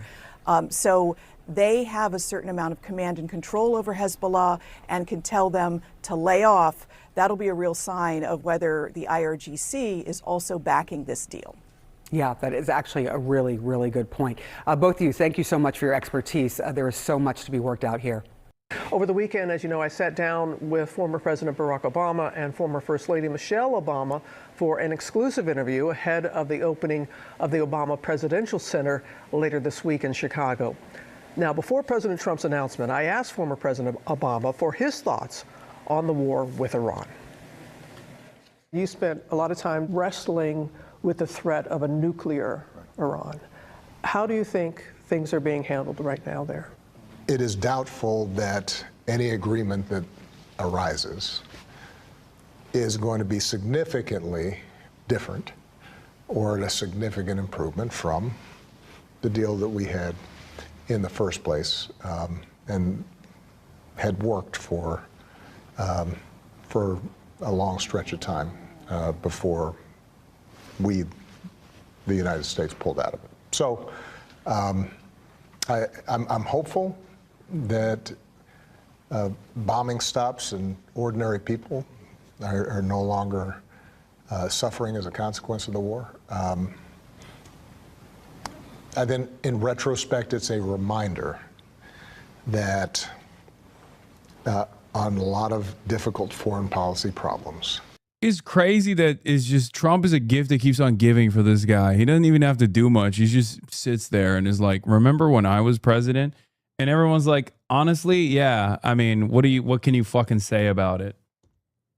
It's so goddamn annoying to me because like it's not like it is crazy that everything that Trump is doing directly undermines Obama's legacy, and therefore everything is a constant reminder that things were better under Barack Obama.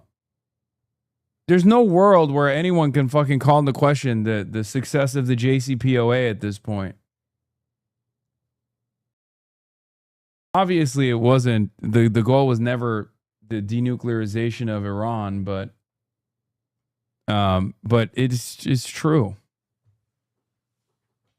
Yeah, you have no idea how good Tim Duncan was. But it's not even good. It's not even good. The problem is it wasn't good. It's just gotten significantly worse. So now we look back and we're like, yeah, man, that shit was actually awesome.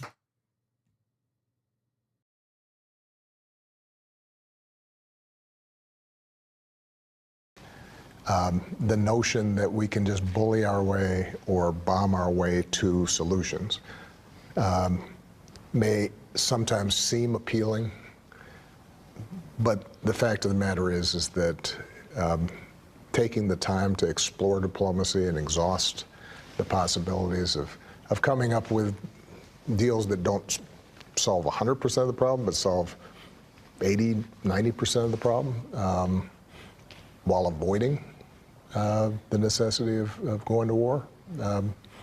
You'd think we would have learned that lesson by now, but it seems like every so often we have to relearn that lesson again. And again, the negotiations ongoing. We'll see what happens and what will be signed and what will be in and not in on Friday. A lot of questions still here. We're going to have much more on my interview with former President Barack Obama and former First Lady Michelle Obama. And to get more clarity on the details of this deal, we're joined now by Vice.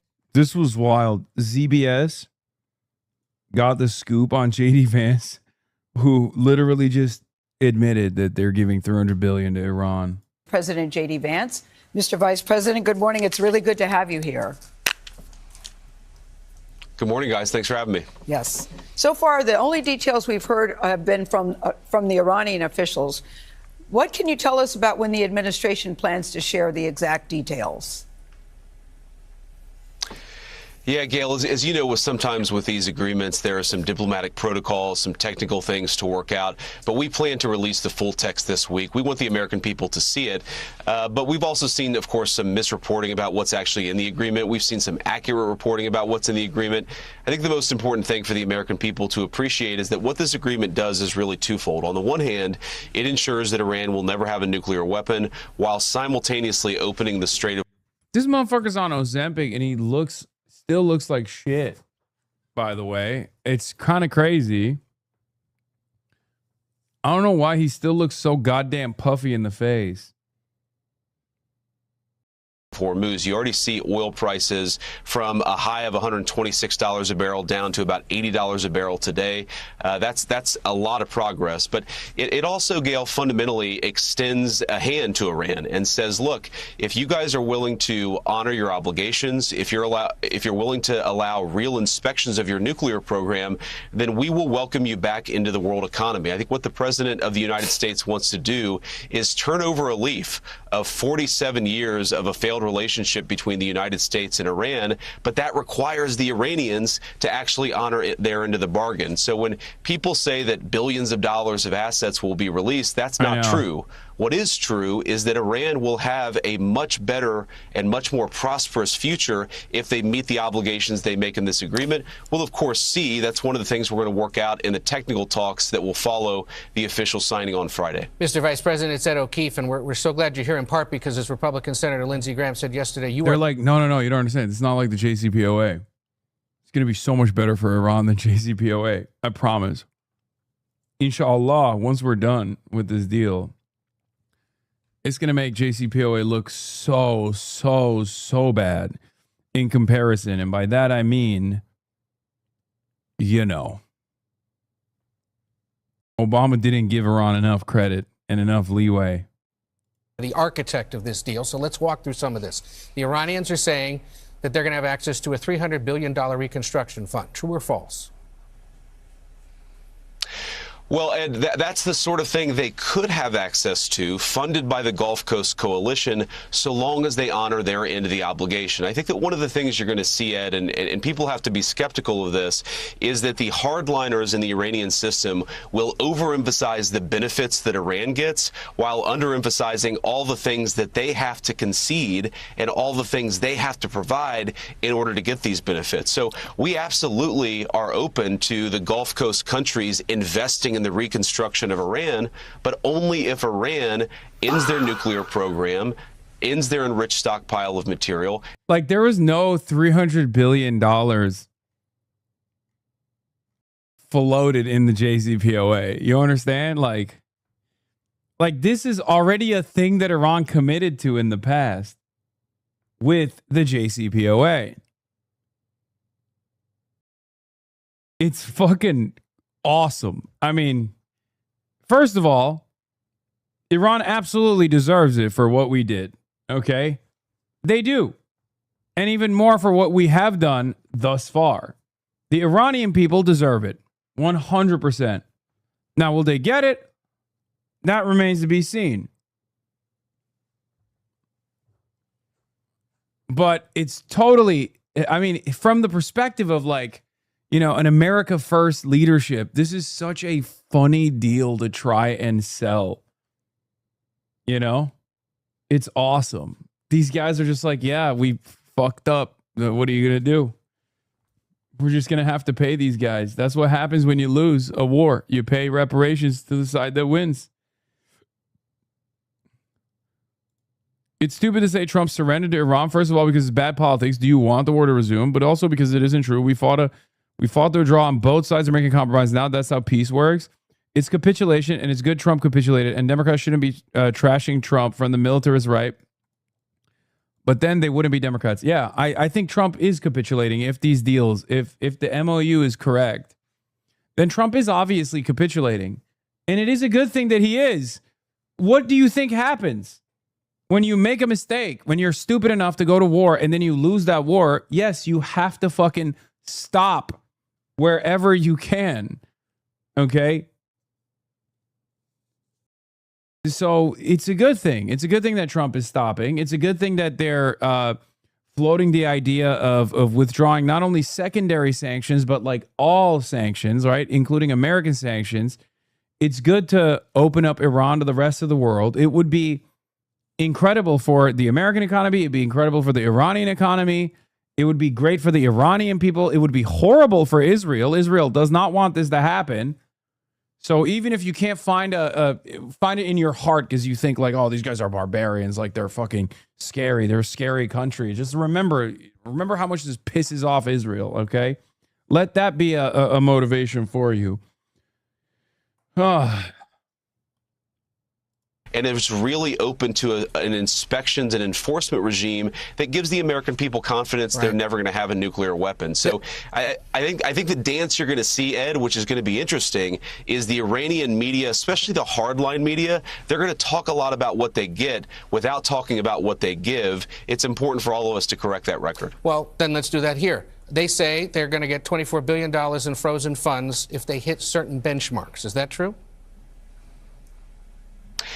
Well, again, Ed, we're open to a lot of things that are on the table, but that $24 billion just doesn't appear anywhere in any of the texts that we've talked about with the Iranians.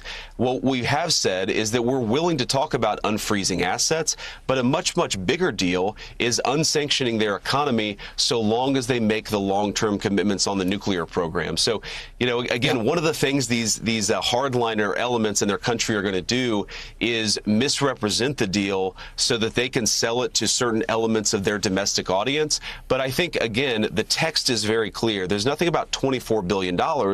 Okay, this is the most, I'm not going to lie, this is the most hopeful I've ever felt about this deal. Okay, this is pure cope. This is tremendous amounts of cope coming from J.D. Vance. And he is the guy that is the liberal whisperer of this administration. So he's just literally trying to sell this. He's straight up trying to sell this to the liberals. This is a great thing on ZBS, nonetheless. Okay, ZBS Morning Tel Aviv. I mean, that's the program. He's just straight up selling it. He's like, no, you don't understand. It's actually great. Iran is getting money from the regional partners, of course, if they abide by the thing that the JCPOA accomplished. But this is certainly much better than the JCPOA. Yeah, much better for Iran. But also at the same time, you know, it's as long as they behave. Obviously, they're trying to sell it to their side and trying to make it seem like they got a much better end of the bargain than they actually did. It's like, okay, but what happens when we get the fucking final MOU? And it turns out, you know, America did actually cave on so many key parts, key Iranian demands. What then? What there is clarity about. He's literally trying to sell it. This is good. This is not a bad thing. This is actually, this is hopeful. Though, Ed, is that Iran gives up their nuclear program for the long haul. Yeah, keep hammering that point, which was definitely a thing that Iran had never done before, except they did during the JCPOA. And they certainly did during the talks that were happening in Oman. Okay? Interesting. Just saying, that's an interesting assessment. That was always the gimme. That was the easiest concession from the Iranian side because it was something that they had conceded to. Allow a real inspections regime. And then, of course, we want them to have a lot of benefits. The president has said we want them to be a successful country. Right. We want to turn over a new leaf with Iran, but that requires them to meet us in the middle. You said a responsible, how exactly then are these benchmarks going to be measured by the United States or by the international community? Who's going in to verify, for example, that all the nuclear material has been accounted for, that they're not in fact developing some kind of a weapon? Is it U.S. officials? Is it U.S. military forces? Well, it's going to be a combination, of course, of the United States monitoring and enforcing this thing, but also the IAEA, the organization that sort of has the expertise to ensure that that enriched stockpile is destroyed and that Iran over the long haul doesn't try to rebuild it. Do you rule out then that U.S. forces might not be involved in this? Will U.S. ground troops go in to make sure that we have everything? Well, look, Ed, we certainly talked with the Iranians about how we're going to destroy that enriched stockpile. The technical details are one of the things that we're going to work on when we start those technical talks on Friday. But absolutely, we're talking about working with the IAEA and working with the Iranians to go in and destroy that enriched stockpile of material. Whether we play an observer role or whether we play a more active role, these are the sorts of things that we'll figure out in technical talks. But what the president has made very clear is the United States will be there to confirm that enriched stockpile of material is destroyed. So you don't rule out that U.S. military forces might be part of ensuring this, that they may have to go in? Well, Ed, I don't think that U.S. military forces are going to be necessary. I do think that we have some expertise on the non-military side in the destruction of nuclear material. And again, that's one of the things the president cares so much about, is ensuring they don't rebuild that enriched stockpile. And Ed, one final point on this. You know, you hear a lot of comparisons. How is this different? How is this the same from the JCPOA? I think that fundamentally misunderstands where we are. We have comprehensively destroyed their nuclear program, and this agreement is about ensuring that they don't rebuild it. The JCPOA was fundamentally about bribing them to stop the construction or to cease a nuclear program that was already in progress. It's a very different background, a very different sort of leverage. Sure, dude. Sure, bud. And I think really a different outcome for the American people. Okay, that is one point of view, Mr. Vice President. But let me ask you this before you go. Is Israel on board with this? It doesn't appear so at this time. What are you hearing? What are you thinking? Ooh. Forgot about that part. Let's see what the Vice President of the United States of America has to say about the real president and what the real president of the United States has to say. Ooh, let's hear from the have you forgotten someone? I consent. Is there someone you forgot to ask? And that someone is always Benjamin Netanyahu. Well, Gail, of course, Israel's been a good partner, but we do expect everybody in the region. They've been participating in this peace agreement. They've been participating in our talks with Iran. They understand where our perspective is. And what the president has said is that we expect everybody to honor this agreement. There are always, Gail, these bumpy moments with these ceasefires. Sometimes someone will fire and sometimes somebody responds. We think right now that there are probably people within Iran, because of the internet blackout, that are not even aware that this deal has happened. So we certainly expect the Israelis are going to be a participant in this peace process, but we think it's going to be good for them. It's going to be good for us. It's going to be good for the Gulf Coast Coalition. And Gail, if the Iranians comply with their end of the bargain, it's going to be good for Iran. It's going to totally change their relationship with the region in a way that will generate a lot of prosperity for their people. But again, only if they meet their end of the bargain. All right, we'll see what happens on Friday. A lot of people are saying, why don't we sign it today? But you say Friday's a day. We'll all be watching. Well, we thank you, J.D. Vance, for your time this morning. It's Monday here in Tehran, and it marks a moment that many Iranians did not expect to come this quickly. After months of war, intense diplomacy, and a period of uncertainty that affected almost every part of daily life here in Tehran. Is that a Saudi accent? For the Gulf chatters in here.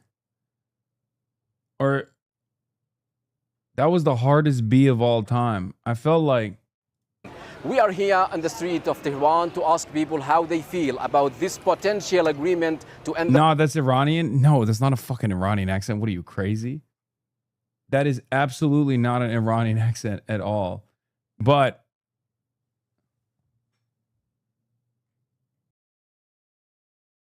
I mean, no, it's a very specific. Arab accents are very different from one another. He's Sudanese, I think. The war between the United States, Israel, and Iran.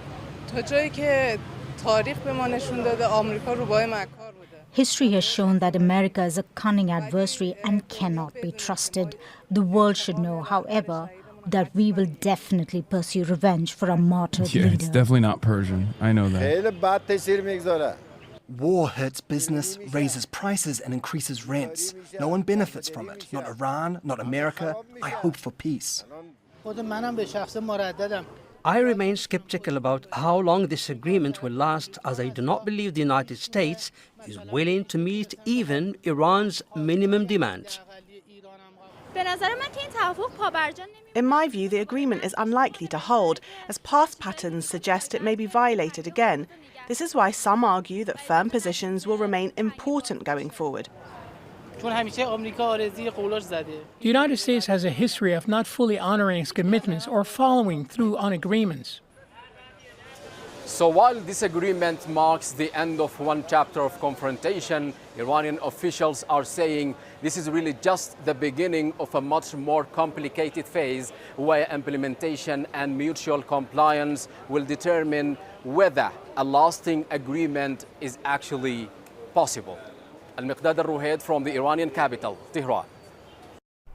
So that peace deal announced on the eve of Iran's big World Cup match. Yeah, this was also lame as fuck, dude. There are Iranian monarchists, from what I understand, back in the day, were far more favorable to like Iranian displays of national pride. And something shifted where there was like a lot more overt Zionist infiltration. Many of them were still obviously Zionists, but there was a level of like a feeling of pride in being Iranian. And I guess what remains of like the pro-Israel Iranian monarchist movement has completely turned into this fucking behemoth where they're shitting on their own countrymen coming to the United States of America to participate in the World Cup. Here in LA, thousands of Iranian Americans are expected, many holding mixed feelings about the situation overseas. Fox 7's Matthew Seedorf live tonight outside. Like, it wasn't enough that you just fucking demanded that the American and Israeli government kill your grandparents, that you have no shame whatsoever, that you're just going to shit on your own fucking national team that already has to go through this like humiliation where they're not even fucking allowed into the country. They can only get bussed in the day of the actual event. Like, it's nasty business. It's unbelievably pathetic.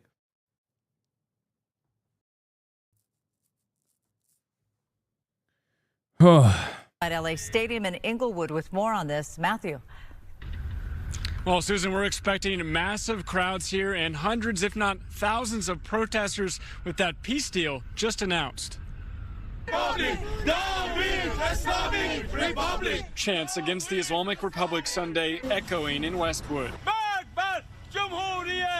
Crowds reacting to the announcement of a U.S.-Iran peace deal. They want to make a deal that is not something that you can even consider. Many in LA's Little Tehran. Thank you, Israel.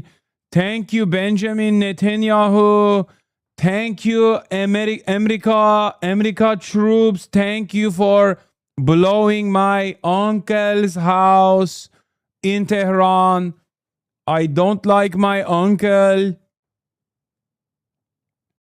Thank you, Benjamin Netanyahu.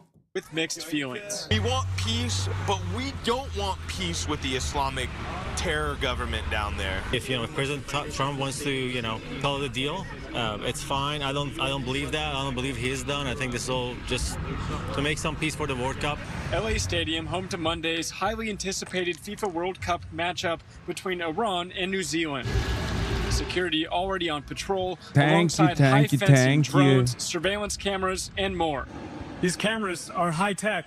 They can pick up even the smallest items hidden in your pocket. Regime that executes athletes. Protest already erupting Sunday outside the stadium. Crowds angry over FIFA's decision to ban Iran's pre-1979 lion and sun flag, considering it a political symbol of opposition to the current regime. If we can't bring in the flag of Iran, which is the lion and sun, we may just bring some other things that are not banned that will be directed towards FIFA, because FIFA, that's disgusting. With peace talks continuing overseas, are you going to be protesting tomorrow? I will be, and then I'm going to go to the game. Some Iranian fans with mixed feelings on who to root for. So as an Iranian, are you going to root for this team tomorrow?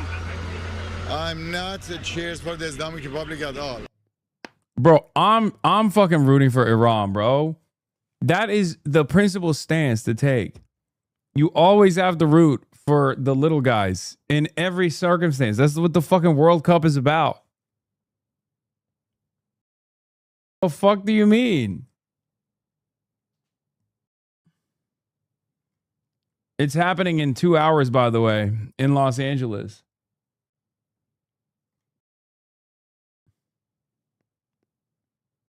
I'm not watching it. I don't want to self-torture myself. I'm going to scream Iran from the bottom of my heart, but it's not going to mean that I'm...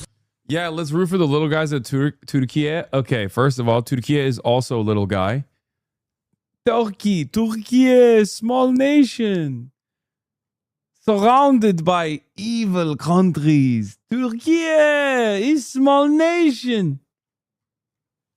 Turkey, it's the table.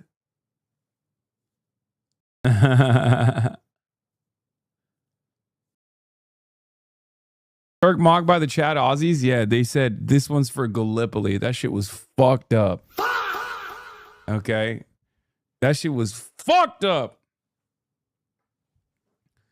They said, we didn't forget what you did in Gallipoli, mate, for the fucking Anzac forces. We did not forget what y'all did in... What you fucking Turks did in Gallipoli, mate.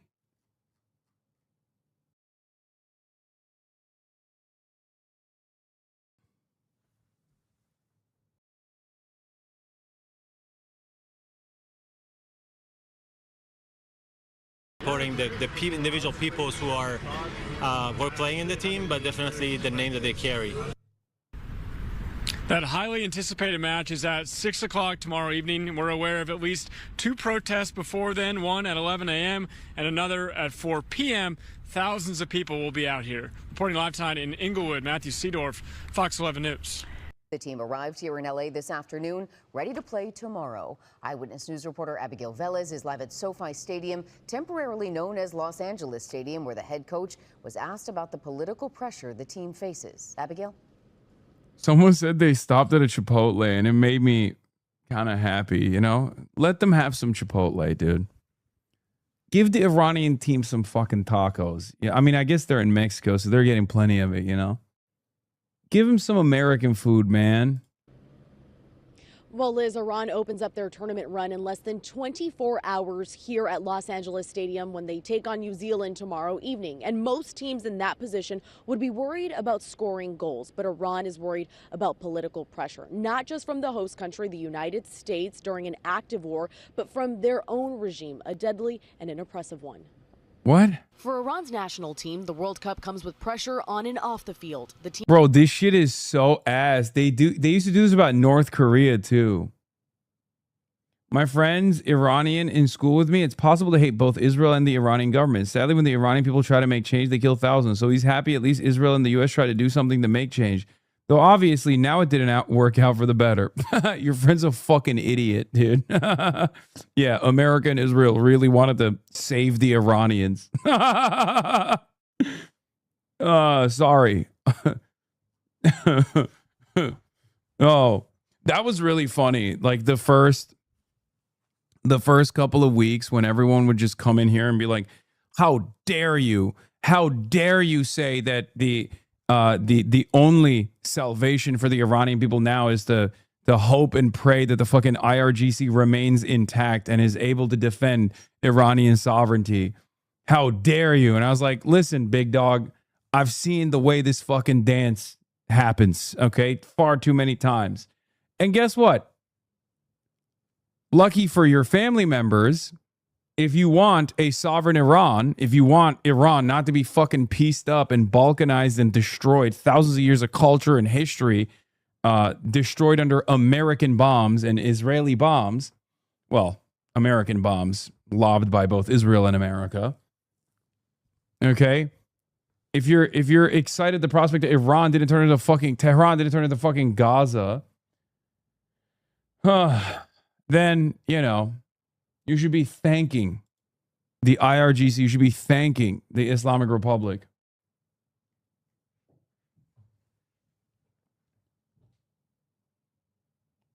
It's totally ridiculous. I want to say that we came to play football for all the people of Iran, whether they're in Iran or outside of Iran. And football can always unite any faction in the country. What we do is make our people happy, whether they're outside of Iran or inside of Iran. And we want to bring everyone together in this way. Bro, even the Kurdish militias were like, nah, we're good. Yeah, even the Kurds learned the lesson of the U.S. supporting your people after Rojava, told the U.S. to fuck off and kept the weapons. Exactly. Israel was like, come on, Kurds. We gave you all the weapons.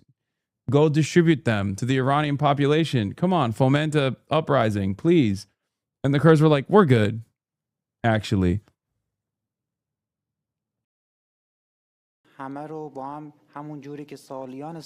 Just as the civilized country of Iran has been united for many, yeah, they're going to be like, no, he's saying that because he's being held, his family's being held at gunpoint. Iranian forward Mehdi Taremi pushed back at the U.S. journalists who asked about safety concerns around the squad. How sure are you that the U.S. is a safe country for us? How do you see us? As politicians or as sportsmen? We are sportsmen. Trump has to see it the same way. The player of a country who's at war. I have a question. Very from USA, yeah? Yes. Okay. Yeah. But you sure we are safe there? Well, Donald Trump has said at times that he wasn't sure he could guarantee your safety. Yeah. So. But how you see us as a politician, guys, or we are a sportman?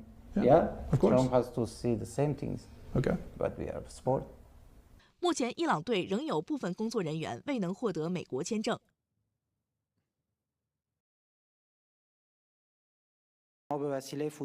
Many years we want to do this through football, and our intention in participating in the World Cup is to make all Iranians across the world happy. So,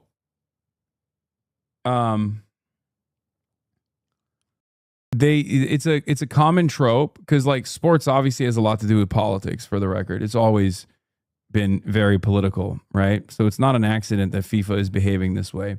But one of the most common metas is like when North Korea was participating, they'll be like, "Oh, North Korean players, they are going to defect." That's number one. But they can't defect because their families are being held at gunpoint in DPRK.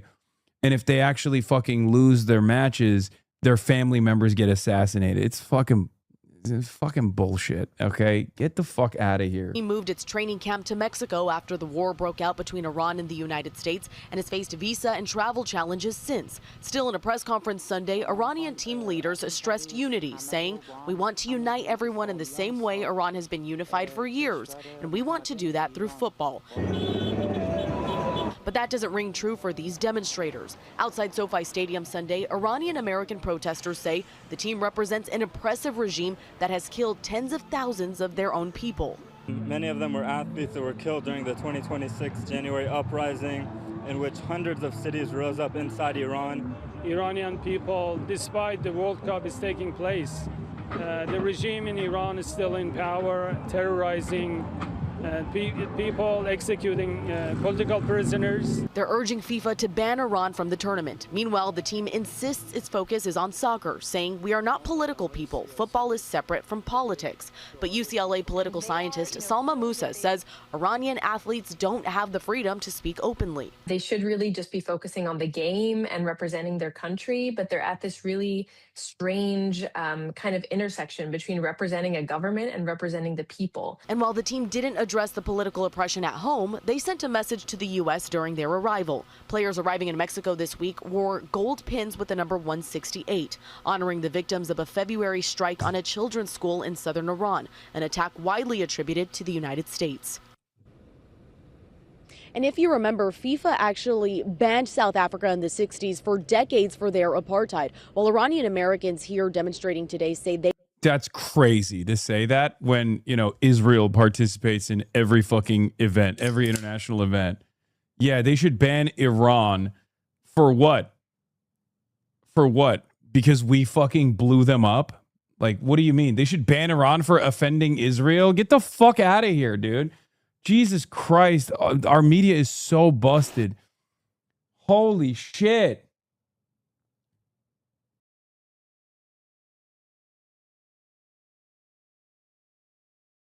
Like, American propaganda is so effective. You got diaspora from other countries parroting it. I mean, that makes sense. It's like diaspora always behaves that way. Iranian monarchists will have to carry the moral shame of dancing and twerking for Trump most publicly hours after 168 school children were murdered to their graves. Yeah, if they had the capacity to feel shame, they would feel it right now, but they don't.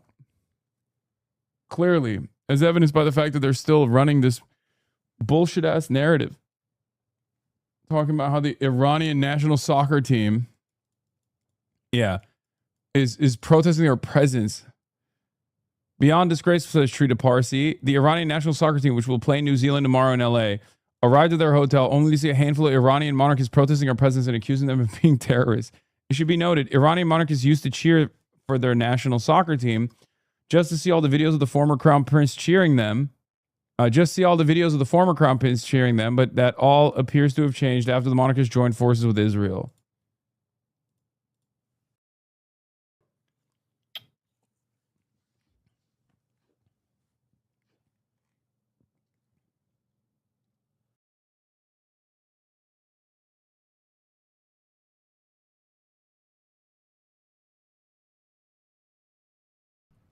Anyway, Cory Booker predictably is attacking Trump from the right, which is expected, of course, because he is a Israel first stooge. One of the great quotes from American history is a group called Public Enemy that said, "Don't believe the hype." This is an utter disaster. And this president, what he's advertising right now, is nothing more than getting something open that was open before. And what's the price that we're also going to be paying? We're going to be releasing billions of dollars to this enemy that now Iran is going to have billions more dollars to rebuild their military and to fund their. Oh my fucking God, dude. Like, straight up posturing from the right. Oh my God. Hasbara operative. This is a failed president. Attack from the right, vapid mugging, brainless APAC demagoguery, my kingdom for an actual opposition party. Jesus Christ, dude. Someone said Tory Booker. Oh, yeah. Speaking of which, by the way, Israel's campaign of punishing its critics continues. Obviously, I myself am a recipient of many of these attacks. Here is another one, though. Nicholas Kristof of the New York Times, who famously wrote the article that was released on the opinion editorial section that was properly sourced, of course, about the Israeli rapes against Palestinian detainees and Palestinians living in the West Bank. Now, Max Tani reports, New York Times is reviewing Nicholas Kristof's columns after he failed to disclose ex-donor ties in a series of columns. When Kristof returned to the paper after a failed bid for governor of Oregon, the New York Times said he would disclose financial ties when writing about former donors. Washington public relations firm SKDK's work on behalf of a pro-Israel organization included extensive opposition research work, cataloging tweets from a then Washington Post reporter covering the Middle East.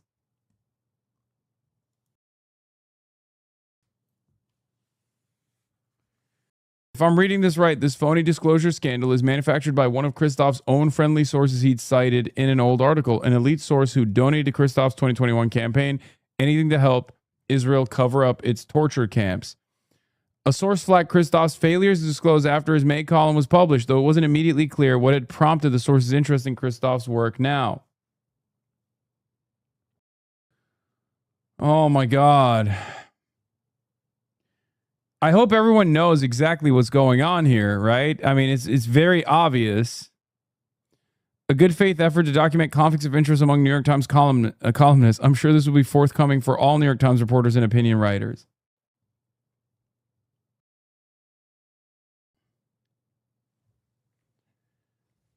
I can't believe that, lo and behold, you fucking piss off Israel. There's always something. There's always something people find to try and humiliate you, to try and fucking attack you. Always.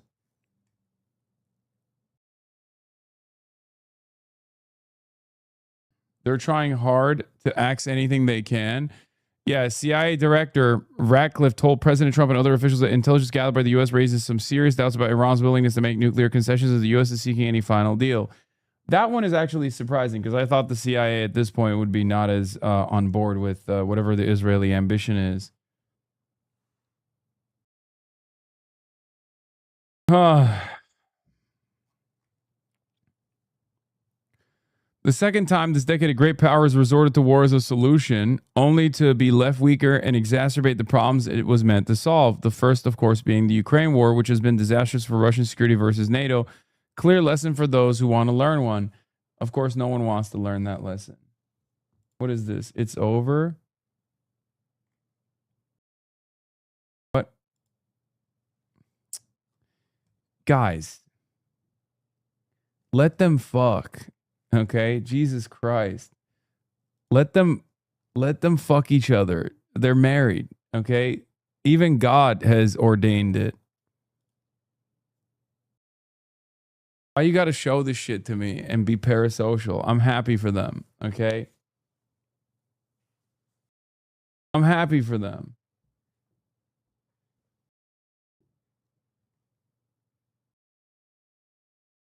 Checking in on our greatest ally. Don't bullshit us, Trump. Netanyahu loyalists rage at treacherous United States over Iran deal. What is this? UK kids react to the ban? Oh.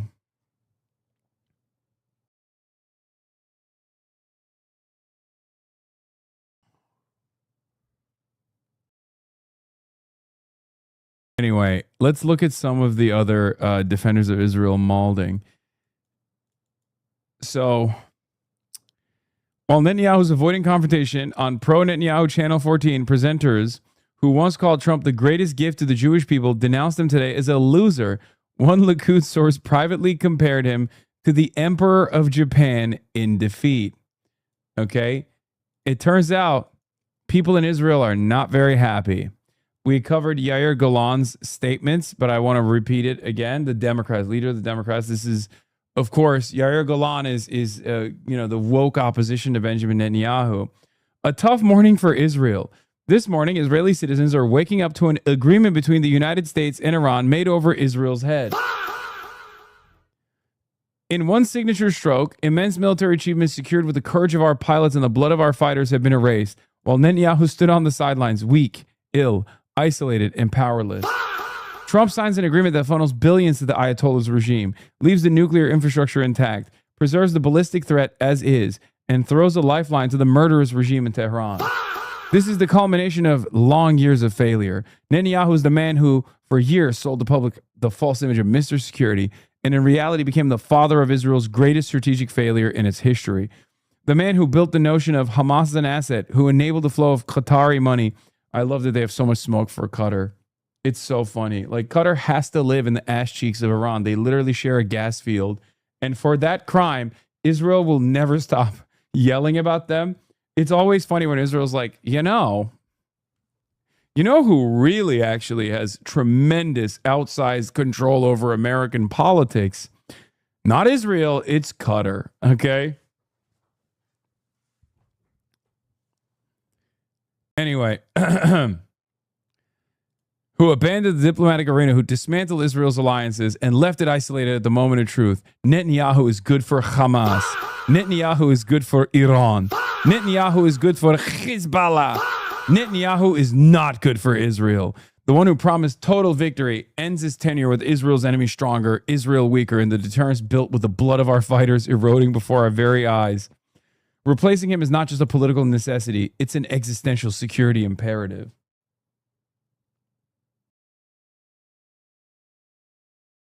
Kamala's org listed things $300 billion could pay for. Look at number 3, Lib's gonna live. Healthcare subsidies for 22 million Americans for nearly a decade. Huh. I don't know. I have a better solution to that. It's called Medicare for All, but what are you gonna do? Replace him with whom? A Nazi with a different name? Yes. I mean, that's probably what's going to happen.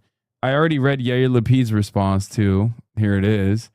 He did a 13-point plan that doesn't even make sense because it falls apart. Anyway, let's take a look at the clip compilation. Deep dive into Netanyahu's crash and burn with Trump. Israel's significant achievements became a dependence in which Netanyahu in most cases can't really say no. Buddy, you're the nation state of Israel. What the fuck do you mean? Like, you know what? This is going to come across like me defending Benjamin Netanyahu, which I'm not.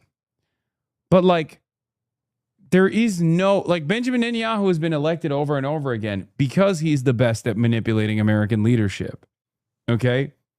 And the entire reason as to why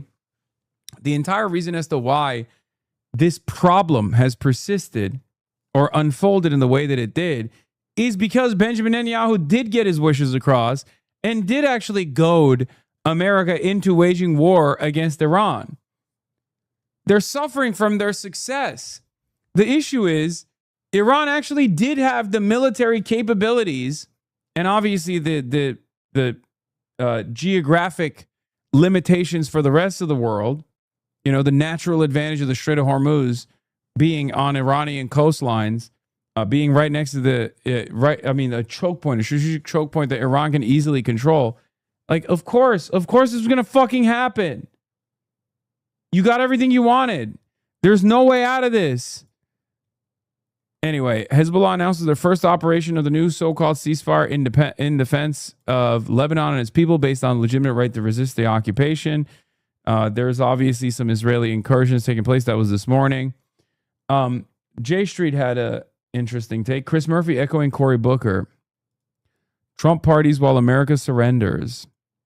There's absolutely zero sense in trying to hit Trump on not having gone hard enough against Iran. You're not going to win on their turf. You're not going to win on their turf. Also, what's the victory here? What's the victory here, guys? That, we just go back and blow up more Iranian schools? Is that the victory? For what purpose? For what military achievement? But of course, here it is, another malding moment. Jewish Dems not supportive of Trump's negotiated MOU with Iran.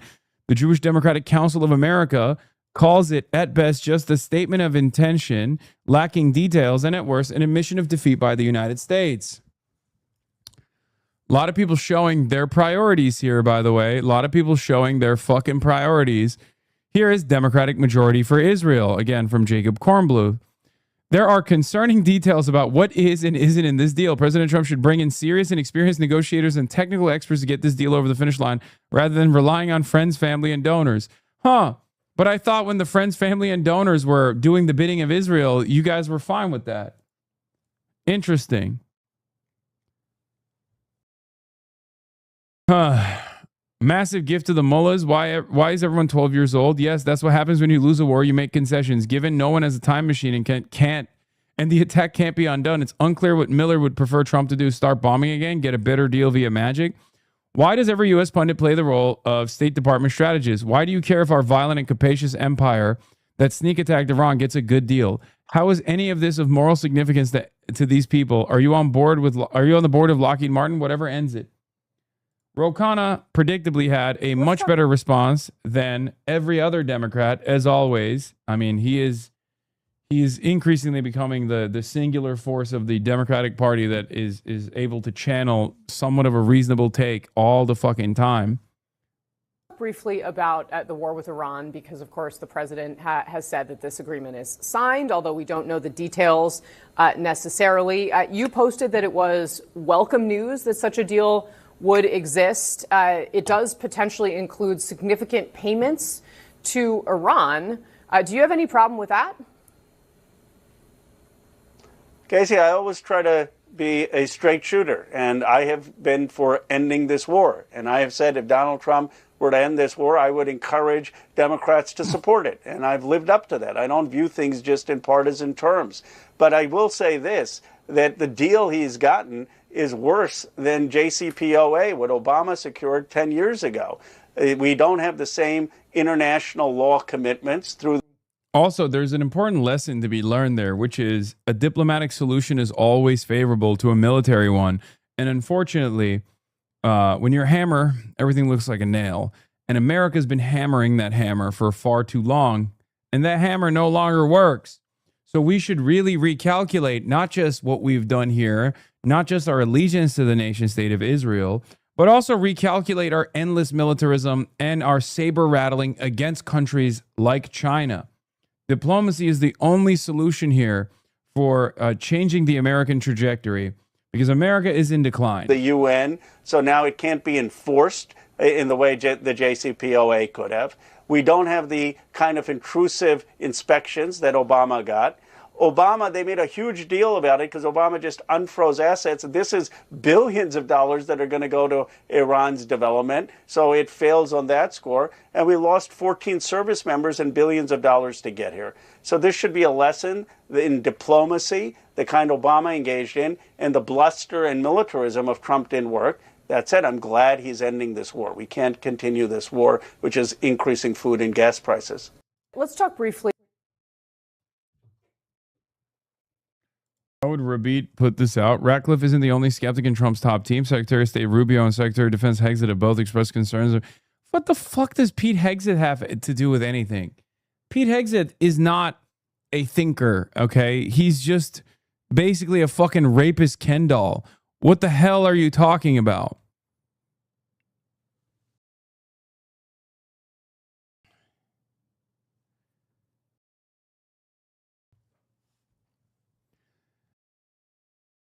Fuck it, make Elon pay for it. That's funny. Israel out here, Hitler maxing. I can't stop the hammering. Fuck it, make Elon pay for it. I like that. I like that. That's what we should all unite behind. Too much money. It's only one guy can afford to lose $300 billion. Okay. An Israeli stab in the back myth focused on Witkoff and Kushner, which, much like the original one, centers around on supposed Jewish disloyalty. Yeah. That's really funny. Just so you understand the level of derangement of the BB cult, this Channel 14 host, who's close to Netanyahu, calls VP Vance scum, and Kushner and Witkoff, two K words bought off by Qatar for the MOU with Iran. Who is not to blame for this whole situation? Netanyahu. Yeah, they're doing... I did see someone sincerely post the classic stab in the back poster, but this time... it was America, and it was the American face that was like supposed to be the Jewish face, and then instead of the German face, it was Israel, Lebanon, the monarchist flag of Iran, and I forget who else, but they're such fucking Nazis that they're literally doing Nazi memes. It's so funny.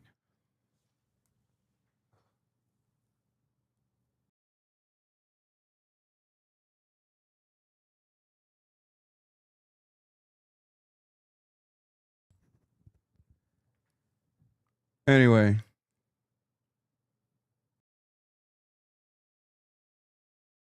As usual, the most anti-Semitic people on the planet are those that support the entity. Of course. Of course. Oh, Mark Levin. He's been crying nonstop. Appalling. They fought besides us. Now we celebrate talks with the enemy. And the enemy knows more than our ally. This is shocking. Netanyahu at the press conferences, we still don't know what the agreement will be. Oh my God. Eat shit, Netanyahu, you fucking piece of shit.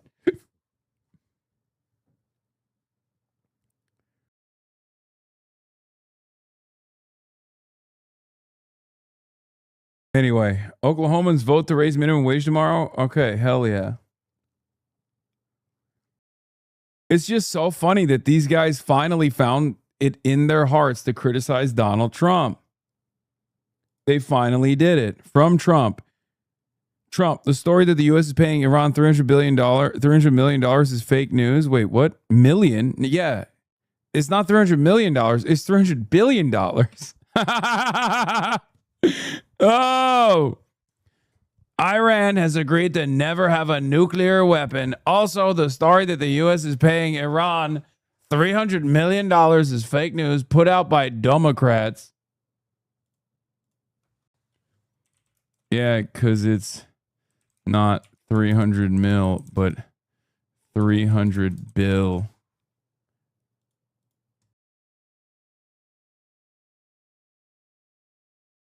Remember, Iran's defense budget is only $9 billion a year. Oh my God, they're gonna make so many Shahed drones with that. I'm a numbers guy. Okay, I'm a numbers guy, and let me tell you, when a war is fought and Donald Trump loses the war, He's going to do the numbers, guy. I know you like the number. 300 billion is nothing. Is nothing for Donald Trump. He's such a good business guy. It's nothing for him.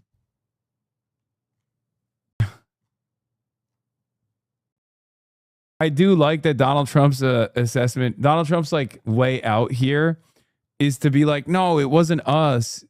It's just like unfrozen assets. And also the Gulf countries are paying for it. So it's fine. Donald Trump, he's like, Mexico will pay for the wall. Mexico will pay for the wall. And Dubai will pay for Iran.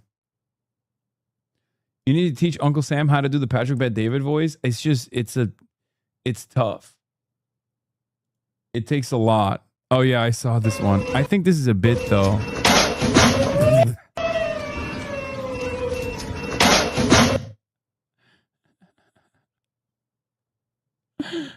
That feels too funny for it to be real. Yeah, this is also a funny irony here. Hilarious timing that Trump just got through excommunicating the MAGA wing that would have supported his capitulation deal most, Tucker, Massey, etc., in order to throw in fully with the hardcore pro-Israel MAGA wing, Mark Levin, Laura Loomer, FDD, that'll be screeching hardest against it. Making the GCC pay for something they didn't even do is insane. Brother, they signed off on being vassals. Okay? And I'm certain that if given the opportunity to end this conflict, the fucking Gulf monarchs would gladly pay the $300 billion as long as it stops killing the idea of Dubai or killing the idea of Riyadh or killing the idea of Doha, which, you know, to limited degree, they were bombing as well. Are you fucking kidding me? 300 billion is nothing. These guys are just like, all right, whatever. Please just stop bombing us. Yeah. Adam Johnson also giving it to Chris Murphy. Chris Murphy talks about how Trump is surrendering. He says the idea that U.S. is surrendering to Iran is very funny. I'm pretty sure Iran is not occupying Dallas or Kalamazoo or installing a puppet regime in D.C. Tom Nichols is a consistent warmonger and neocon, and it'd be cool if top Dems didn't let him shape messaging around this.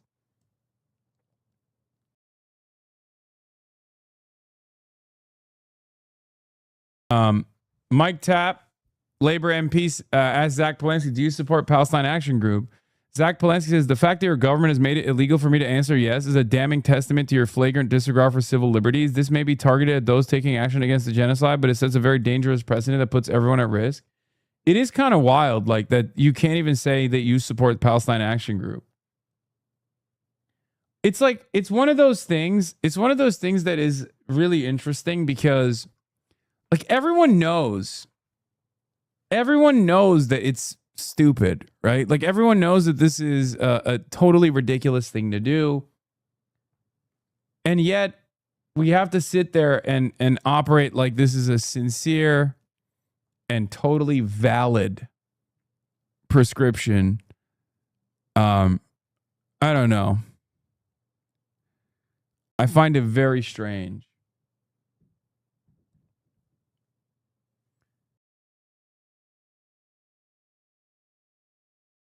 Have you seen the Israeli Telegram shitting on Trump? Yes, it's my favorite as far as hog posting.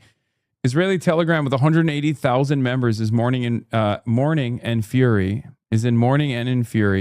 God will curse Trump. The first war in Israel's history that we lost. We have to admit the facts. Iranians taught America a lesson. Hopefully in 10 years we won't be dependent on American idiots. Well, that might be the case, but not in the way that you're perceiving it. Huh. That would be nice, though. Yeah, we had with the UFC thing. And last but not least, Netanyahu. Sometimes I do not agree with Trump. Therefore, Israel will do whatever it takes to maintain its own security. Good luck. Yeah, that's not the first war that Israel lost. Obviously, Hezbollah has rolled them on numerous occasions.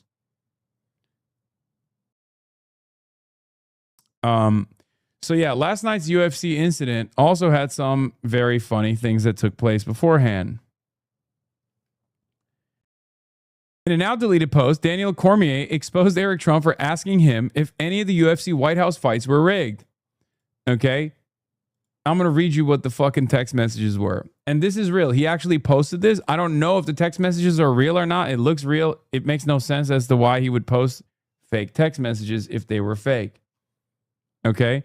Daniel Cormier, famed UFC fighter, now commentator, says, I'm probably going to get a lot of flack for bringing this to light. However, I refuse to stay silent. The UFC is a sport that I'm deeply passionate about. I will not tolerate this type of insider behavior. Shame on anyone trying to ruin this beautiful event. And it's Eric Trump hitting up Daniel Cormier going, hey, Daniel, I'm going to be attending UFC 250 tomorrow. Saw you were casting. Hope to see you there. Yo, Eric, didn't expect a DM from you. Excited to meet you and the family. Much love, brother. Anything you can tell me about the fighters tomorrow? Who you got winning? Haha, I like to stay unbiased, but I love watching Nick fight.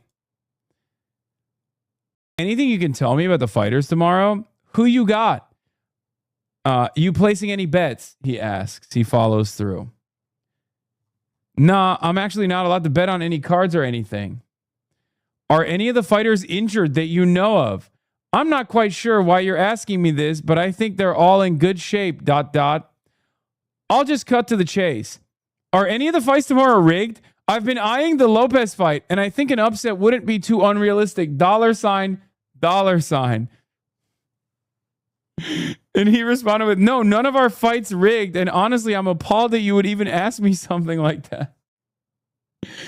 And then he obviously posted it, and then he deleted it, right? Nickel is how his name is pronounced. Okay, thank you. So, and then it's even funnier. He turned around and he claimed that his account was hacked. First, he said he did not do it. First, he was like, no, this didn't happen. What? Upgrade to enjoy all the times? No, man. I'm not going to upgrade.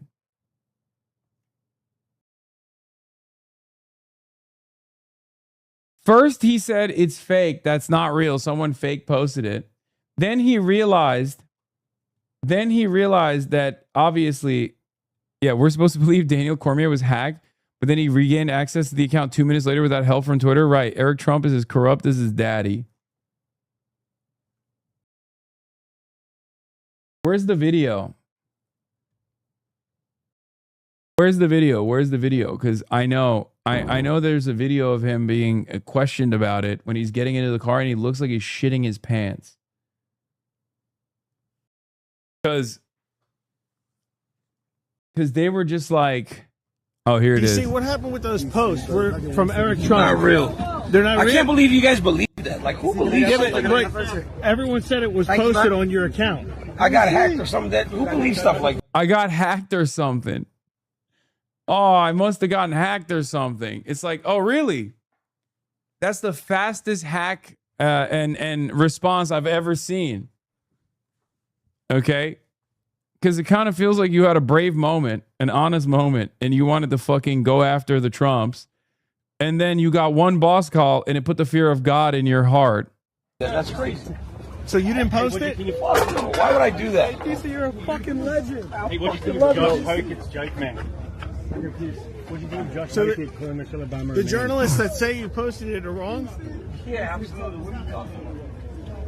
Thanks, Rudy. You're welcome. For more content like this. Yeah, it's not a fucking hack, man. Yeah. Thanks, DC MMA. Yeah, no one believes you. Okay? No one fucking believes you, you piece of shit. Oh my God. As Sam Cedar asked, why didn't he immediately post that he was hacked after deleting it? Yeah. No, we all know what happened. It's a real fucking DM that he posted and then got the boss call from Dana White on. And Dana was like, what the fuck are you doing, idiot? They're going to kill you. So he deleted it and he thought, oh, I got hacked. Why does he even want to bet? His family has made billions since Trump's been in power. Fucking greedy demons. Dude, I was talking to Felix about this. My speculation is, okay, you know how oh my God, I almost said LeBron. You know how Michael Jordan was a massive degenerate gambling addict? And when you become like super addicted to the thrill of gambling, you will literally do the lowest level gambles, right? Because it's all about that fucking win. Michael Jordan famously used to gamble with like the security at the stadium over whether or not he can make like 5 fucking napkins into the trash bin in a row, right? He bet on golf swings and shit. So I think for these guys, it's just doing crimes. I think the Trump family has gotten so used to doing like schemes, like low level, no matter how low level the scheme is. Like he's out here putting potentially billions of dollars of risk on the line to make what, 10 grand on a fucking betting market, maybe 100 grand at that. Like, that's nothing for the Trump family. You guys have been stealing from the fucking federal government nonstop.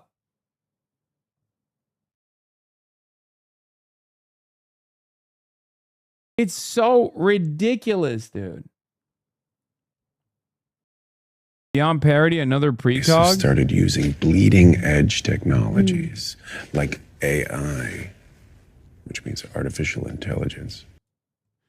God, Homelander reminds me of Austin so much sometimes. Yeah, it's very clear he posted it and then, like, obviously chickened out. What is this?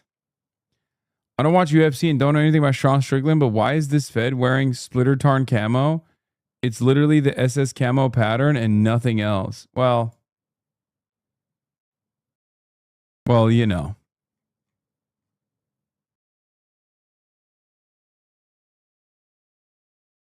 Designed during the Weimar, introduced over a year before the Nazis took power, and was worn by the Wehrmacht forces, not SS. Truly an abysmal display of knowledge on your part. Oh, never mind. I didn't realize it was the clean Wehrmacht.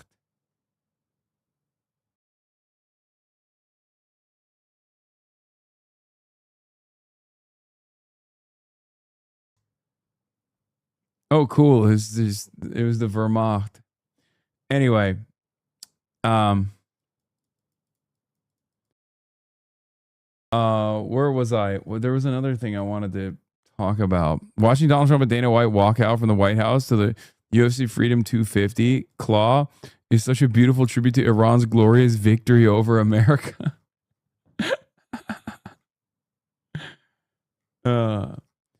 Yeah, look, you guys know where I stand on this shit. I mean, it's idiocracy 100%. I just don't think Trump is allowed to feel happiness. Like, I think you haven't done anything to deserve like a good birthday.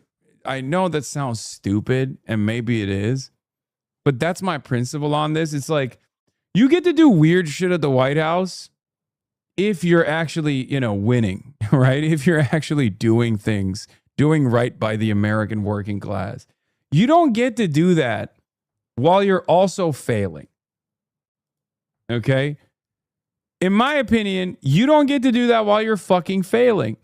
And the other side of the story, of course, is I'm reminded of a time when a lot of the very same people that are now celebrating the Trump White House initiatives, the UFC initiatives, used to say Barack Obama's going to turn the White House into a black house. He's going to turn it into a crack house because he's black. Get it? Like, they were being unbelievably racist, including, but not limited to, the freak out that endured when Barack Obama converted the tennis court on the East Lawn, I think, or South Lawn, one of the fucking lawns. There's a tennis court.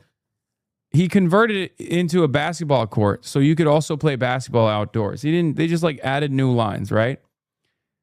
Paid out of pocket and everything. So I said, remember when people freaked out because Obama converted the White House tennis court to allow basketball? People who had lots to say about that are the exact same people who absolutely love this shit. Like, it's almost a flex. This is like unbelievably white trash.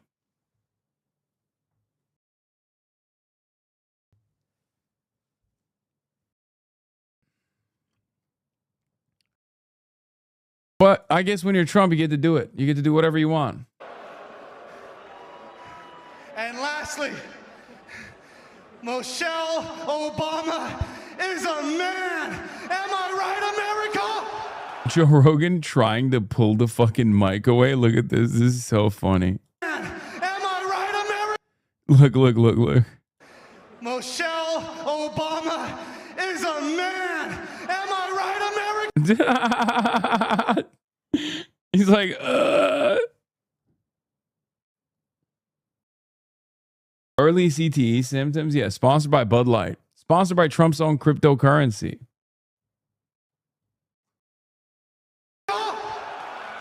Yeah, don't misunderstand me. Joe Rogan is a piece of shit through and through. But even a piece of shit knows what lines not to fucking cross. Ladies and gentlemen.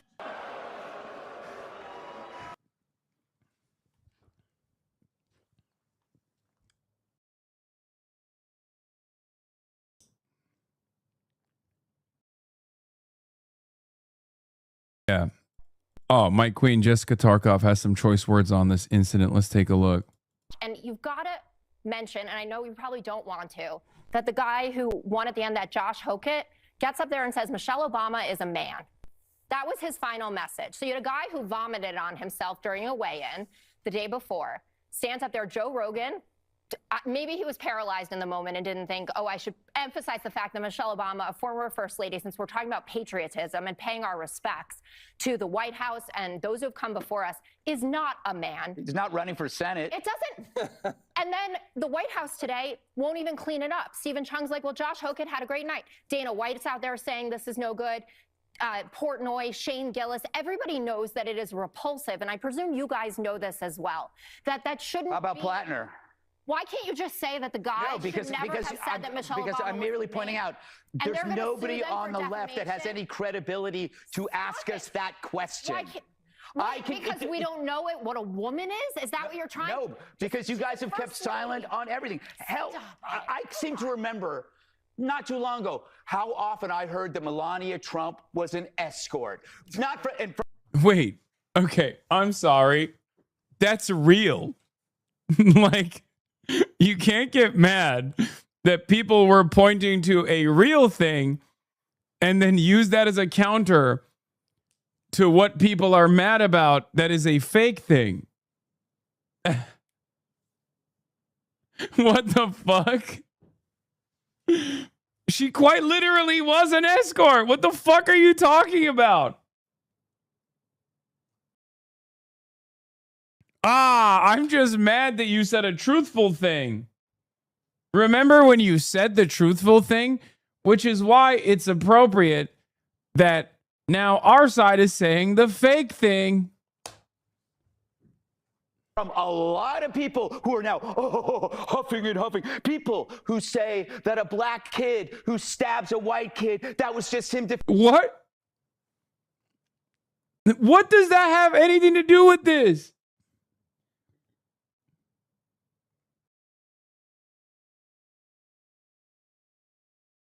Trying to imagine if Obama had spent $60 million to host a pay-per-view NBA event at the White House where LeBron called Melania a hooker. Yeah, again, it doesn't actually work that way because Melania is an escort. Like that's just true. You know what I mean? So no. Like, oh, imagine if someone did that and then they said Melania was a Jeffrey Epstein affiliate. Okay, she was. What am I supposed to do about that? It's not my problem. She fucking was. Why are you getting mad? Yes. I don't want to watch him fucking throw up on himself. Anyway, Shane Gillis was apparently there, and was his reaction. Hey, Shane, how'd you enjoy the night, man? It's pretty cool. What do you think? Why does he always dress like he's a golf caddy? I don't understand that. Josh, Can you please? What do you think? What do you think of him saying Michelle Obama's a man? I didn't love that. Didn't love it? How come? Why did you think? A lot of people have said the opposite. That's why I. Oh, I don't like that. Trump's job. You guys, we're all good. We're all good. Thank you. What do you think of the cancel culture? You guys got me on a couple brewskis. All right, thank you guys. But yeah, I didn't like that. Oh, okay. She wasn't an escort? Dude, you need to look it up. What? Dude, what the fuck are you talking about? Yes, she was. What? She's literally an Epstein girl. But whatever, he was funny.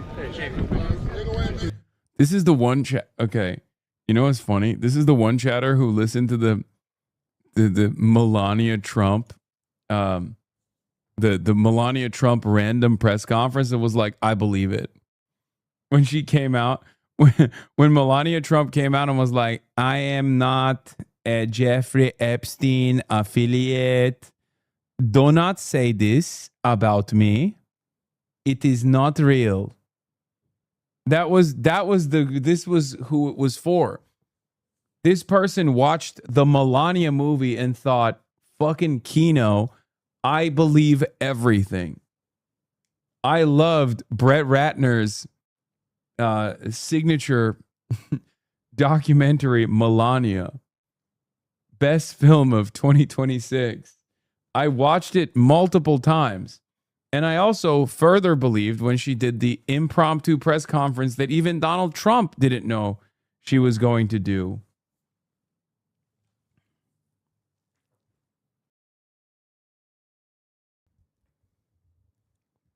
Excuse us. We're heading back. Thank you. All right, thank you, Shane. Did you actually watch the movie? Fuck no, dude. What are you, fucking crazy? What are you, crazy? All right, social media ban. Starmer announced a social media ban on all teenagers under the age of 16. Today could be the day childhood Classic labor hurting the Tories once again.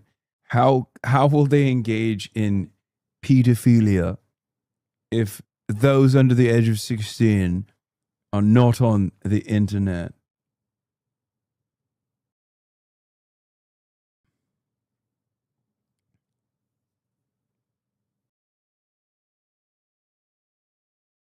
Lander refused to clarify whether he supports Daria Lisa and Claire, just saying that he was pleased to be in an ad that Mayor Mamdani brought together. Goldman says he supports Espaillat over Daria Lisa. Big surprise, right? Lander dodges the question and says he hasn't endorsed any other races, but he's focused on his own race. Goldman brings up the ad he appeared alongside.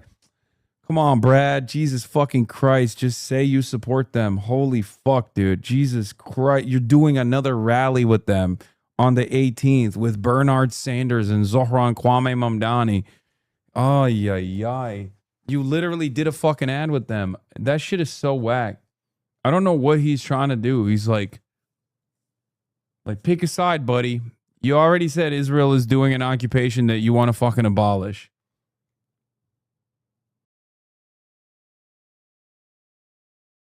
It's just crazy. It's just crazy to me. Ugh. Pick a side. You said it's a genocide. You said you want to end the Israeli genocide and the Israeli apartheid and occupation.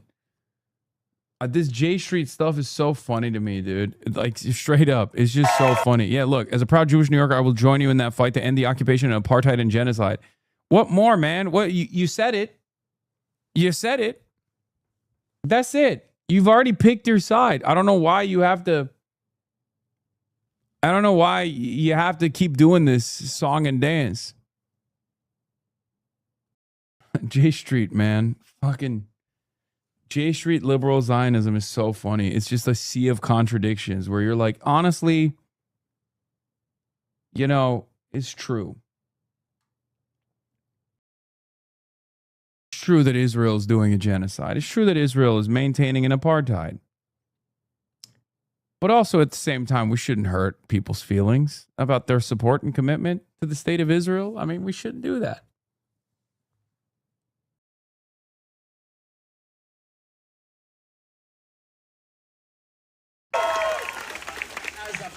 proud Jewish New Yorker. I will join you in that fight to end occupation and apartheid and genocide. Genocide. Genocide is a word, a term developed by a Jewish person, by Raphael Lemkin, who lost 49 members of his family to the Nazis, and who knew that genocide had happened before, and that it would happen again, and that we have... Yeah, look at Zoran shaking his head right next to it. Yeah, where did that word originate? The Armenian genocide, for those of you who don't know, initially. Okay. Both of them anti-Turkish. Once again. Okay, I shouldn't even joke about that because Clippers love this shit. To name it and the more fight you know. it together.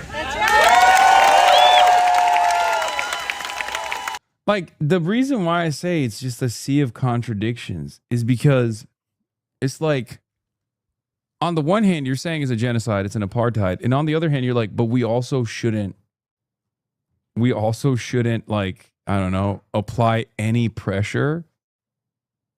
We shouldn't apply any pressure at all. Like, it's just so unbelievably inconsistent. You know what I mean? But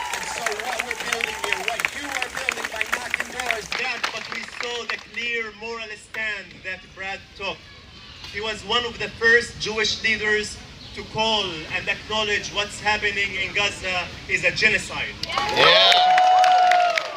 He's one of the first to pledge to end the support, the military aid to Israel. Yeah. And I know in my heart that he is dedicated and committed to the liberation of the Palestinian people and to ensure equal rights, not only in this country, but in Palestine and Israel as well. Yeah. Brad is not afraid to say free, free Palestine. Free, free Palestine. Free, free Palestine. Free, free Palestine. Free, free Palestine. Free, free Palestine. Brad is the type of guy who would disagree with the Iran deal better than Goldman, but no, he's not. No, I don't think he would. No, that's why it's so crazy. Bro, what do you mean? He's literally he's acknowledging that Israel's an apartheid state that did a genocide. My point is, it doesn't fucking make sense for him to then also maintain an anti-BDS position. It's just totally inconsistent. It looks like, yeah, Brad is definitely further to the left than Bernie on this issue. It's just that it's just like it I think guys like Brad are on the tip but just can't fucking fully commit because it's just like too much of a emotional hang up, which again is totally ridiculous because it's like, what are you talking about? We're talking about, like, if you actually believe it and you're not just saying the words, then what is the hang up at this point? You know, sever it. Finkelstein is against it too? No, not anymore. That's old Finkelstein.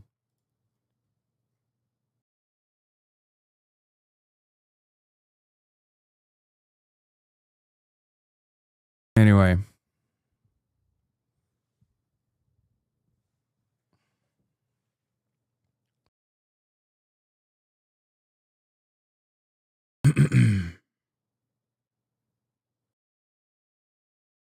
Will we watch the debate tomorrow between Adriana Espaillat and progressive challenger Daria Liza Avila Chevalier? Sure. What about the Nadler seat? I don't even talk about the Nadler seat. I don't even want to think about the Nadler seat. Okay?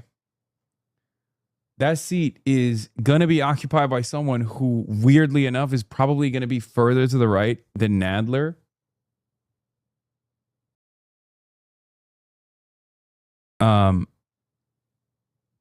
And yeah, that's it.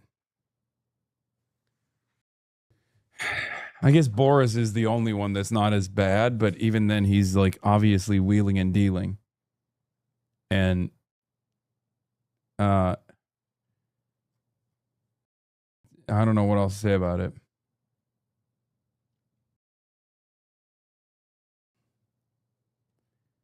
Yeah. Court of Appeals rules the Palestine action ban to be lawful. All right, let's get to the UK. Changed for the better in the UK. Or the day the country got its hopes up, only to be let down. How about that Indian Harley issue? Am I right? What is the Indian Harley issue? What is the Indian Harley issue? Why do you guys keep asking me about this? I have no idea what this is. Call back to what? Started with a grand announcement. The government will ban access to social media for all children under the age of 16. Not only were we following the Australian example of removing under 16s from platforms like Snapchat, TikTok, YouTube and Instagram from next spring, we were going further. We're taking world-leading action on gaming services and live streaming platforms, where, at the moment, strangers can contact any child unchecked. Romantic AI chatbots will be banned for anyone under 18, and popular chatbots like ChatGPT or Meta AI won't be blocked, but they'll be stopped from engaging in sexual content with young people. What about the children actually affected by the ban? Despite what the government says, these teenagers don't seem to want it. I miss using Snapchat a lot because I can't text my friends a lot, and also YouTube because a lot of my childhood memories were on YouTube, like watching with my parents and friends. My life on social media is just as important on my life in person, so I would feel like I try to get around the ban, obviously. I think I'd be a lot more bored because there's not much to do in my day-to-day life without it. But yeah, I think I'll be spending a lot more time on homework, which is not ideal. This social media ban has the potential to be momentous, to inspire generational change, but it all hinges on one aspect working: the ability to properly verify the ages of social media users. If that doesn't work, the whole policy fails. One of the big criticisms of Australia's social media ban is how effective it seems to have been. There is research released recently that suggested that more than 60% of young people under the age of 16, so young people that are now banned from using social media, that they were still using their social media accounts, which suggested that the ban hadn't been that effective. Yoti runs age verification for some of the biggest companies in the world. According to its CEO, the government needs to urgently learn from other countries if it wants to make this ban a success. The Australians were very clear that they were the first to do this and that it would take time for them to get this right. I think as an age... I don't feel good about this because on the one hand, I do think that... on the one hand, I think this has nothing to do with children and their media diet, or I mean, I guess it does have something to do with their media diet. They just don't want the kids to get radicalized, but not in the direction of neo-Nazi stuff, because I don't think they give a fuck about that much. I think they just don't like that kids learn too much about Israel too early without getting the sufficient social conditioning. And I think that's what pushed it over the edge. But I also think it's beneficial because it creates mass surveillance, an opportunity for mass surveillance for people. But also on the other side, I don't know. I feel like it could potentially be, don't destroy me over this. I do think that the internet is rotting people's brains, but I don't think this is the solution to it. Okay?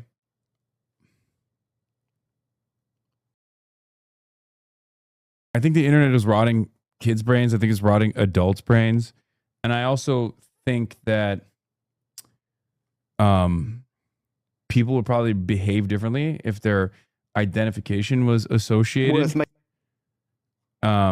Identification was associated with what they were saying on the internet. Having said that, however, it's not the same as a public space. It's not the same as a public space because it's totally trackable.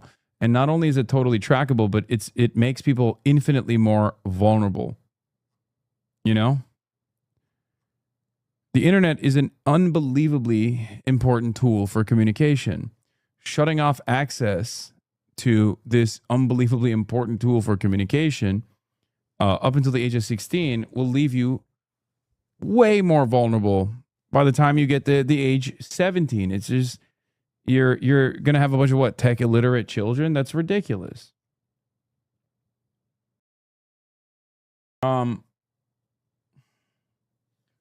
So yeah, I don't know. Yeah, pretty sure this is all coordinated between key Western states that want to end online anonymity. That's what it is. They're using like valid reasons. They're using valid problems, real problems. Please look into Alex Anthropic Boris before you say he's good. Wait, what? I never said he's good. The fuck are you talking about? I've been saying he's bad. I literally said I don't even care about this district. I don't want to even think about this district. Hello?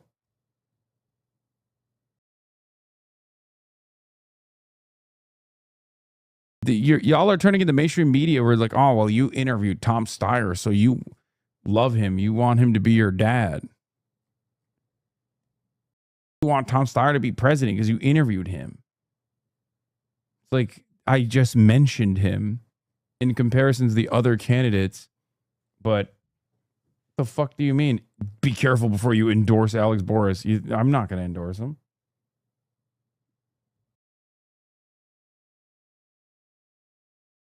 I wish Tom Steyer was my dad. I'd be rich. Yeah. Well, I already have a trillionaire father, so. Why is it not worth making a small sacrifice in order to save the under-16s? And I think far many more people than that should be saved from the pernicious material in which these tech giants are trafficking. But it's not a small sacrifice. It's an enormous sacrifice. It's not inconceivable that in a couple of elections' time, if we have a nasty regime in office, they will use the tools and capabilities and legislation that has been slowly introduced to clamp down on our freedom of speech and slowly over time erode our freedom of speech and make it easier for the government to snoop on us. The Soviet Union would be proud of this. I just don't think this is actually, I mean, it's a fucking dumbass ban, and I just don't think it's actually good for anybody. And it's not even just bad for under 16s. It's bad for literally everyone, including those who are over the age of 16, because now you have to put your fucking identification to go on a website. To go on the internet, everyone has to put their IDs up. Banning under 16s from YouTube mostly means banning them from logging in, which means YouTube will treat them less like kids and more like anonymous adults. Great job, UK. Do I think YouTube could handle its responsibility to kids better? Of course. Do I think they could create their product more family utility and less for holding attention? Absolutely. Does this help with any of that? No, it does the opposite.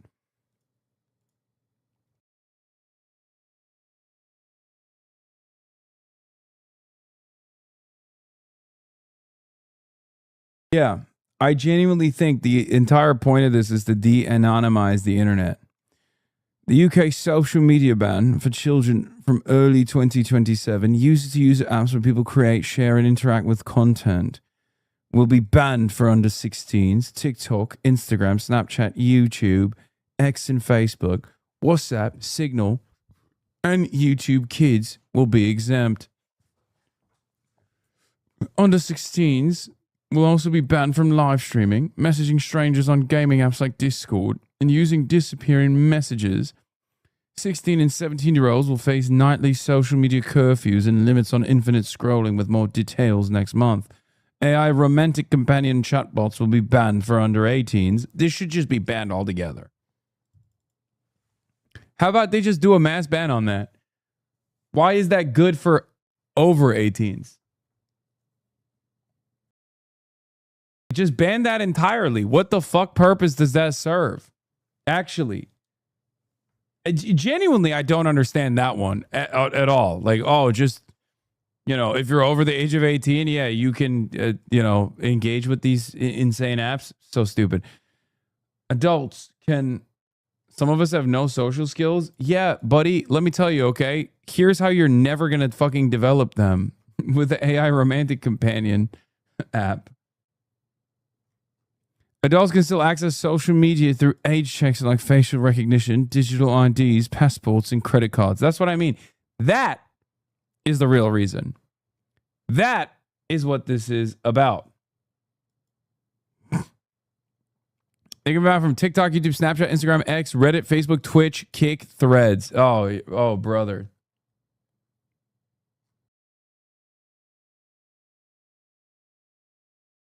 I mean, this will create an onslaught of less viewership for every one of these platforms too, because like a lot of people are just not going to fucking put their ID on the internet to access these apps. Company, we think that not requiring a buffer between the age of 16 and, for instance, a threshold of 18 to ensure that effectively anybody who is a young teenager wouldn't pass for 18, but possibly might pass for 16, hasn't helped. And tech companies like Meta, YouTube and Snapchat, maybe unsurprisingly, say the ban won't work. In fact, they argue it'll push children to unregulated platforms. But this is all detail of the ban, which seems to be missing from today's announcement. Instead, the government says it will flesh out the finer points in the coming months. We're making the big decision on the basis of the British public's voice. We want to get the implementation right alongside them as well. And so today is a big decision, but the detail we're going to work through with the British public, with experts, with what is technically feasible. It seems today was just the big idea. The devil's in the detail, and that is yet to be ironed out. Nikki Carroll, Sky News.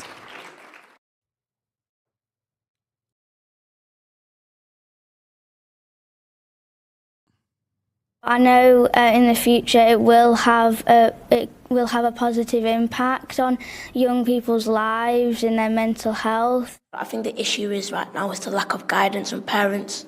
So I really think it should be. Bro, what did they find, like, how did they find kids that were like, no, this is great? They must have tried basically every child in the UK to find like 3 that are on board with this, right? The parents is what did they do? Give them candy? What the fuck? Did they bribe these children somehow to get them to say this script? Go watch how excited Larry Ellison was talking about forcing digital ID on the UK, centralizing all data and using it to enforce social credit mass surveillance. Go look at how eagerly his son bought up the biggest US social media properties to censor criticism of Israel. Yep.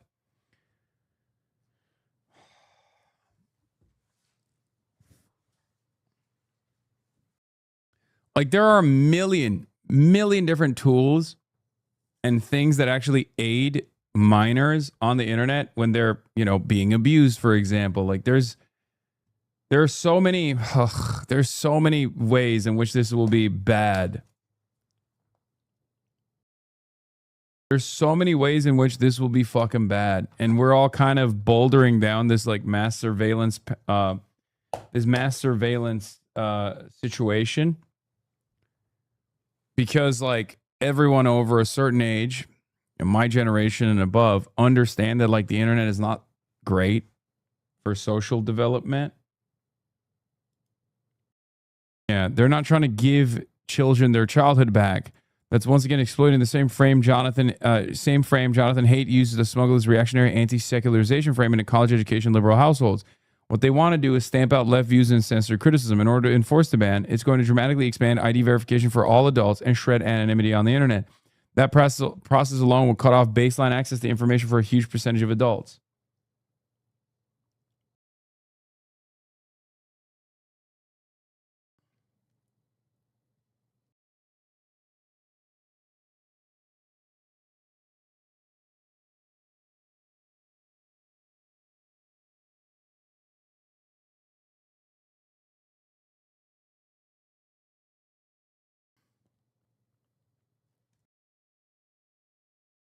Yeah, I don't see this being good at all. Responsibility to guide us children. It maybe shouldn't have been banned. Maybe it should be more restricted so you can't talk to people that you don't know or just people that aren't very nice. I personally think that it's the parents' responsibility to decide whether the children are mature enough for whatever social media apps that they're asking for, and a complete ban is a bit like authoritative and unnecessary. Mayor Zohran Mamdani was at the Knickerbocker Avenue Puerto Rican Day Parade in Bushwick, Brooklyn Sunday alongside Queens State Assemblywoman Claire Valdez, his endorsed candidate in New York's 7th Congressional District. It's an Queen. endorsement that happened to put him in conflict with a Puerto Rican political icon, the seat's current occupant, Congresswoman Nydia Velázquez. She walked the parade route trying to drum up enthusiasm for her preferred successor, Brooklyn Borough President Antonio Reynoso. There's no more popular, more influential person that has contributed so much to the island than Nydia Velázquez. The fact that I have her endorsement, it makes all the difference. These people trust her.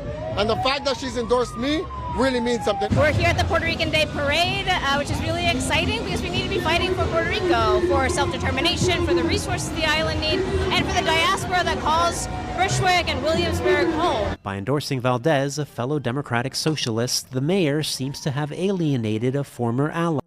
See, this is what I don't understand, by the way. Like, why is she why does she get to determine who becomes her successor?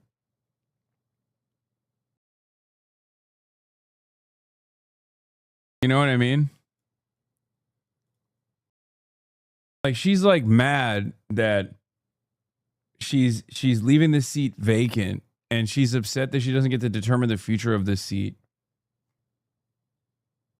Yeah, it's not a fucking lordship. You know what I mean? There's no dynasty rules here. It's strange. Ian Velázquez.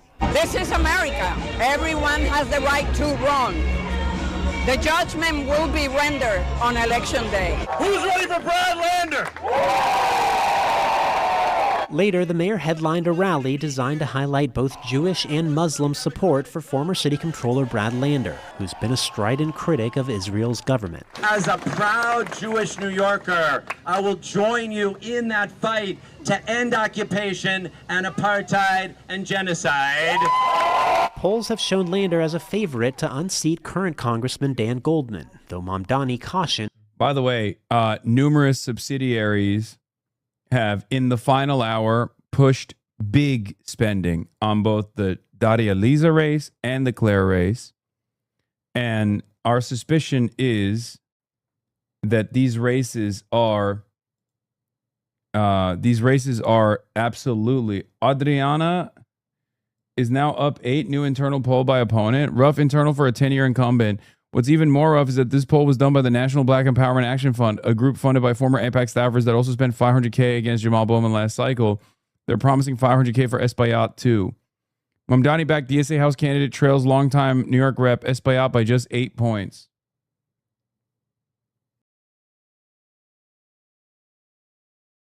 So here's the thing.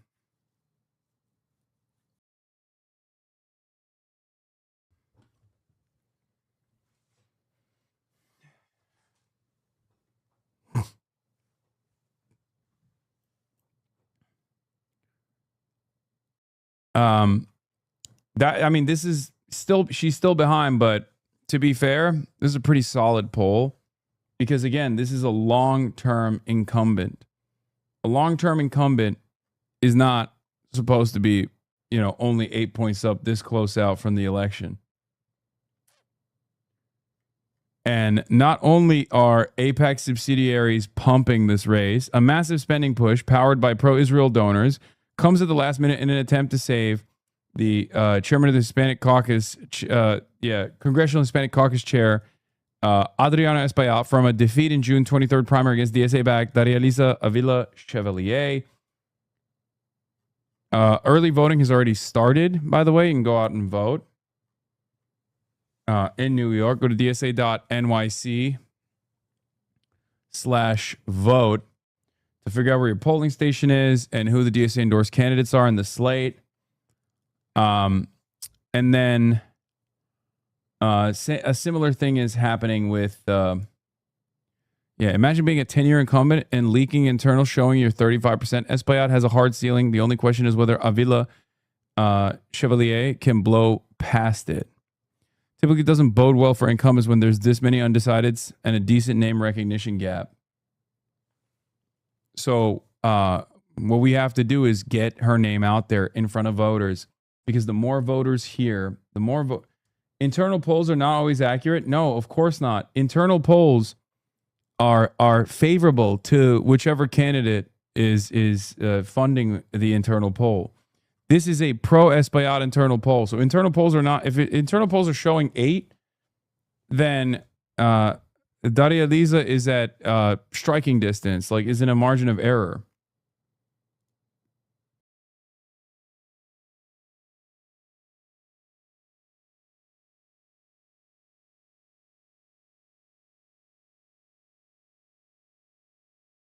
Daria Liza was my first canvas lead for Zoran canvassing last year. She's so awesome. Canvas with me, chat. Yes.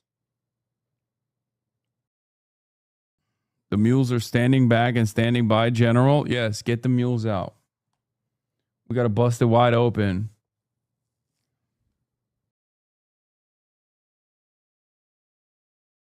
Hey, Hasan, I know that a DC is a city without much power from its constituents and not a state with electoral influence, but we really appreciate it if you consider checking out and possibly supporting our mayoral candidate, Janice E. Lewis George. She's leaps and bounds better than her opponent, Kenyon McDuffie. DC chatters want to know. Sure, I'll look into her as well. I'm sorry that I haven't been able to give all my attention to a lot of the races that are happening, that are pivotal, that are very important. New York Post. What New York Post forgot to mention in the stories of the person being interviewed here was the director for AIPAC. Funny how they left it out. The MBEAF Super PAC plans to spend at least $500,000 to aid Espaillat. The group is running a digital ad calling Espaillat a real Democrat while slamming extremists who want to gentrify your neighborhood. This is about making sure the public knows Congressman Espaillat is fighting hard for Black and Hispanic New Yorkers and standing up to outside forces that want to take advantage of our communities for their own purposes, said Darius Jones, senior advisor of the National African American Constituency Director for the American Israel Public Affairs Committee, AIPAC.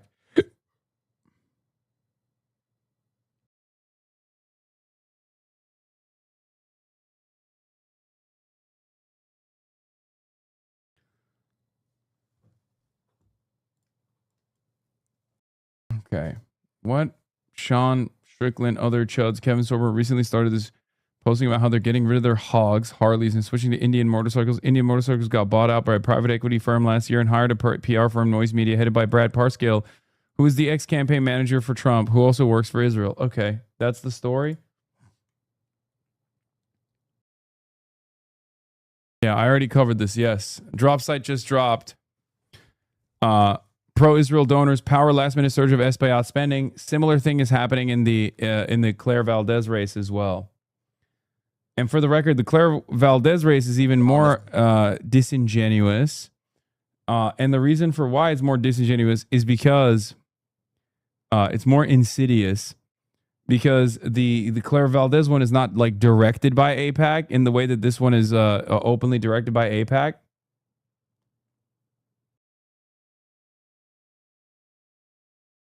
The story is they're doing an ad campaign and that is anti-work, saying that Harley's never killed his DEI stuff. Okay, I don't care about the Harley campaign right now, man. I'm sorry.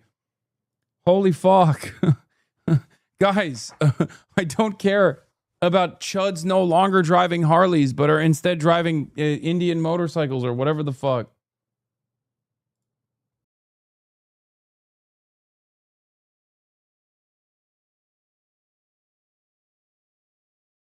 Jesus Christ, man. What is it that you do care about right now? Number one rule follower. Great question, number one rule follower. It's what I'm covering currently. 2 key congressional races that I went out to fucking New York to stump for, alongside the rest of the New York City DSA slate, who are you know, getting a shit ton of money. Their opponents are getting a shit ton of fucking money from these weird funding sources. Real Fight New York City. On Friday, a new super PAC dropped a massive ad buy attacking me and boosting Antonio Reynoso in the final days of this race. Because they formed so late, voters won't know who's behind them until after the election. The debate over super PACs rages on in the race to succeed retiring Representative Nydia Velázquez. Our Madison Fernandez writes in, Assemblymember Claire Valdez has taken aim at Real Fight New York City, a super PAC that filed with the Federal Election Commission last week.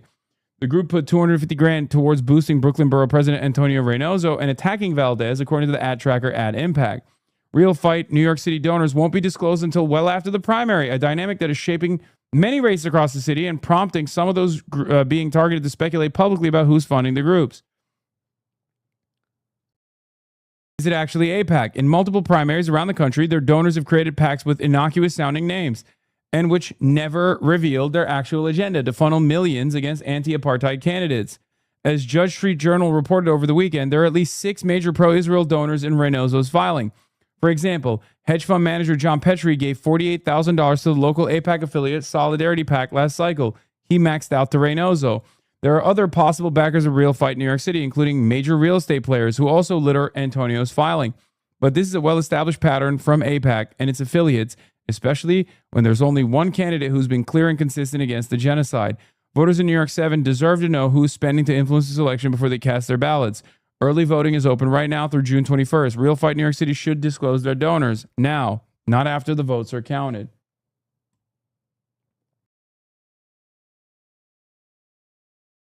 I'm in New York City. I've been seeing some really weird replies on Reddit and X attacking Valdez and hyping Reynoso in the last day or so. Yes, they got bots too. They do everything, okay? Israel will do everything in its fucking power to make sure that an anti-Israel candidate does not win their races.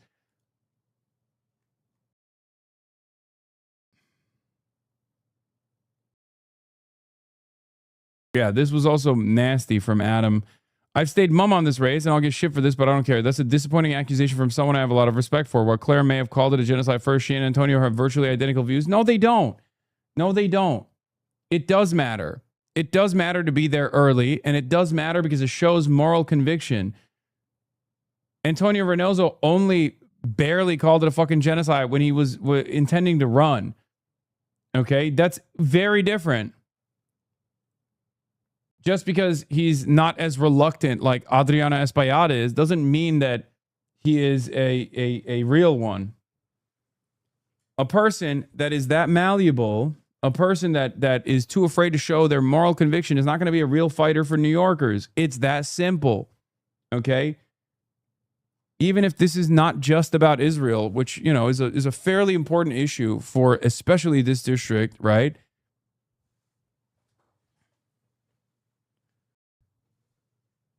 It's obvious to me that people who were there early should absolutely get to showcase their moral conviction. Because people who were there early did it in spite of the onslaught and the barrage of attacks.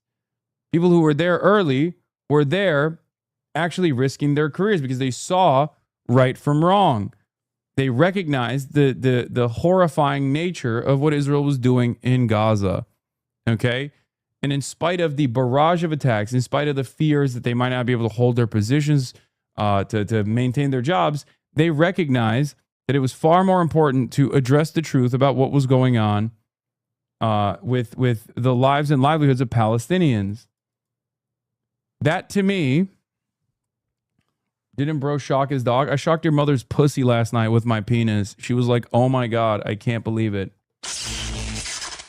I've never come so hard in my life.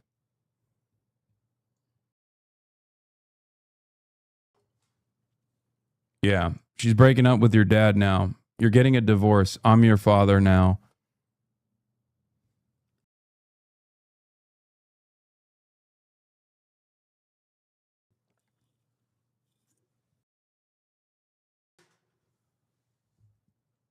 I'll fuck your dad too. Anyway. Pride Month. Where was I? Yeah, this is the mailer that they were also using. Just got a mailer attacking Claire from Reynosa, Brooklyn, citing right-wing slop to back up their bullshit. Attacking Claire with the help of Rupert Murdoch is a really good example of what this campaign is all about. New York Post, Jewish Insider, New York Post. Nasty. Nasty business. Yeah, also, France's foreign disinformation watchdog says it suspects Israeli influence firm Blackcore of carrying out digital interference operations not only in France's March local elections, but also in New York City's 2025 mayoral race and elections in Scotland, as well as Angola and Togo. French authorities previously linked Blackcore to an online smear campaign targeting 3 pro-Palestine candidates from the France Unbowed Party. Officials now say their investigation indicates the group deployed similar online influence operations in multiple countries. France has asked Israel for explanations and assistance in determining who may have been behind the alleged campaign. Yeah, I'm sure fucking Israel is going to revealed at.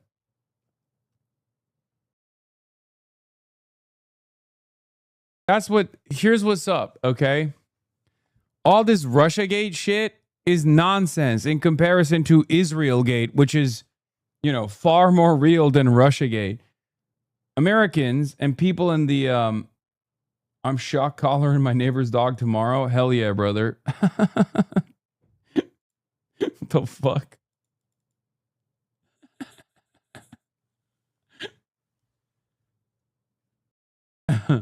It's so stupid.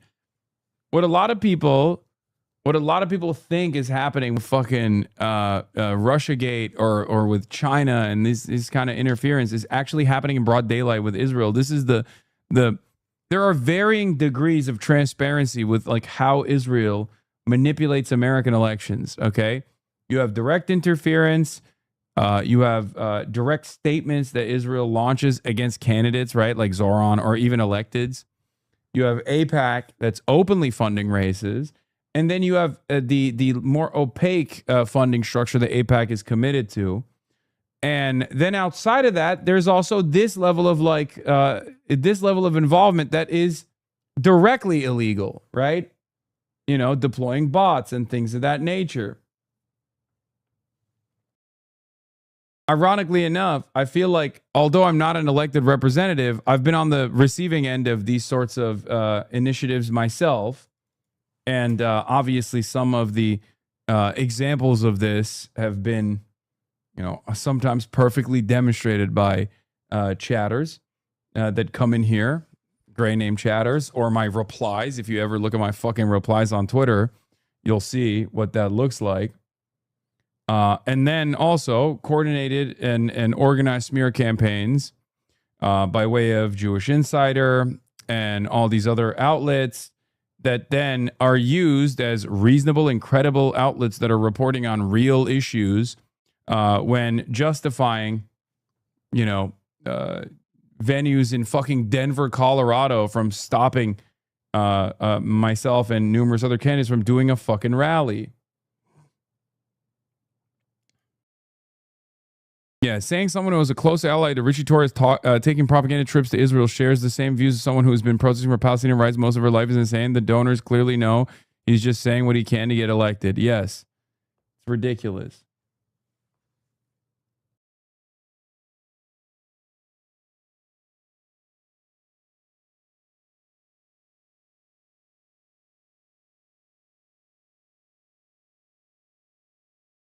Congressional candidates file a complaint with the local attorney general accusing Israel of interfering in his election. Kai Newkirk, running for Arizona's 4th district. This guy's good, right? He's a really good guy, right? He's political. Isn't he like DSA endorsed too, or DSA backed? Yeah. I mean, unfortunate last name, yes, but like he's actually chill. Yeah, Newkirk just dropped. A bunch of upset Americans on their way to reply to my latest tweet.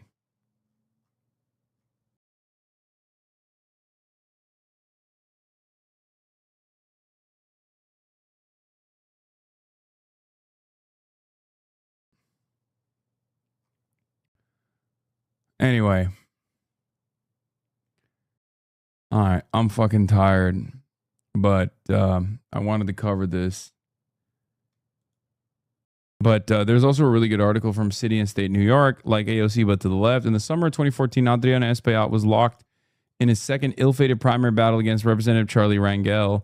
That same summer, 20-year-old Daria Elisa Avila Chevalier was in Palestine, and her entire worldview was being turned upside down.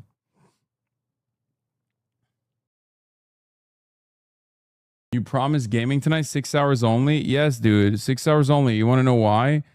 Because I'm fucking tired. I just traveled for the last week. Give me a goddamn break, please. Can I?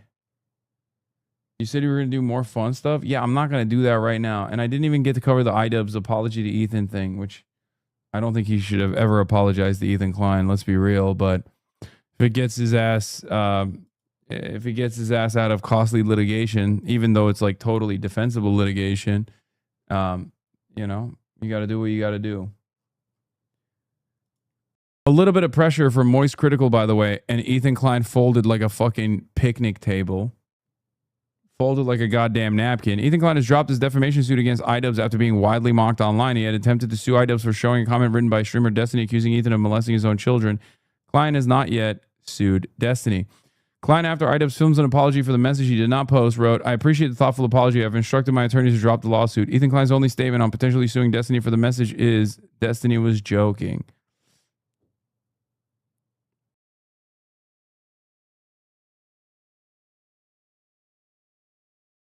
God, he is fucking...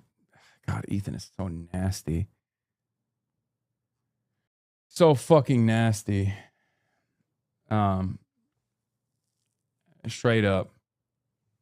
All right, drop the rest of the fucking suits then, big guy. You know? Like, this is why I wasn't so critical of Moist Critical. Because a little bit of pushback, and I think it forced him to buckle. You know?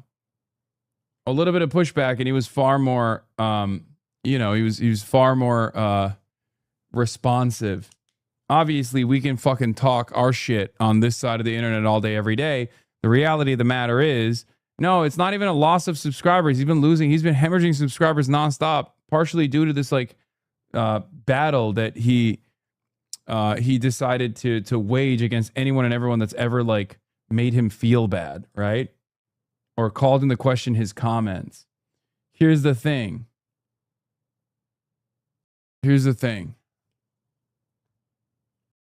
The reality of the matter is, the entire commentary sphere on the internet is unbelievably slanted to the right.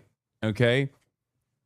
You know this already. You've seen it already. I am a recipient of their endless amounts of hate. But when it's Moist Critical that comes out as like a major content creator who's like, this is kind of fucked up, what are you doing? All of a sudden, all of the forces of the internet commentary sphere will take a second look at what Ethan's been doing and maybe realize that this wasn't a legal pursuit that they should be celebrating. That's what it takes sometimes.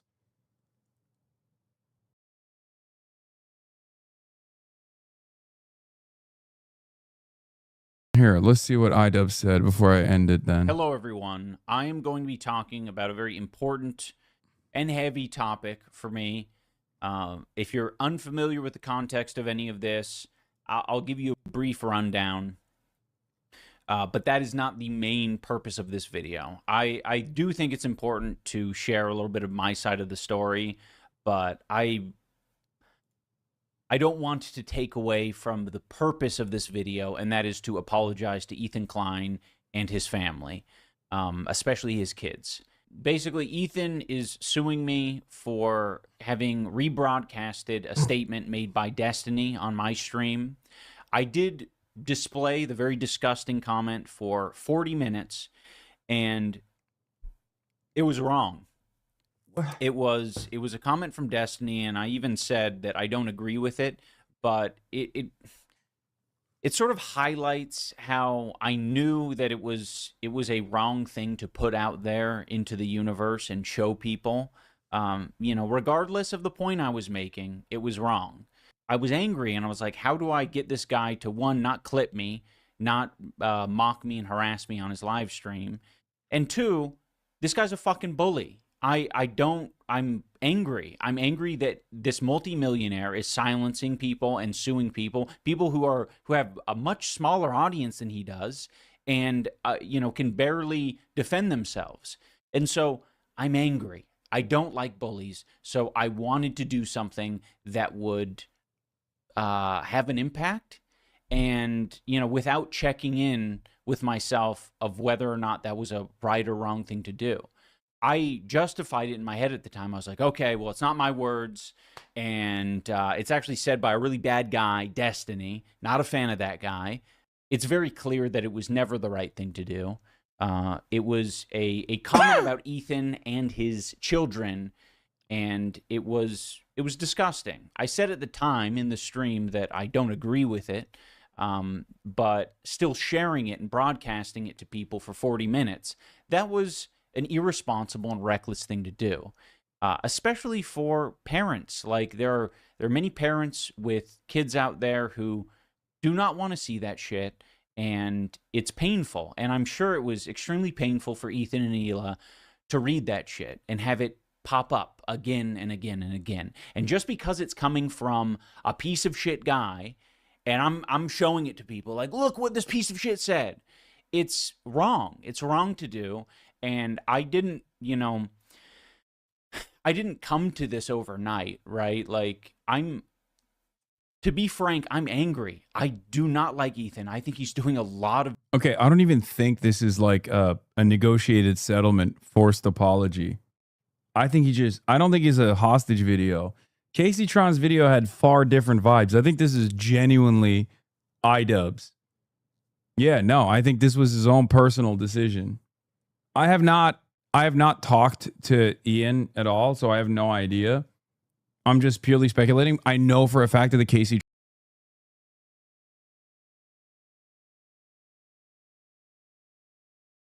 Tron one was obviously a hostage video. That was the Casey Tron one was very clearly a forced statement where that was like straight up scripted by Ethan's legal team or Ethan himself to maximize the damage and like to max out on the humiliation, you know, making Casey Tron apologize to Asmongold, you know, Nick Fuentes funnel Asmongold, self-described Nick Fuentes funnel Asmongold by the supposed anti-Semitism destroyer Ethan Klein, who directed Casey Tron to literally apologize to Asmongold. I just want to point that out one more time. Mr.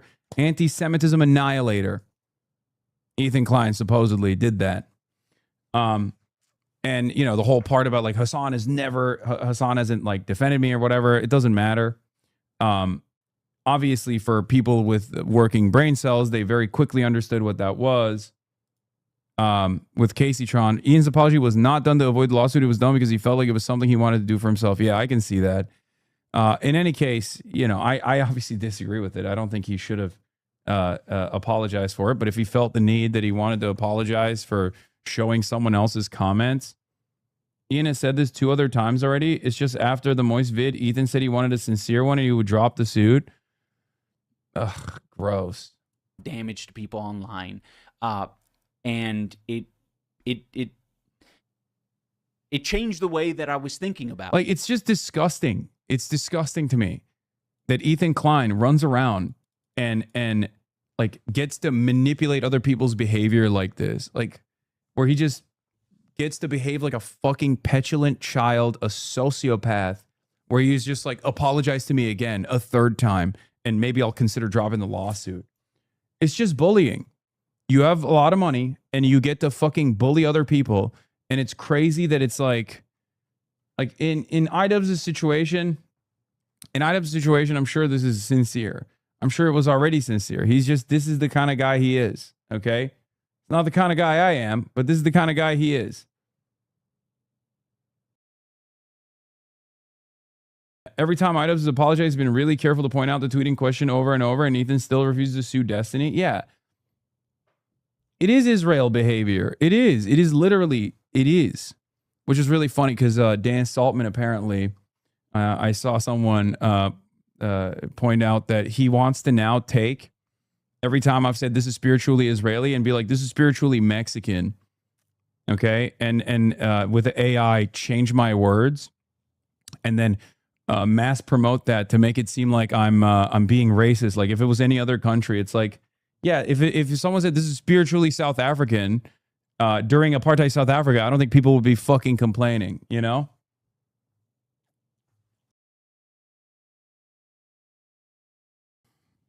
So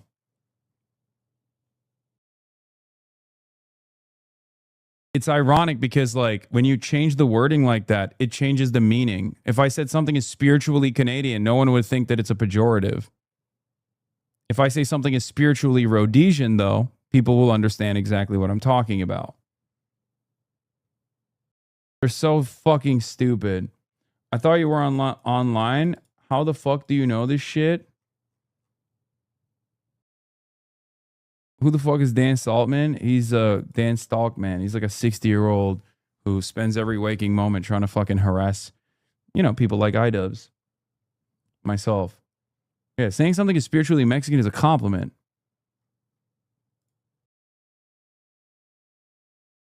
I didn't think about it. I didn't ground myself. I didn't think about, like who is actually being affected in this instance. And Ethan's family and his kids are being affected. You know, I just because I don't like Ethan, I think it's wrong to find an attack vector that is his kids. It's foul. It's not okay. And I think it was wrong for me to use the Destiny screenshot as a cudgel to make my point. I didn't need to use the Destiny screenshot to make my point. There's a million other ways I could have done it, but I. If you played Destiny's comments, would Ethan sue you? I don't think so. I have, and also I have in the process of like showing the frivolous lawsuit also. Didn't. And I regret that I didn't, and I regret that I ever put that screenshot on my live stream. You know, that's the main reason why I feel like I do need, for myself, for my soul, to own up to this and acknowledge that I went too far. It wasn't okay. Ethan and Hila and their family do not deserve that. At the end of the day, whatever happens with the lawsuit is what it is. For myself, I needed to make it known on the internet that what I did was wrong, and I don't want to be that person. I don't want to behave that way. I want to make content that I'm proud of. I don't want to give in to a harassment back and forth online. I want to put my energy into making content that I can be proud of and that I'm not going to be ashamed of. Because I lost the plot. I want to stay focused. I want to check in with myself and know what it is I want to be and what I want to do and what message I want to spread. And this isn't a message I want to spread. So I'm sorry to Ethan and Hila and your family. You guys didn't deserve that. I'm going to think about all of this a lot more, I'm sure. But for now, I really do want to just get back to making the content that I want to make. Having said all that, I wish everyone the best. This is a bit of self-flagellation. I don't think he did anything wrong, actually, but that's okay. He's just being sweet, and Ethan is taking advantage of his sweetness and reform. I know. Ethan is not going to stop harassing you or your wife, no matter how much you apologize. He's too much of an asshole. I mean, who knows? Maybe he will. Hopefully he will. I just, leave this motherfucker alone, man. Jesus Christ. I think it's totally normal to want to check out of the slop factory. I wish Ian the best, but the reality is that these narcissistic smear campaigns never end. We'll see.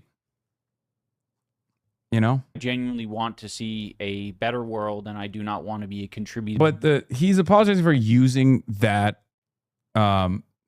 comment, and Ethan has said that he's like dropping the lawsuit. I don't think he'll stop harassing Ian and Anissa. I'd be shocked. I hope that he does. I hope that Ethan does stop harassing them. I hope that Ethan stops harassing everyone. It's fucking insane. His only content is just like bullying people. It's alarming.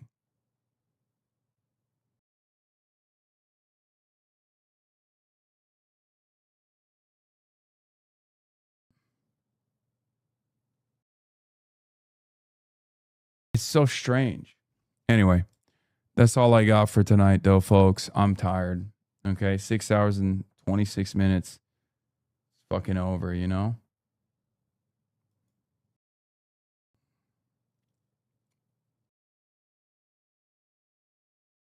It's over.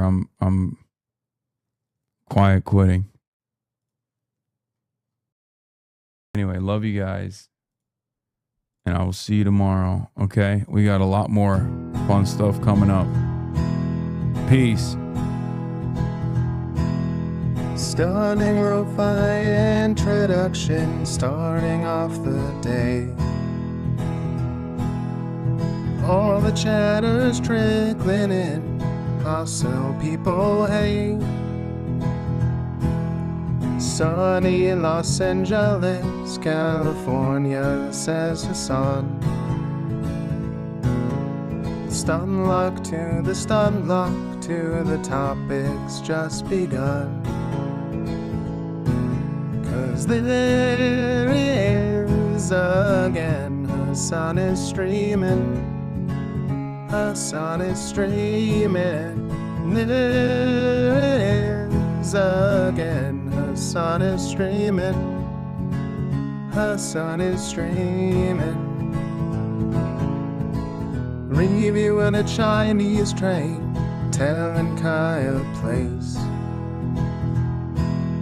Sun and Asmin chatter loves, giving grinning's grace. Zoran winning NYC, woke two back with the force. The Rogan of the left, to me a dumb himbo still of course. The Charlie Kirk assassination, the Fear and Online show. 8 full fucking years of this, and plenty more to go. Doing fun stuff tomorrow, throw PBS up on the screen. A man-made horror reaction brought to you by this life's dream. 'Cause there he is again, Hassan is streaming. Hassan is streaming. There he is again, Hassan is streaming. Hassan is streaming. Kicked out of the DNC, IRL we march the goat. Combating the propaganda that shoved down people's throats. CBS Israeli news, a coup, a regime falls. A full-blown fascist takeover, and still the duty calls. Total radicalization coming out to sea. The system will always fail, it's up to you and me. On these daily streets, whether short or whether long, have helped millions of people keep it moving right along. 'Cause there he is again, Hassan is streaming. Hassan is streaming. There he is again, Hassan is streaming. Hassan is streaming. But hey, what can you say? That's BBS for you. But he'll play games real soon. Just you wait. Say, hey, what can you say? That's BBS for you. But he'll move on real soon. Just you wait. Ba-da-da, ba-da-da, ba-da-da-da-da-da. Hey, what can you say? That's BBS for you. But he'll pull your lungs real soon. Just you wait. Sha-da-da, sha-da-da, sha-da-da-da-da-da. Hey, what can you say? That's BBS for you. But he'll do jet advice real soon. Just you wait. But hey, what can you say? That's PBS for you. Brought on by viewers like you. Just you wait. Just you wait.